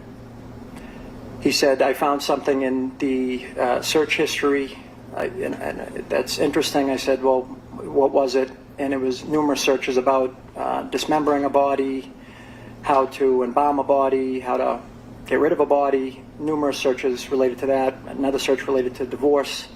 And so after he said he notified you of that, did he communicate to you and other troopers what he had found? Yes. How so? He sent an email. And as far as analyzing the iPad mini, what was your understanding as further analyzation of the iPad mini at this point in time? We were going to stop. And what was going to be done as far as the iPad mini after stopping? This is the data we're talking about. Yes, we had stopped, and we were going to obtain a search warrant to seize that device. So to seize that device. Now, where did you believe the device was located on the evening of January 7th? It was back at the home. And so what was done as far as trying to obtain a search warrant for the home? We started writing one on the evening of January 7th. And was one obtained? Yes. When was that search warrant executed? between 8 and 9 a.m. on January 8th. Now, were you there when it was executed? I was. So when the search warrant was executed, who was home at the Walsh residence? Brian Walsh, his mother Diane, the 3 children, and their dog. And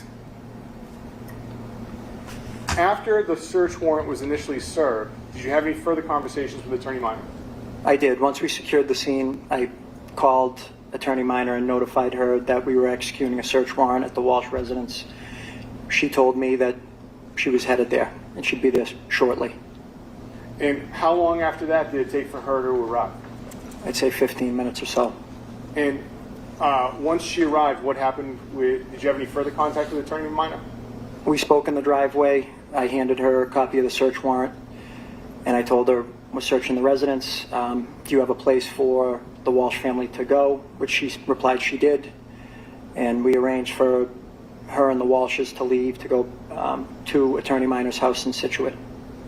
Now, after that interaction with Attorney Minor, did you have any further interaction on Sunday, January 8th with Attorney Minor? I did. When was that? When we went to arrest Brian Walsh. And where was that? At her residence. And what was the contact you had with Attorney Minor at this point in time? She met us right out front. She actually came out before we got to the door. And I asked where Brian was. She said in the house. I said we need to go talk to Brian right now. And she said, well, he's not going to say anything. I said, that's fine, but we need to find him right away. We walked right in. Dining room was right off to the left. Brian Walsh was standing there and we placed him under arrest. Now, Lieutenant, understanding you had the opportunity to have your communications with Trooper Guarino on the evening of Saturday, January 7th.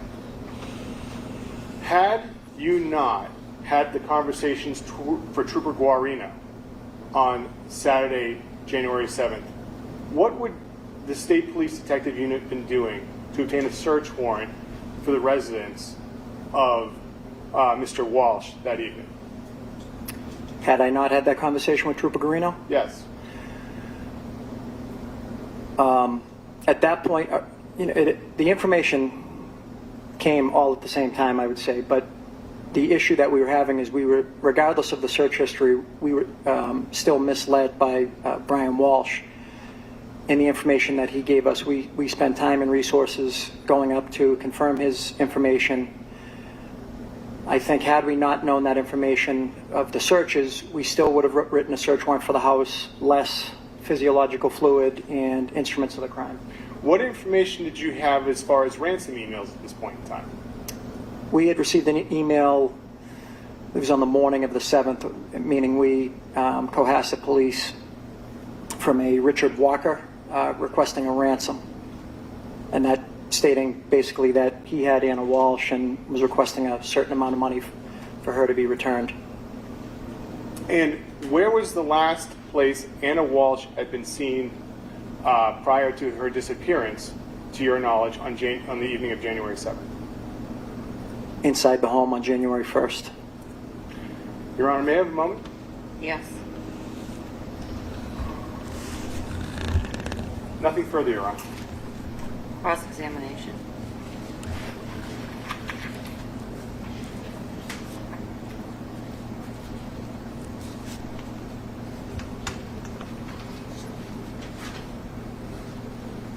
You form beliefs about money, and you know what? You're still walking around with these beliefs you had when you were 5. So about 20 minutes across, and then it's on a key up next. Lieutenant, have you reviewed the transcripts of the interviews of Mr. Walsh conducted by Cohasset Police and Massachusetts State Police on January 4th, January 5th, January 7th? I would say I've, not directly the transcripts, but I have some understanding of them, sir. So when you testified here just moments ago that Mr. Walsh, Brian Walsh, told one or more of those people that Anna Walsh had used his phone to contact Lyft or Uber. You remember saying that? Yes. Yes. Where is that? Where is that in the interviews that I just described of Mr. Walsh? I do believe I read it. I could be wrong for sure, but I do believe I read it. But I feel like that at least some type of communication was given to me at that time. Well, was it a but you're not suggesting it was a communication given to you by Mr. Brian Walsh. You're saying a communication by one of your colleagues or someone. You're not sure. Correct. And it could have been one of the child's devices. I'm not sure how he testified previously, if I specifically just said Brian's phone. But that is what I remember.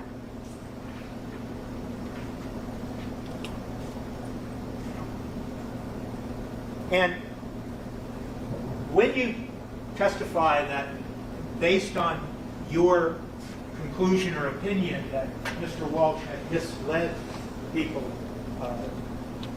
with regards to where he was, you're relying on what another trooper reported to you based on his review of what?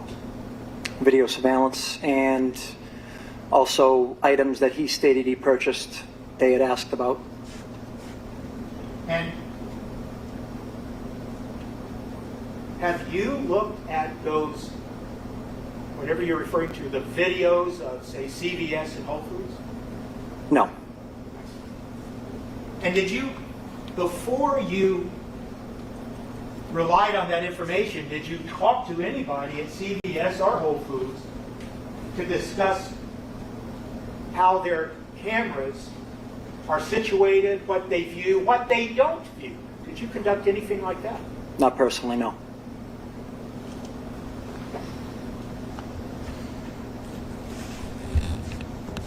And you are aware of the fact, aren't you, Lieutenant, that when Mr. Walsh was being asked questions about where he went and where he had been on certain days, that he was being asked those questions at his home, and there was distractions going on during those interviews.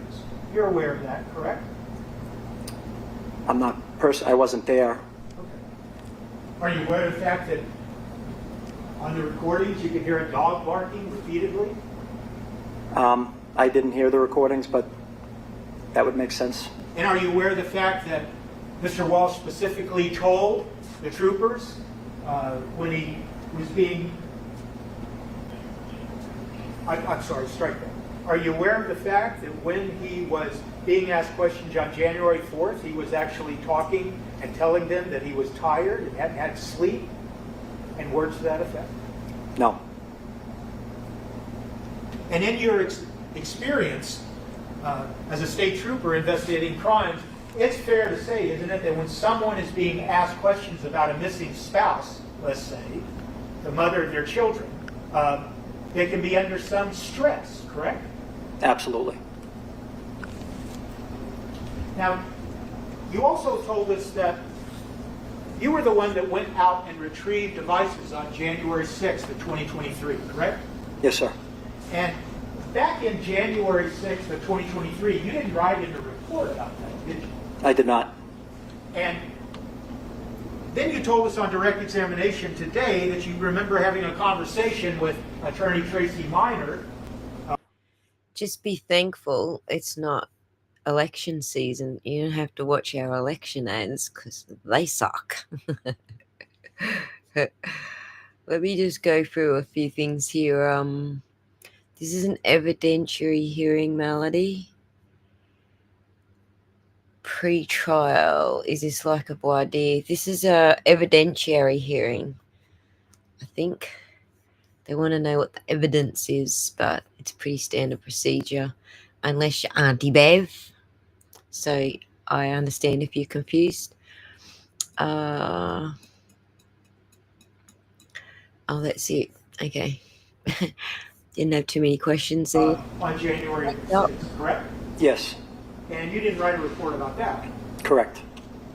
And what you've done in the last week or so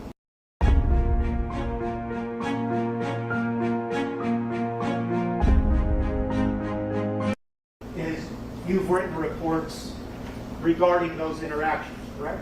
Yes, sir. And one of the reports that you just wrote They've got a couple of weeks ago, if not a week ago, you dated that the report date is January 6th of 2023, correct? Yes, when it happened? No. The title of your report is Interview 2023-112-4-116, report date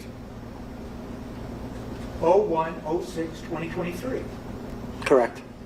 When you enter those dates on these Massachusetts State Police reports in that particular space, that is supposed to indicate the date the report was written. Look at his face. You fucking little lying shit.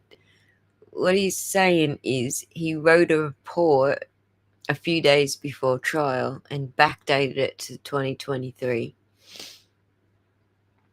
But he's got this whole innocent face happening like, I don't know what you're talking about. It seems perfectly normal to me. It is. I think it's a bit confusing. Sometimes it's the date I'm writing the report. Sometimes it's a newer system that we just had switched over to in the last few years. Sometimes it's the day I write it. Sometimes it's the date of the actual report. But I usually reflect it in my first sentence, the actual time of the event. Sometimes it's never the actual time that you're in. You've written no less than 3 reports in the last week or so reciting what you testified to. Yes. And in 2 of the reports, you put report date, May 7th, 2025, right? Right. And in the other report, you put the date of May 15th, 2025. Correct. So whether the system changed over the years, the fact is the system has been the same since you started drafting these reports years later about what you recall happened and didn't happen back on January 6th, correct? Yes. And one of the things you just told us that when you went to the house on You January just lied 6th, to us. that at some point Mr. Walsh then went up and got another iPad, a second iPad, correct? Yes. And you told us today on direct examination that he said something to the effect of, my son uses this, maybe it'll be helpful, correct? Yes. In the report that you just wrote in the last week or so, you didn't include Right, anything Michelle? in such a statement, did you? I'm not sure. May I approach you? Yes. Can I just see which one you're referring to?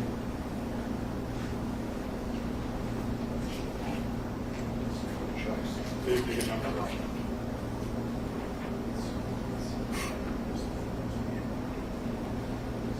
Okay. Got it.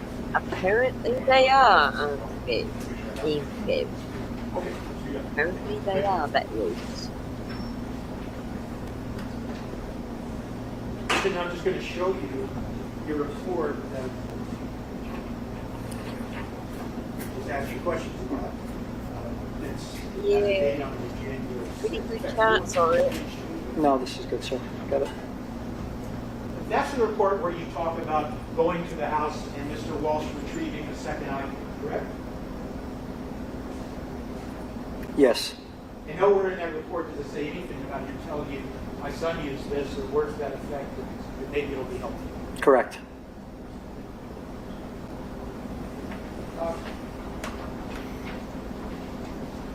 And it is fair to say, isn't it, that when you went over to the house to pick up the devices, you had been told that you were to pick up 2 devices, correct? Yes. One cell phone and one iPad. Yes. And that was pursuant to the agreement that was reached between Assistant District Attorney Lynn Beelan and Attorney Tracy Minor, correct? About 2 devices? Yes. I was told to get 2 devices. I'm not sure if the agreement, as I had read it, specifically stated 2 devices. When you say that agreement, what are you referring to specifically? A written agreement? The email Okay. between Attorney Minor and Attorney Beeland. So as you sit here today, you don't even have a recollection of whether that email is referred to as the agreement. Let's only read the references email. Brian Walsh's cell phone and the iPad belonging to the 6-year-old. As I remember, You're welcome, Kat. correct. As I remember it, we talked about what data was going to be extracted and what time frame. No, but I'm asking you specifically about the devices you had been told to go pick up. You were told to go pick up one cell phone and one iPad. That was my communication, yes. And you got that communication from Sergeant Buchanan. Sergeant Buchanan, yes, sir. You didn't talk to Assistant District Attorney Lynn Beeland, did you? QuickBooks gives me the superpower to automate my invoices, track expenses. Sorry. Regarding the agreement and what you were to pick up. I do not recall specifically, but she was at the command post that night. I just don't recall a specific conversation with her about it. About Australian ads. When you Sorry. talked to Attorney Tracy Minor on January 6th, before you retrieved the items, Which one, Montana? Defense? you or, didn't talk to her about picking up prosecution? extra items or anything of the sort. You just were talking about one cell phone and one iPad. Correct. How's it hanging, buddy? And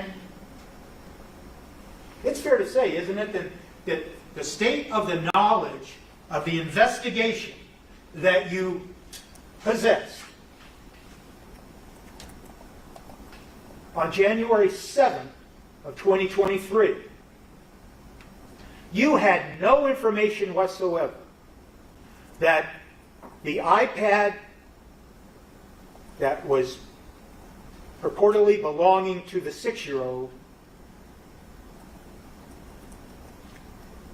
had been used in any way to go from one location to another or anything like that, correct?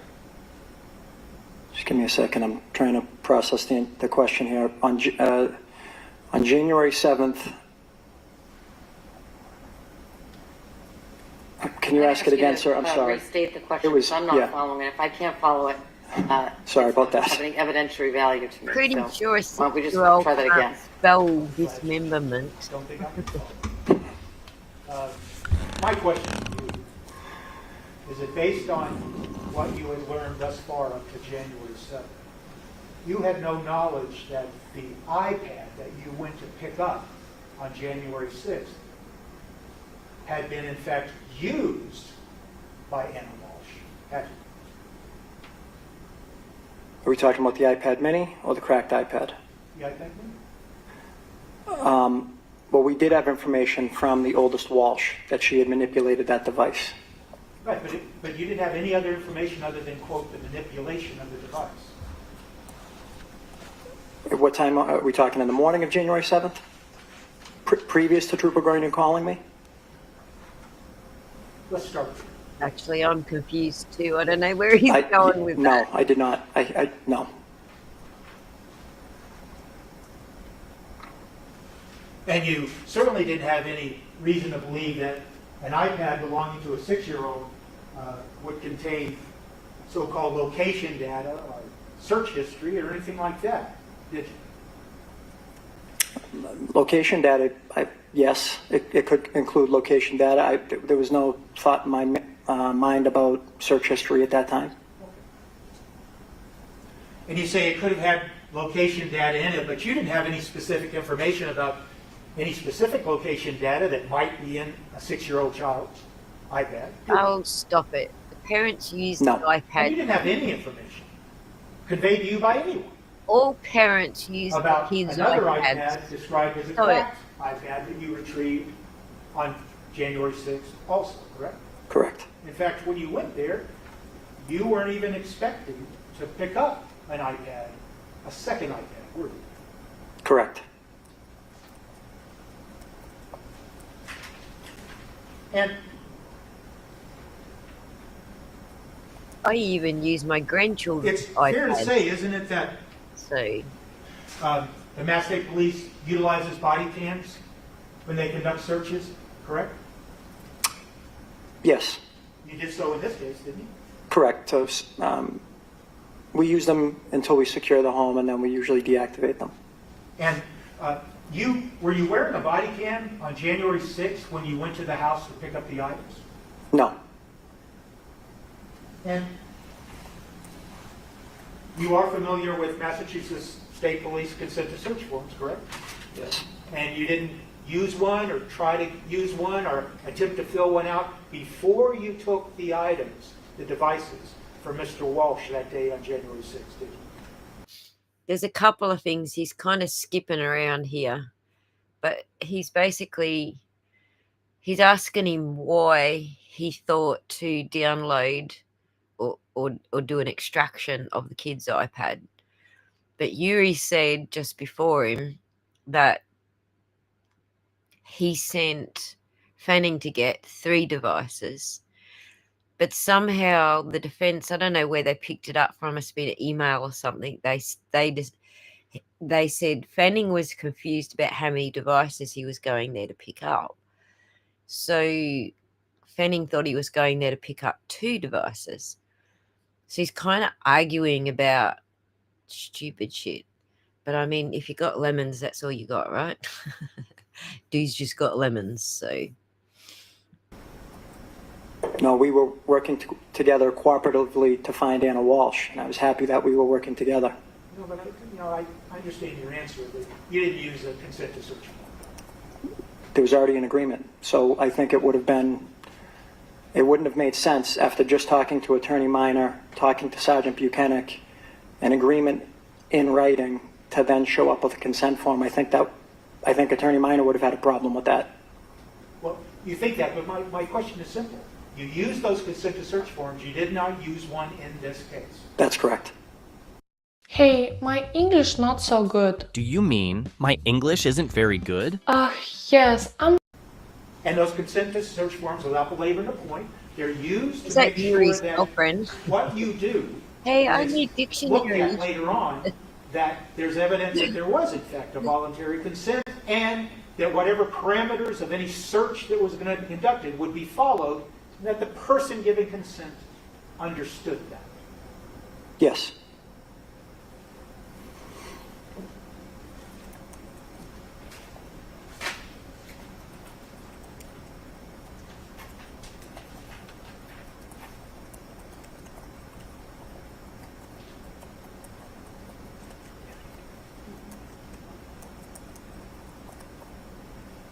That's all I have. Thank you.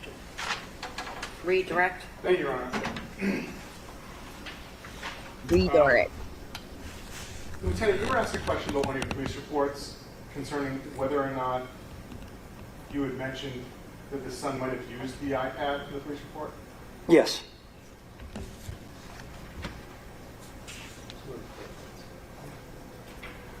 Do you have a memory of that paragraph where you mentioned that you were asked about as far as the son using the iPad? You guys are confusing me. I'm sorry. Yeah, we're right there with you. Do I have a memory of the paragraph? Is the one I just read? Yeah. Yeah. Yes. Okay. Do you remember what you mentioned as far as the son using the iPad in that report? Would the report help you out? Yes. Your Honor, may I approach? Yes. I'm showing you the report, which has a number of 2003-112-4/116.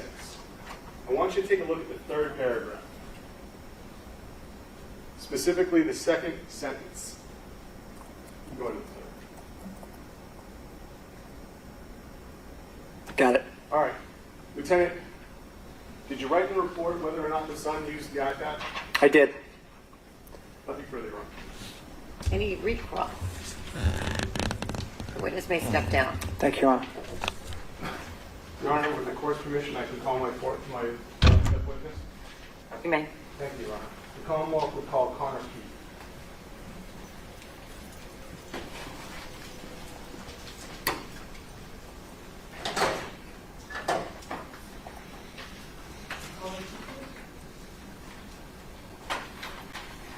They did get warrants. It's just there was certain order things were done in and they got confused what the warrants covered. I mean, that's their excuse all the time. You solemnly swear or affirm the testimony you shall provide in the matter now in hearing shall be the truth, the whole truth, and nothing but the truth, so help you God, and in the pains and penalties of perjury. Yes. Please have a seat, and just make sure to keep your voice up nice. Thank you.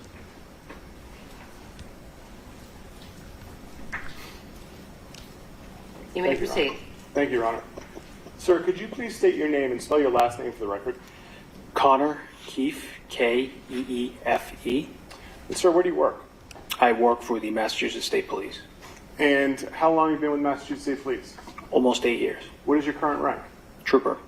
Within the state police, do you work for a certain unit? Yes. What unit? Currently assigned to the Norfolk District Attorney's Office. How many times? And do you have any special responsibilities within that unit? Yes. What are those? Digital forensic examiner and cell phone record analyst. And have you received any training concerning the examination of cell phone or digital devices? Yes. Can you tell us kind of briefly what that training has been? Sure. I have numerous trainings from Cellbrite, which is a cell phone forensics company. Also through Burla, which is a motor vehicle forensics company. I have online and hands-on training through Magnet, and I have cell phone record analysis training from LexisNexis and the FBI CAS team. Are you familiar with a company called Gray Key? Yes. And have you received any trainings from them? Yes. Are you familiar with all a of company these called trainings that you Africa? mentioned, do they carry certifications? Yes. What does it take to get the certifications? Majority of the time it's an in-person 40-hour training. And so, in addition, have you had to take tests in these different disciplines as far as Celebrate and Gray Key? Yes. Did you pass those tests? Yes. Now, I'd like to ask you some questions as far as your involvement in the disappearance of Anna Walsh. Yes. When did you first become involved? January 5th, 2023. And how did you become involved? I was requested by my supervisors to assist with analyzing exigent cell phone records from Verizon. I'm sorry, was that exigent cell phone records? Correct. Okay. And whose number did you believe you were examining? I believe the number was associated with Anna Walsh. And when was the last time that number connected with the network? When was the What last do you want to be when you grow up? With ease, expertise, and great value. Know how to grow with UniSuper. When was the last time you lied? And how many times have you lied this week, Trooper? 10 a.m. And do you know where that number connected with the network as far as tower?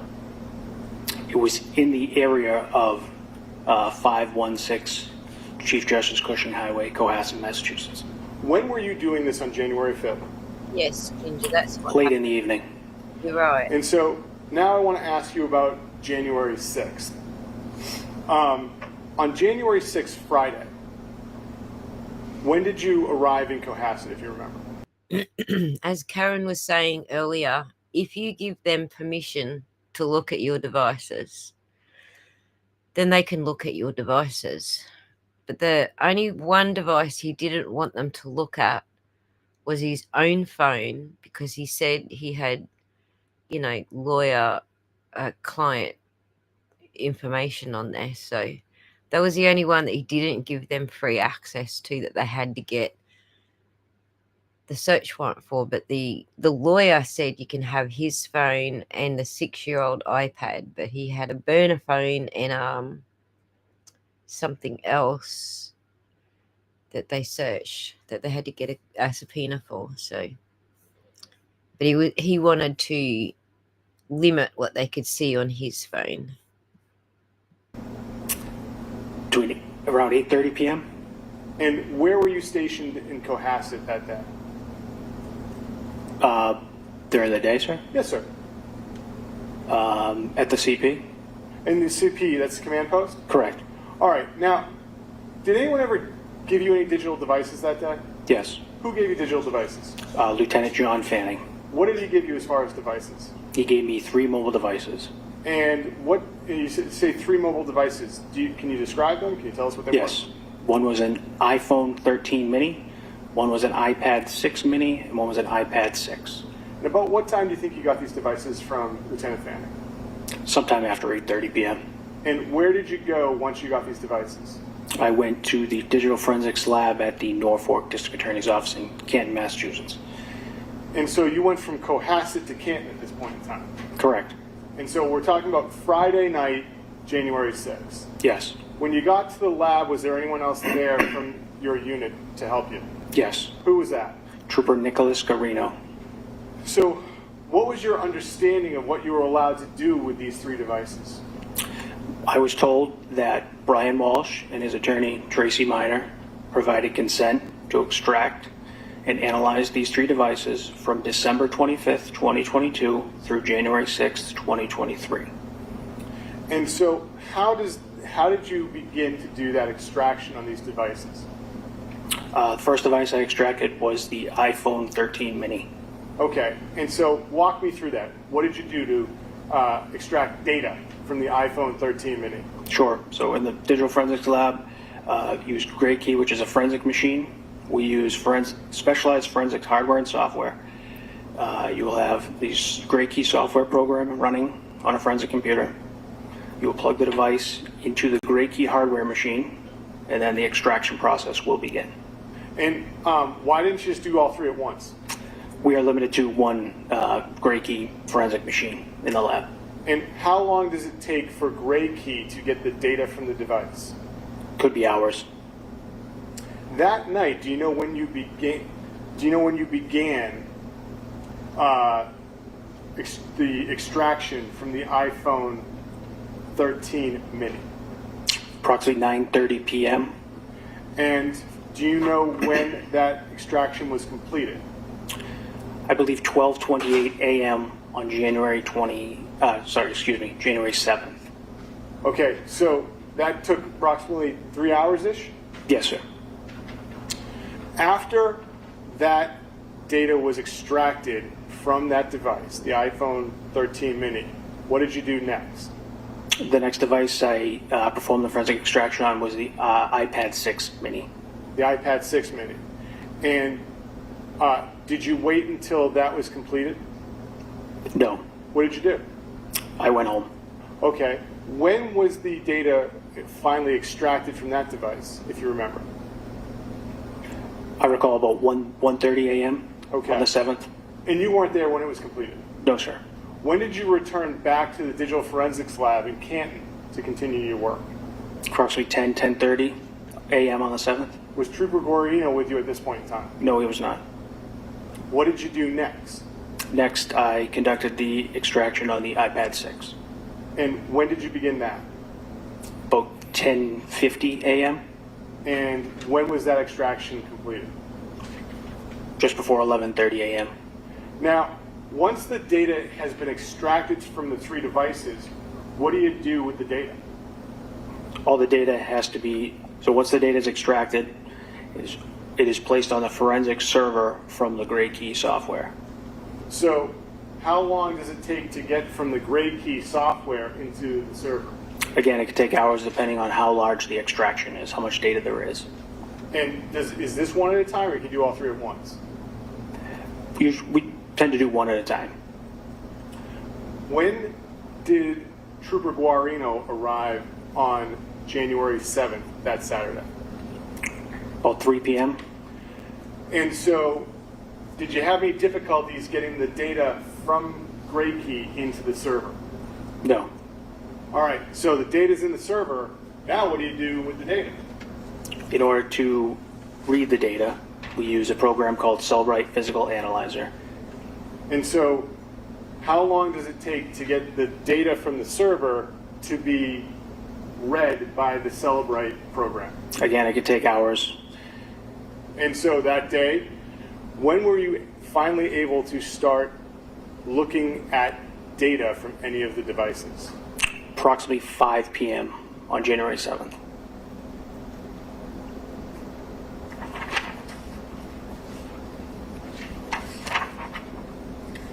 When Gray Key completes extracting data from a device, what is created from Gray Key as far as a report? There is a Gray Key progress report. And did Gray Key create progress reports for these devices? Yes. And have you reviewed those progress reports prior to today? Yes. And do they accurate to your understanding of how Gray Key works and what the device did as far as pulling the data? Yes. Your Honor, I apologize, but I think you have my only undoctored copies of the 3 Gray Key reports in the binder, and I was going to seek to mark those as the next exhibits. But if there's no objection from counsel, I think we can just move right along. So, Okay, we'll move along then. thank you, Your Honor. I'd ask that those next 3 reports from Gray Key be marked as the next 3 exhibits. And I lost my chart, but I believe that that would put us at 16, 17, 18. Thank you, Ms. Borges. All right, so they're in evidence as 16, 17, and 18, and at some point, I know soon, not today, soon, like tomorrow morning, Yeah. you're going to have a conversion chart. You are right, Your Honor. We will do that. All right. Can't talk. Can't hear myself. I found a snippet on them arguing about keeping the Google searches out. So what they're arguing here is prosecutors said, hang on, where are we? Investigators took 8 devices from the Walshe home, including the one on which Trooper Nicholas Guarino said he found the suspicious searches. According to court filings, the defense originally shared electronic devices with investigators on the condition that forensic inquiry be limited to communications between the 25th of December 2022 and the 6th of January 2023. The defense argues that the agreement did not include internet searches. Ooh, picky. Isn't that like saying you need to, like in Karen's case, the first judge at a first arraignment said, you need to keep all of the evidence from this file from this day forward. He wrote that order, and Judge Canoni turned around and said, yeah, that doesn't include digital evidence. For some fucked up reason. But anyway, it's kind of like that, is what I'm thinking. Thank you. And I apologize for the confusion. What device did you have the opportunity to review? What data from what device did you have the opportunity to review? The iPhone 13 mini. Where were you reviewing this data from the iPhone 13 mini at the office in Canton? This is the aircraft carrier shelter you seized, previously owned by a small faction of about 800. I was on the first floor in the forensic lab. It wasn't me, but I think you're talking about the password cracking side of things. And they could take hours to years. True. If you don't have the password. But from what I understand, what these guys have all said, the first one I fully believe, because I just didn't have any reason to not believe him. He's not one of these lying mofos, but he's a Cohasset sergeant. He said they gave them the passwords for the devices. And from what I'm reading in other documents, they're saying that they did give them the passwords to the devices, but they gave them specific limitation from the 25th of December 2022 to the 6th of January 2023. That's all they were allowed to search, all that they were given permission to search. So I'd say they would have gone and got, if they wanted more than that, they would have had to have then gone and got the search warrants. So, but yes, a password cracking a password could take a long time. Where was Trooper Guarino at this point in time? He was on the second floor in the main office area. And did one of you start before the other, or was it around the same time? It was around the same time. What device's data was he reviewing that night? The iPad 6 mini.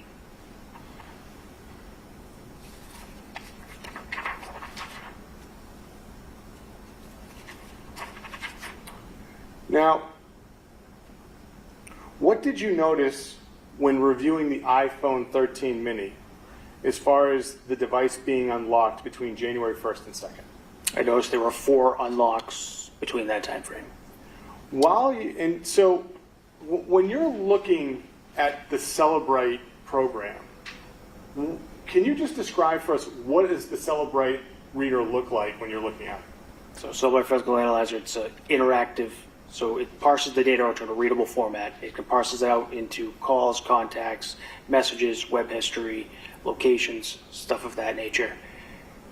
And so what part of the Celebrate program were you looking at as far as analyzing the data?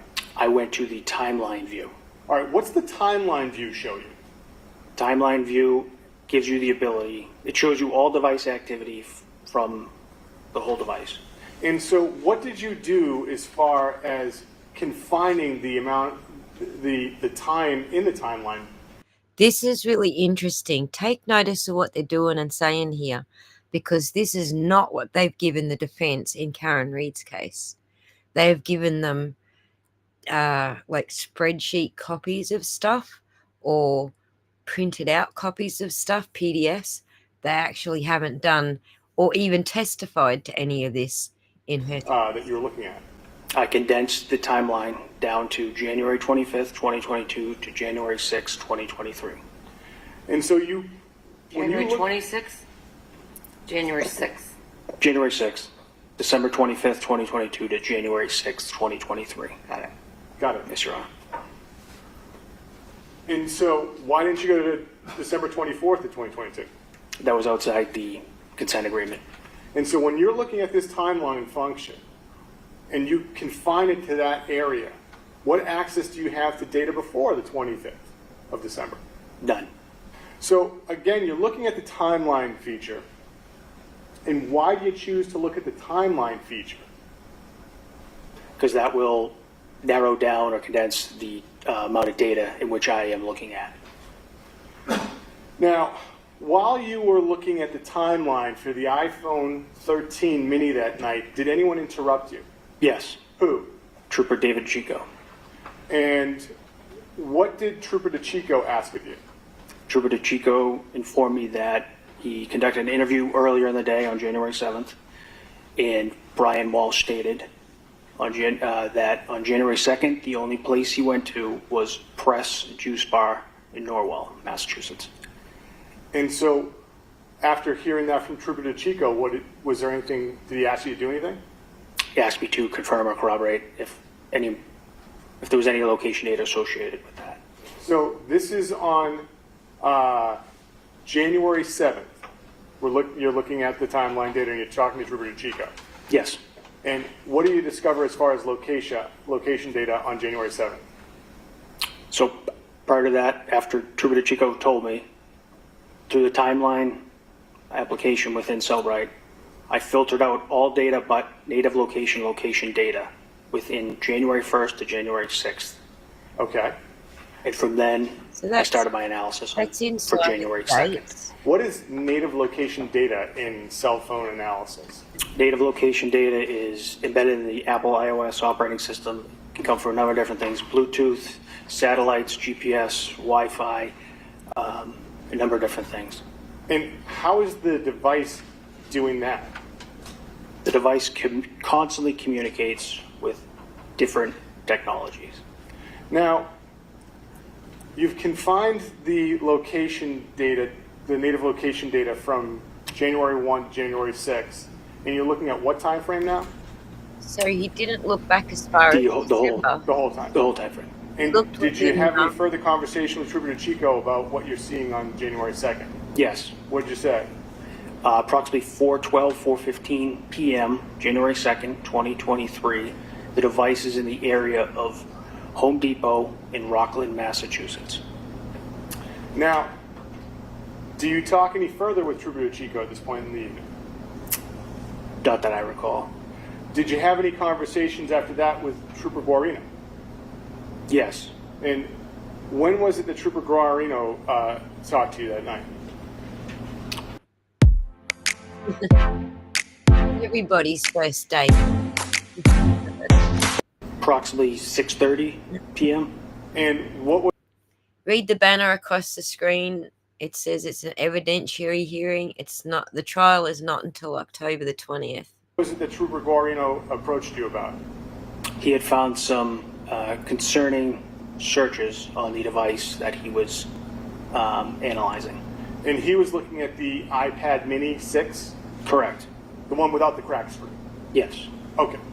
And what was it that now he tells you this, do you do anything to look at the data that he's talking to you about? No. Okay, so what did he tell you about? He told me there was a number of concerning searches that occurred on the iPad. So what was done as far as any further searching of the iPad 6 Mini? Al dente, you're right. They're trying to avoid saying Proctor again, aren't they? They actually are trying to avoid it. I never picked it up until you said it. They actually are.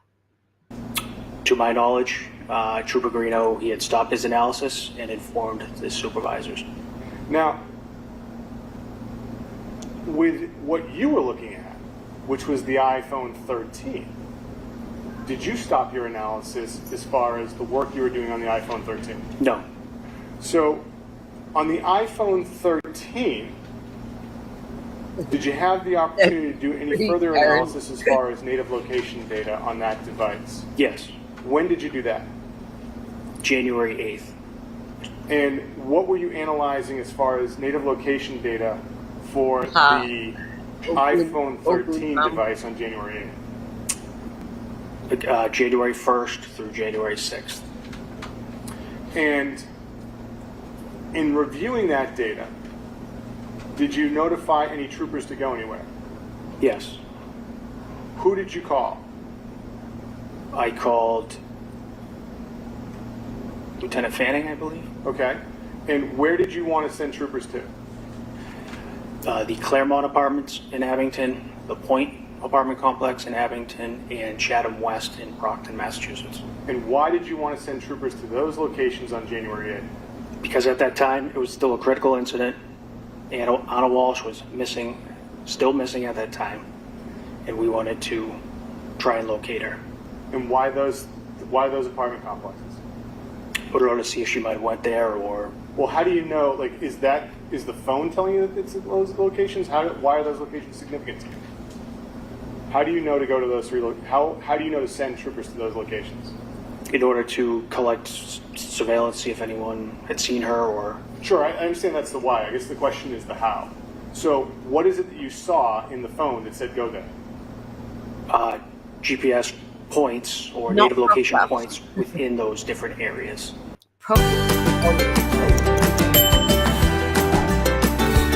Sorry, ears. Proctor didn't tell me. It wasn't Proctor, okay? It was the GPS that told me, not Proctor. There you go. We got to the end. Yes, it seems to me like they're trying to avoid saying Proctor, hey? Let's go to this one, because it's only short. I think it's just a few minutes. It's 1 minute, actually. We might not hear anything in it, but share this tab. Blink this out. Check the volume up. Walsh appearing in Middlesex Superior Court. His attorneys arguing certain evidence should not be allowed in his upcoming murder trial. Commonwealth versus Brian Reza Walsh. This on for continued motion to suppress. Walsh is accused of killing and dismembering his wife Anna Walsh in 2023. Defense attorneys are taking issue with the validity of the search warrants used in this case, especially the first one, which led to the recovery of alleged internet searches. On the review of these three devices, you were made aware of, weren't you, that there was parameters, search parameters, that apply to each and every one of these three devices, correct? Officials recovered 8 devices from the Walsh home during the investigation. On one of them, Trooper Nicholas Guarino says he found searches that raised alarms. I saw numerous searches about body disposal, removal of smell, Cohasset dump, cadaver dogs at a dump. In court papers, the defense shared electronic devices with investigators on the condition that the forensic inquiry be limited to communications between December 25th, 2022 and January 6th, 2023. Defense counsel argues that does not include internet searches, and those searches are part of what changed the nature of this case. To me, the searches that I saw looked like something more than a missing person. Interesting, right? Mr. Guarino. Trooperino. Let me see if I can find his. Mr. Guarino. Trooper Guarino. Oh yeah, it's only 20 minutes, so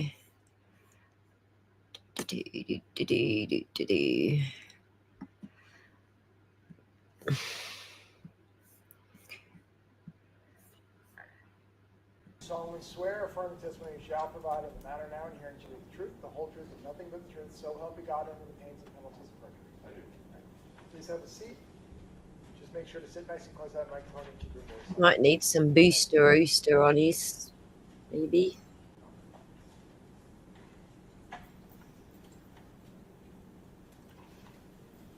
You may proceed. Thank you, Your Honor. Good morning, sir. Good morning. Could you please state your name and spell your last name for the record? Yes, Nicholas Guarino, Guarino. And, sir, where do you work? For the Massachusetts State Police at the Norfolk County District Attorney's Office. How long have you been with the Massachusetts State Police? About 10 years now. And how long have you been attached to the Norfolk District Attorney's Office? November 2019, so about 5 years, 6. And I take it then your current rank is trooper then? Yes, it is. Within that unit attached to the District Attorney's Office, do you have any specific responsibilities? This powerful heater can heat up any room in seconds without the high electricity costs. Electricity supply. Yes. What are those, sir? I'm a forensics investigator doing cell phone and computer forensics, and also a sexual assault investigator. Boosting the volume of the sorry. Digital forensics. Just kind of a brief overview. Numerous trainings through Cellbrite, Magnet Axiom, Berlin Motor Vehicle Forensics, Great Key training, all that. Including Cellbrite? Yes, sir. Now, when did you become involved into the investigation concerning the... Tell them how the databases are over your head. The night of January 6, 2023. And you say the night, so that would have been Friday night, January 26th, January 6th of 2023? Yes, that's correct. And where did you go to begin your work into this case? To the Norfolk County DA's office. And within the Norfolk County DA's office, is there a specific place where you were able to do your work? Yes, that's correct. Can you tell me about where is that located? Yeah. So on the first floor, we have a digital forensics lab. Yes, sir. Where we have specialized hardware and software computer systems to extract digital devices. And who did you meet there that night when you were working on this matter? Trooper Connor. And what did the two of you do that evening as far as What's working about on the it? storage mechanism? So we were provided 3 devices to be extracted and examined at some point. And that night, about what time do you think you left the district attorney's office? It would have been Good call, 45. Good call. Technically, it would have been the 7th of January. And had you finished downloading all the devices? No. And forgive me, I just want to make sure I get this right. What are you doing with the devices on the 6th? So each device has to be plugged into whatever we're using to extract the software, the data. So for this one, we use Great Key for the devices. Okay. And so had you completed all the devices that night?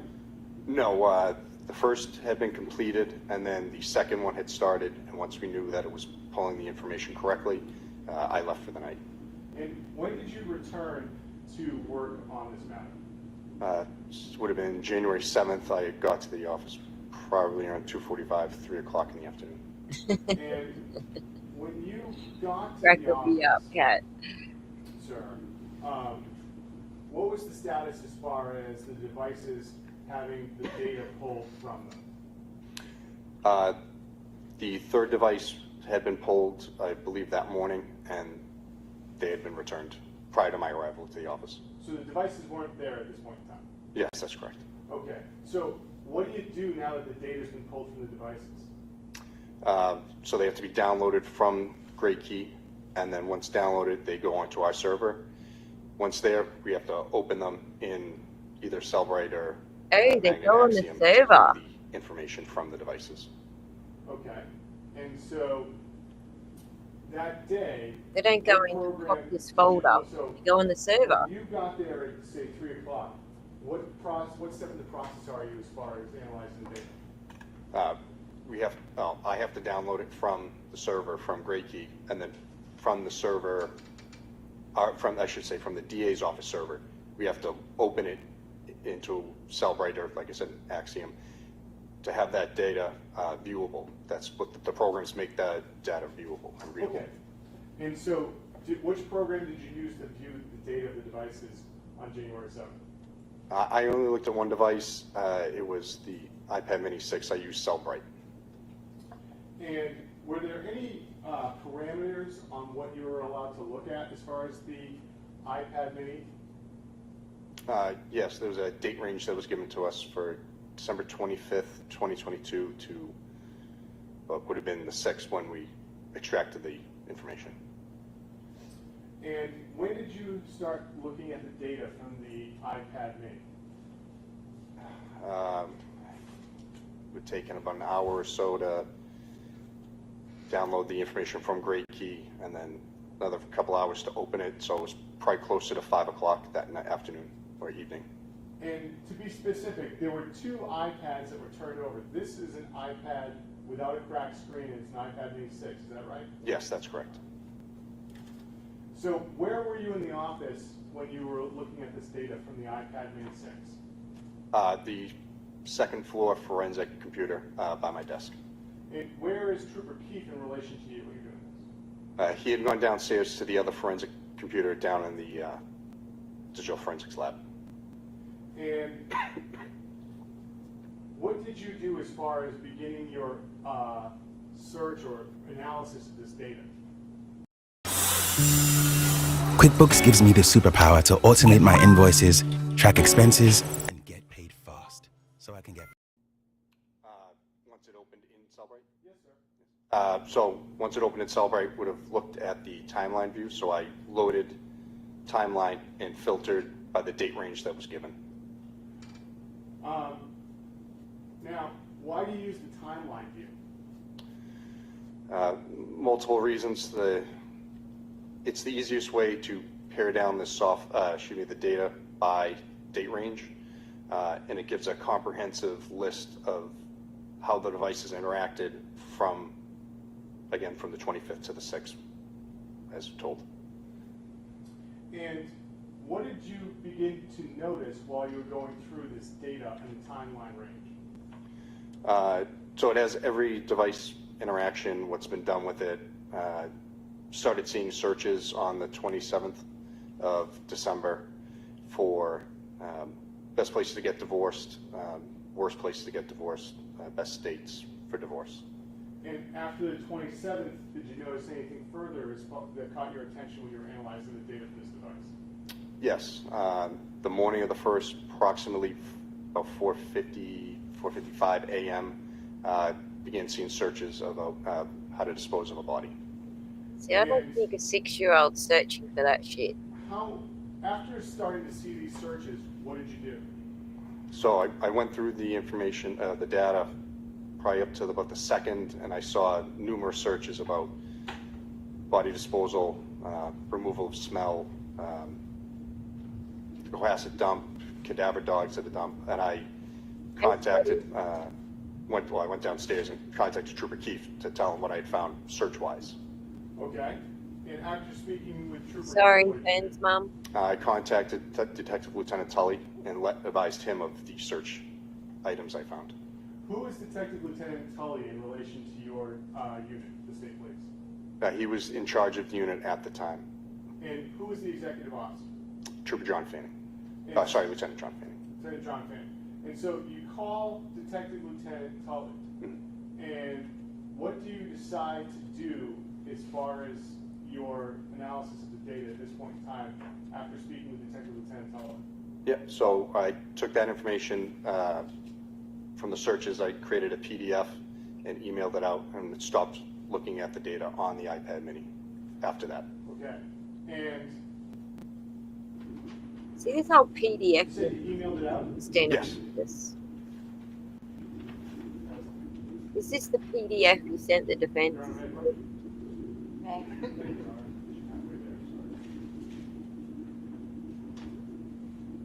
Trooper, you recognize that email that you sent it to? Yes. Is that the email that you sent out to the members of the detective unit that night after seeing the data? Yes, that is correct. And what time did that email go out? 6:25 p.m. On what day, sir? I'm sorry, January 7th, 2023. Thank you. Your Honor, this has already been marked as an exhibit within the book, and I believe I have that number right here for you, Your Honor. We knew who you read, Scotty. Can I ask a question for clarification? It's Exhibit 17. Yes, Your Honor. At some point in time in the pleadings, I believe, I saw what I thought at the time was, based on what I knew of the evidence, what I thought was an incorrect date with regard to the searches of, call them the best place to get divorced.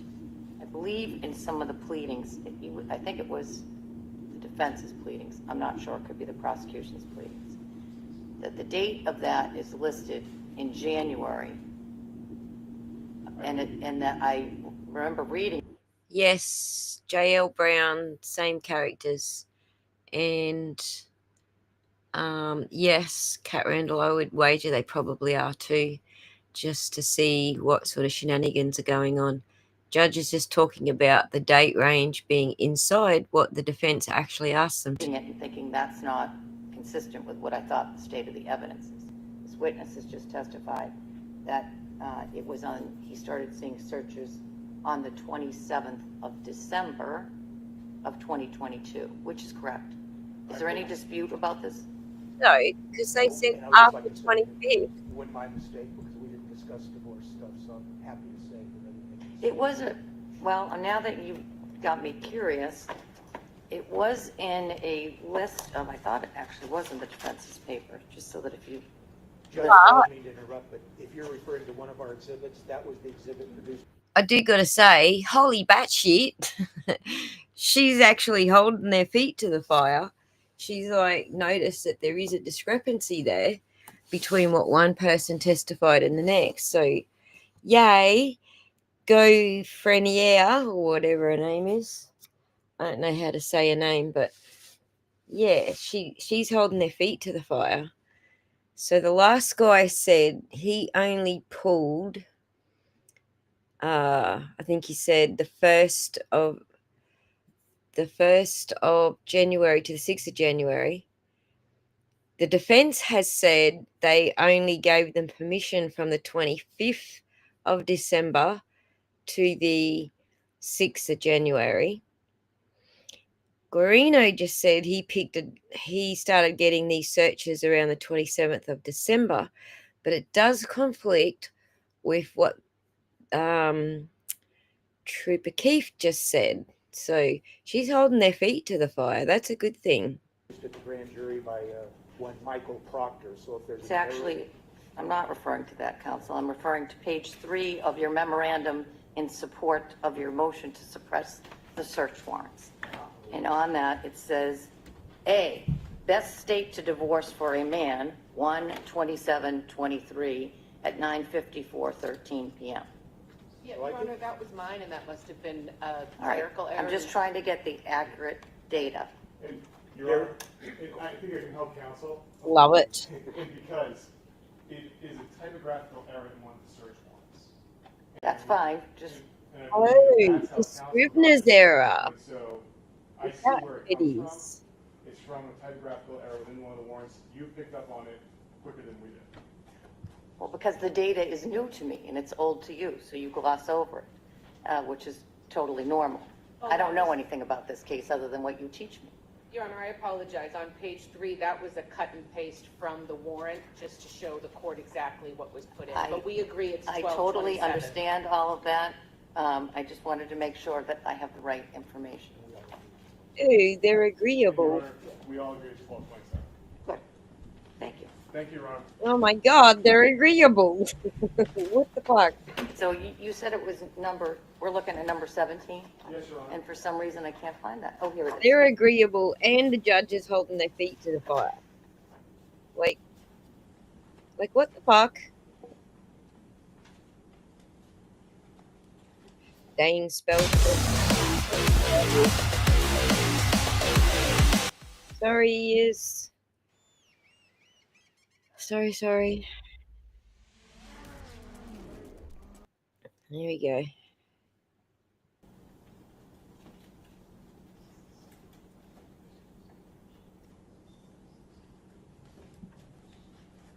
All right, so this email says something different than what we just discussed, but Whoa, now they got an email that's underlying records will tell. again. Even the email's got a Scrivener's error. It was the 27th to the 28th. Exhibit 17, I see. Trooper Michael Scrivener Proctor.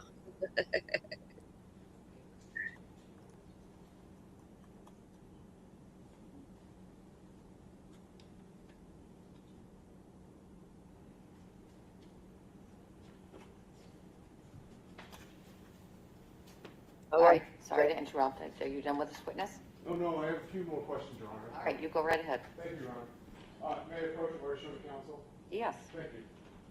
Trooper, I'm showing you a Celebrate document, and for the record, it's marked as Exhibit 18 in the binder, Your Honor.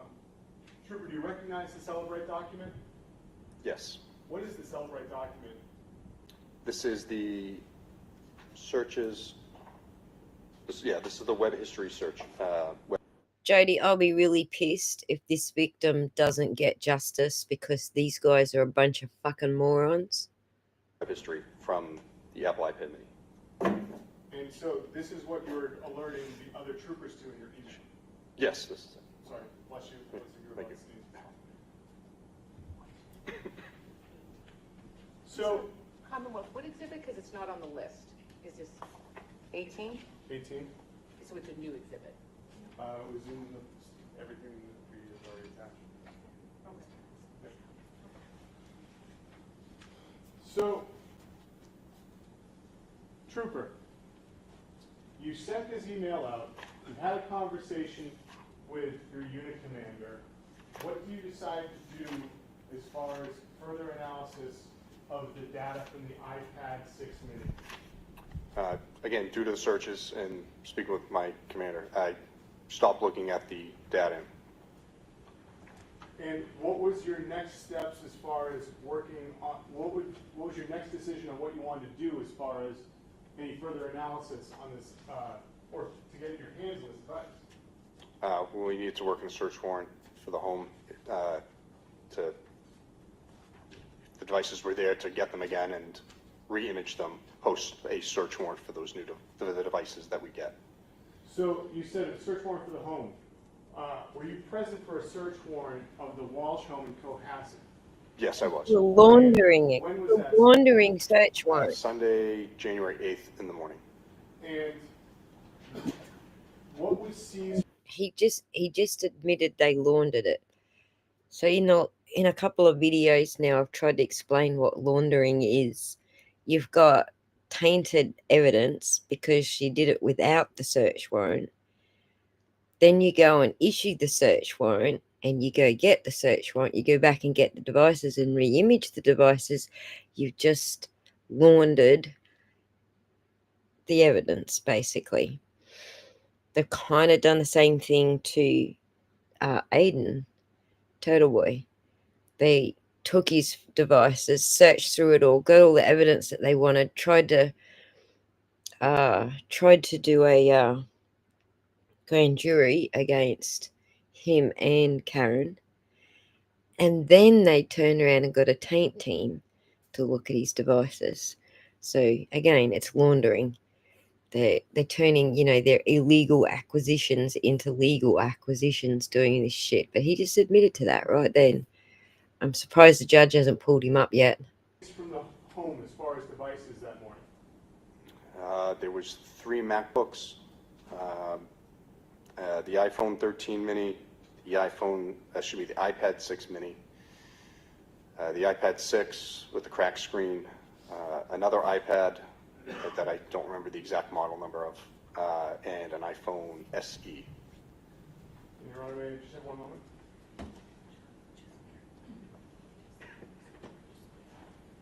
And I'd like to ask you just one last question. On that report I just showed you, was that in UTC time? The web history search? Yes, sir. Yes, that's correct. And so what would need to be done, what do you need to do to UTC time to understand what time that search would be conducted? And the horses are feeding them. Due to daylight savings, it would be minus 5 hours to the time that's listed. Thank you. Nothing further, Your Honor. Cross-exam. Why did you stop? What's that, sir? Why did you stop? The searches, the data. To me, the searches that I saw looked like something more than a missing person.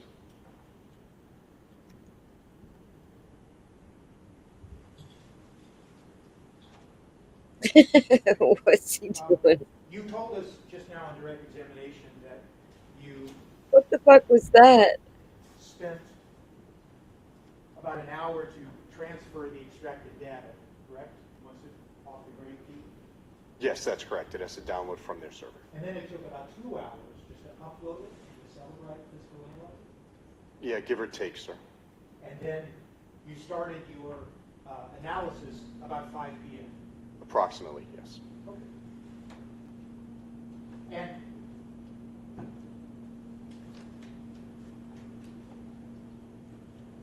it's fair to say that then it's about an hour later, after you've been looking at the data, that's when you began to see these. G'day, could I order the beef with black bean, please?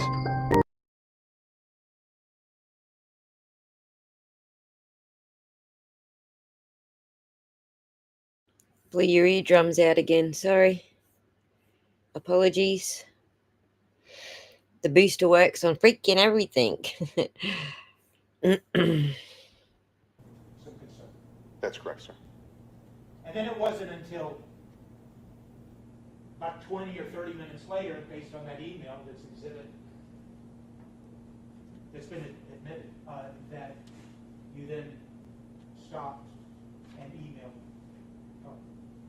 I had stopped prior, but I had to export the information, that web stuff, so that takes time, and then put it into the email. So it's fair to say then that you spent about an hour from 5 to say approximately 6, approximately 5 to approximately 6, looking at the data. Yes, that's correct. And you spent about an hour looking at, for instance, the search history data. It was in the timeline, yes. Yes, and so it took you an hour to scroll through and look at that data before you even came upon these suspicious searches. Yes, that's correct. So it wasn't that when you opened up the timeline feature and then put in the time parameters that suddenly these suspicious search histories popped up and you looked at them and recognized them as, in your opinion, suspicious. You had to scroll through hundreds of search history data before you even got to them, correct? Don't be suspicious. Yes. There was numerous bits of information in that data, so it's everything that was on the device, how it was utilized. So I believe it was like 190,000 different entries of data. And you would agree with me, wouldn't you, Trooper Marino, that if you had been instructed that the parameter was limited to communications, you wouldn't have been looking at that search data, scrolling through it for an hour, would you? No, I would have.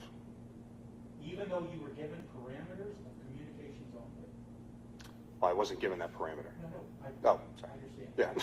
I probably was, I apologize. If you were given strict parameters Now, you were only to look for communications, and there was no indication of search history or location data or anything of the sort. You wouldn't have been scrolling for an hour through that search history, would you? It would depend. Multiple ways to have communications on a device. Like a web chat feature, calls, obviously the regular calls, texts, but the app data also has, like Snapchat, loads differently. So there's multiple ways to find only the communication data. Right, and once again, Celebrite Physical Analyzer has all these categories you can check off, correct? Yes. Regarding communications, correct? That is correct. But you didn't check off any of those because you didn't know, you didn't believe, you weren't told that there were in fact parameters. The parameters I was told was the date range and that communications prior to the 25th were privileged because they may have been attorney-client privileged items. And when you just now referred to app data, it's fair to say that isn't it that what you were using, the Celebrite Physical Analyzer, actually segregates, can pull out app data separately and inform the entity. Here's app data. You can look at this as app data. Again, it would depend on the app.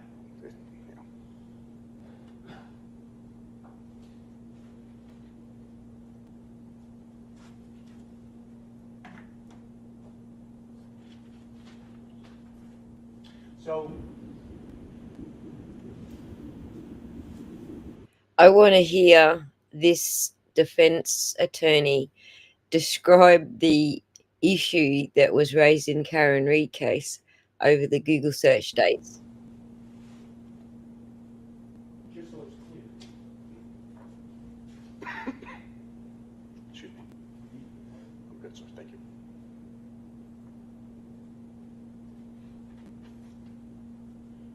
When we hear about this timeline feature and things like that with the Celebrite Physical Analyzer, it's not that when you open up the timeline feature, all of a sudden all of this data that we're talking about, all these search histories, they pop up on the screen. You have to begin to methodically scroll through them and analyze each one.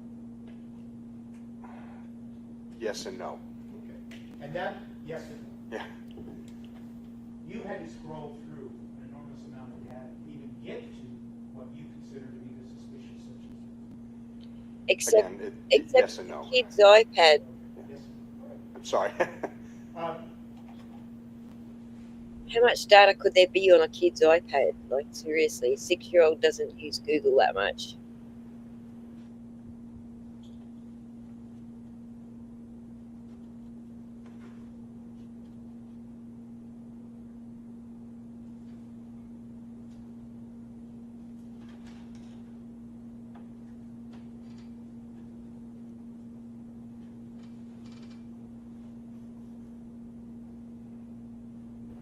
That's all I have. Thank you. Thank you, sir. Thank you. What? We didn't even mention it. Nothing further, Your Honor. Witness may step down. Thank you, Your Honor.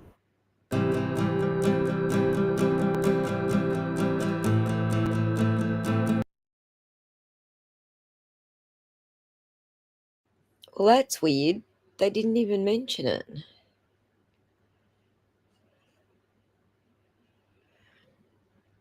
Yeah, they weren't saying the text data was wrong. They were saying that the date, they were talking about the date that the tab gets opened, the timestamp, date and time for when the tab gets opened is the complexity that they introduced in Karen Reid's trial.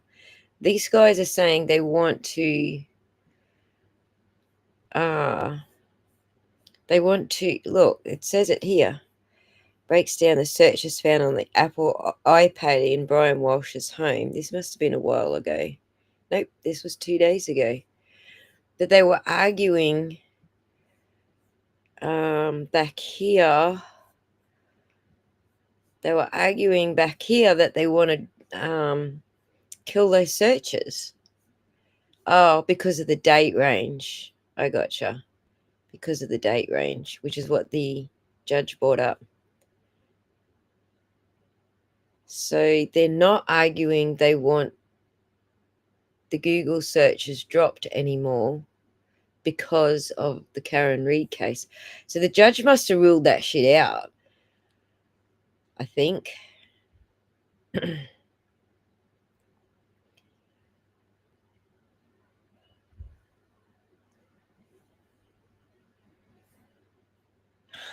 Plastic in the trunk, I'm guilty. Right, plastic in the trunk on their first visit, but no plastic in the trunk on their second visit.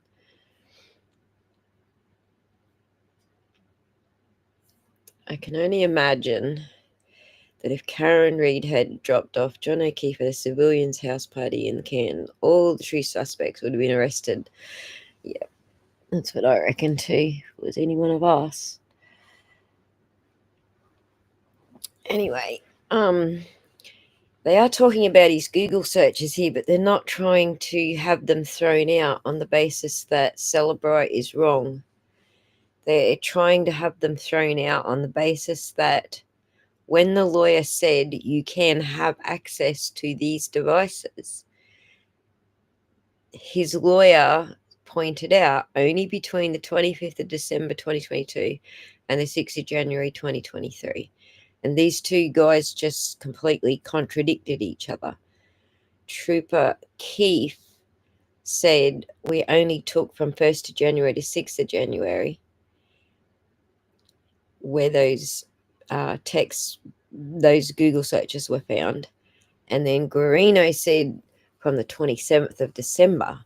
It's still within the range that the defense attorney said, but they did contradict each other.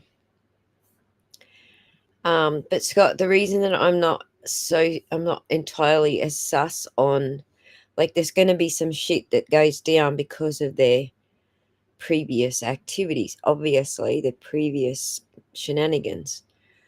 But the dude that was involved in this to begin with, when it was just a missing persons case, the point where they just started realizing that she had been, that it was more than a missing persons case, he seems legit. He seems all right. He's the Cohasset sergeant for Cohasset police station. He seems pretty genuine and pretty honest. So it seems to me like this started with him, then he realized what was going on, and his team pulled up some of the evidence. I think the bloody clothes in the bin in the waste bins near his mum's place, and I think maybe the saw with some blood and guts on it stuck in the teeth. I think it was his team that started this, and then they decided, all right, we're going to press charges, or we got to investigate further. We take it to the DA, and then the SPDU gets involved. That's when Guarino, Tully, Connor Keefe, and who's the other one? Buchanan get involved. So yeah, it's like I feel like this started on pretty good grounds and then just went to fucking shit as soon as the DA got involved. Because his guys are involved now. I don't know. I hope she still gets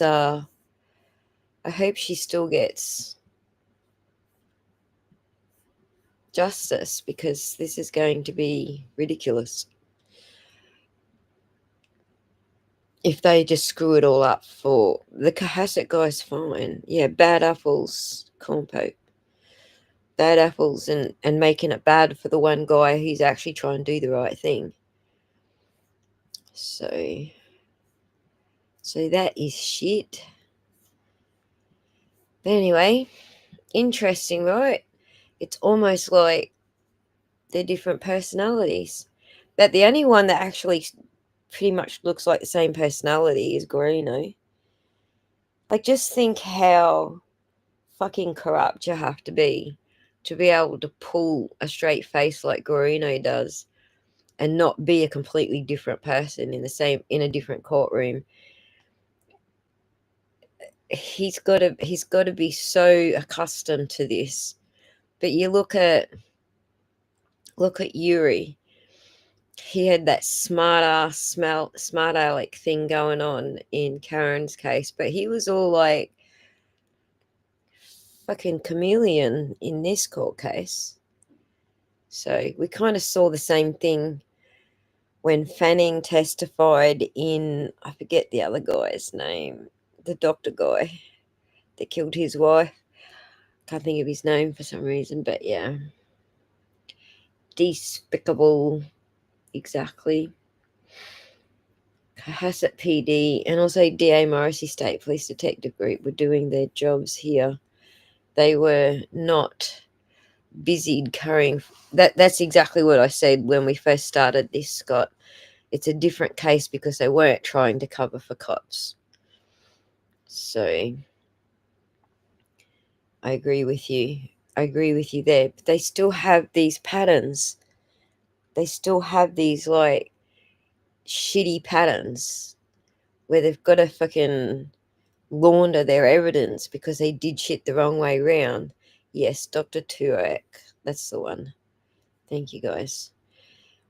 They're still doing all this shitty stuff, you know, and then Fanning gets up on the stand and says he completed a report for 2023 3 days before he testified. He backdated his report. You know, it's just shitty things like that. They're still doing shitty things in this trial. So, so interesting. I kind of feel like, no. See, Percy, you got to go back to the start and watch the first guy testify, because I didn't get thin blue line from him and trying to stand up for the other guys. I got, this is where the investigation started. I got pretty honest from him. Everyone watching got, you know, straight down the line honest from him.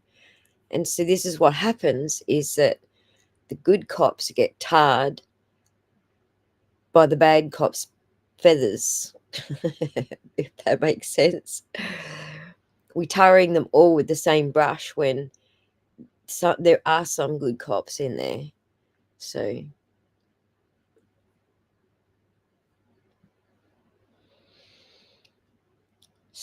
yeah. Maybe he did. I doubt it, but I don't think he got chewed out. I think that because this case with Walsh is the Cohasset cops case, he's treading carefully so as not to step on toes. I think that's why he was different. I think that's why all of them were different, except Guarino. He's the same fucking jerk that he was in Karen Reed's trial, so.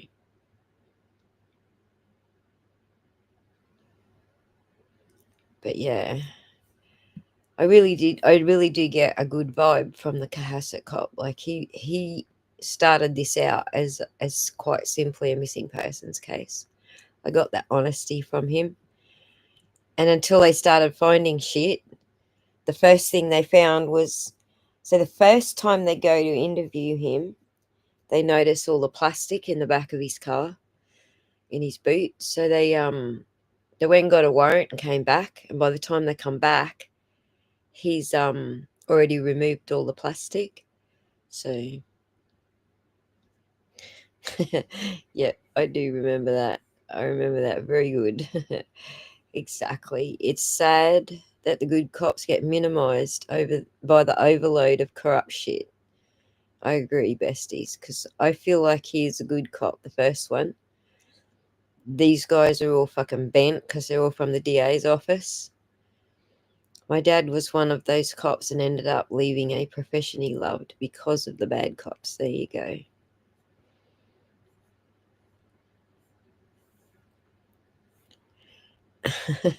Exactly, Perce. Exactly. I suppose one can't blame Brian Walsh's attorney or attorneys going after DA Meatball's detective group. Why not? It's their own fault, not that I want to see a guilty man walk, but the DA meatball is scum. Yep, exactly. Exactly. It would be impossible to work around. I couldn't work around them. I would just be wanting to dob them in. Like, I'd be like feeding it all to the feds every time I spotted something. Which means I wouldn't last long in the job. But yeah, crazy shit. Crazy town. Anyway, lots of different things going on there. Weird shit.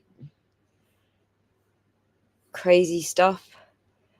I don't know why that happened. Crazy, right?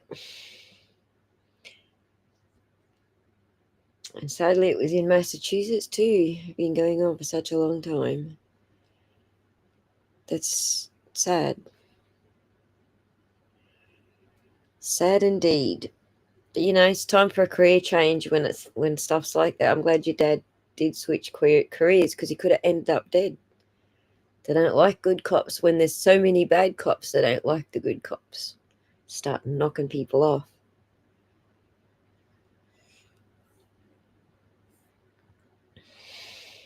All right, guys. Let's have an outro song. I am deadbeat. How long have we been here for? 5.5 hours. Woo woo. Wee woo. Let's get some music up. Let's go for an outro song. And I'm going to bed.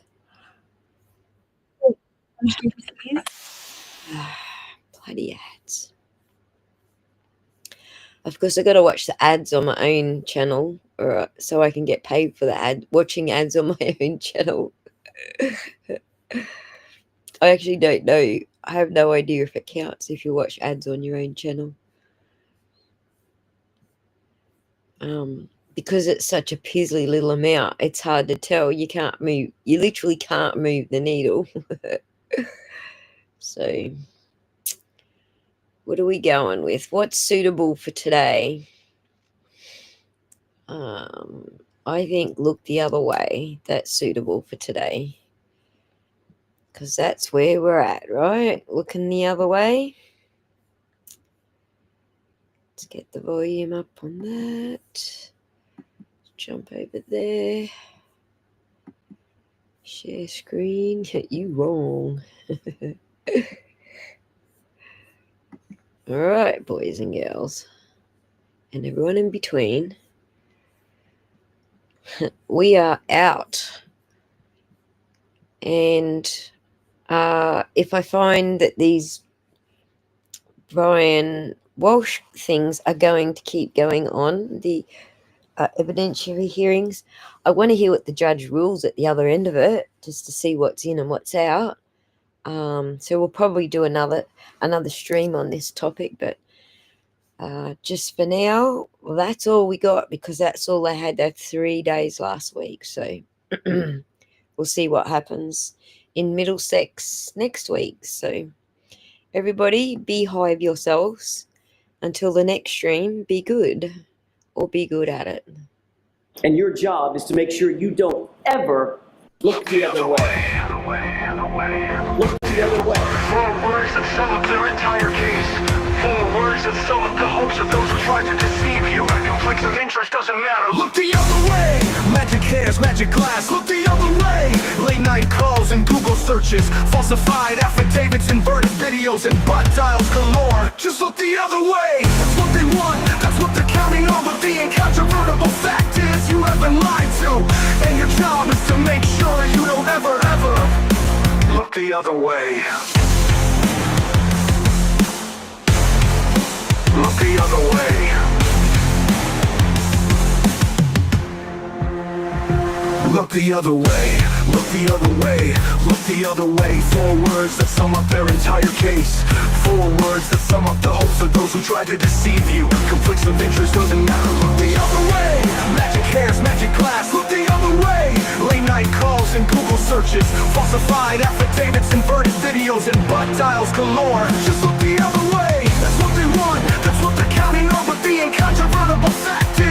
been lied to, and your job is to make sure you don't ever look the other way. Look the other way. Look the other way. Look the other way.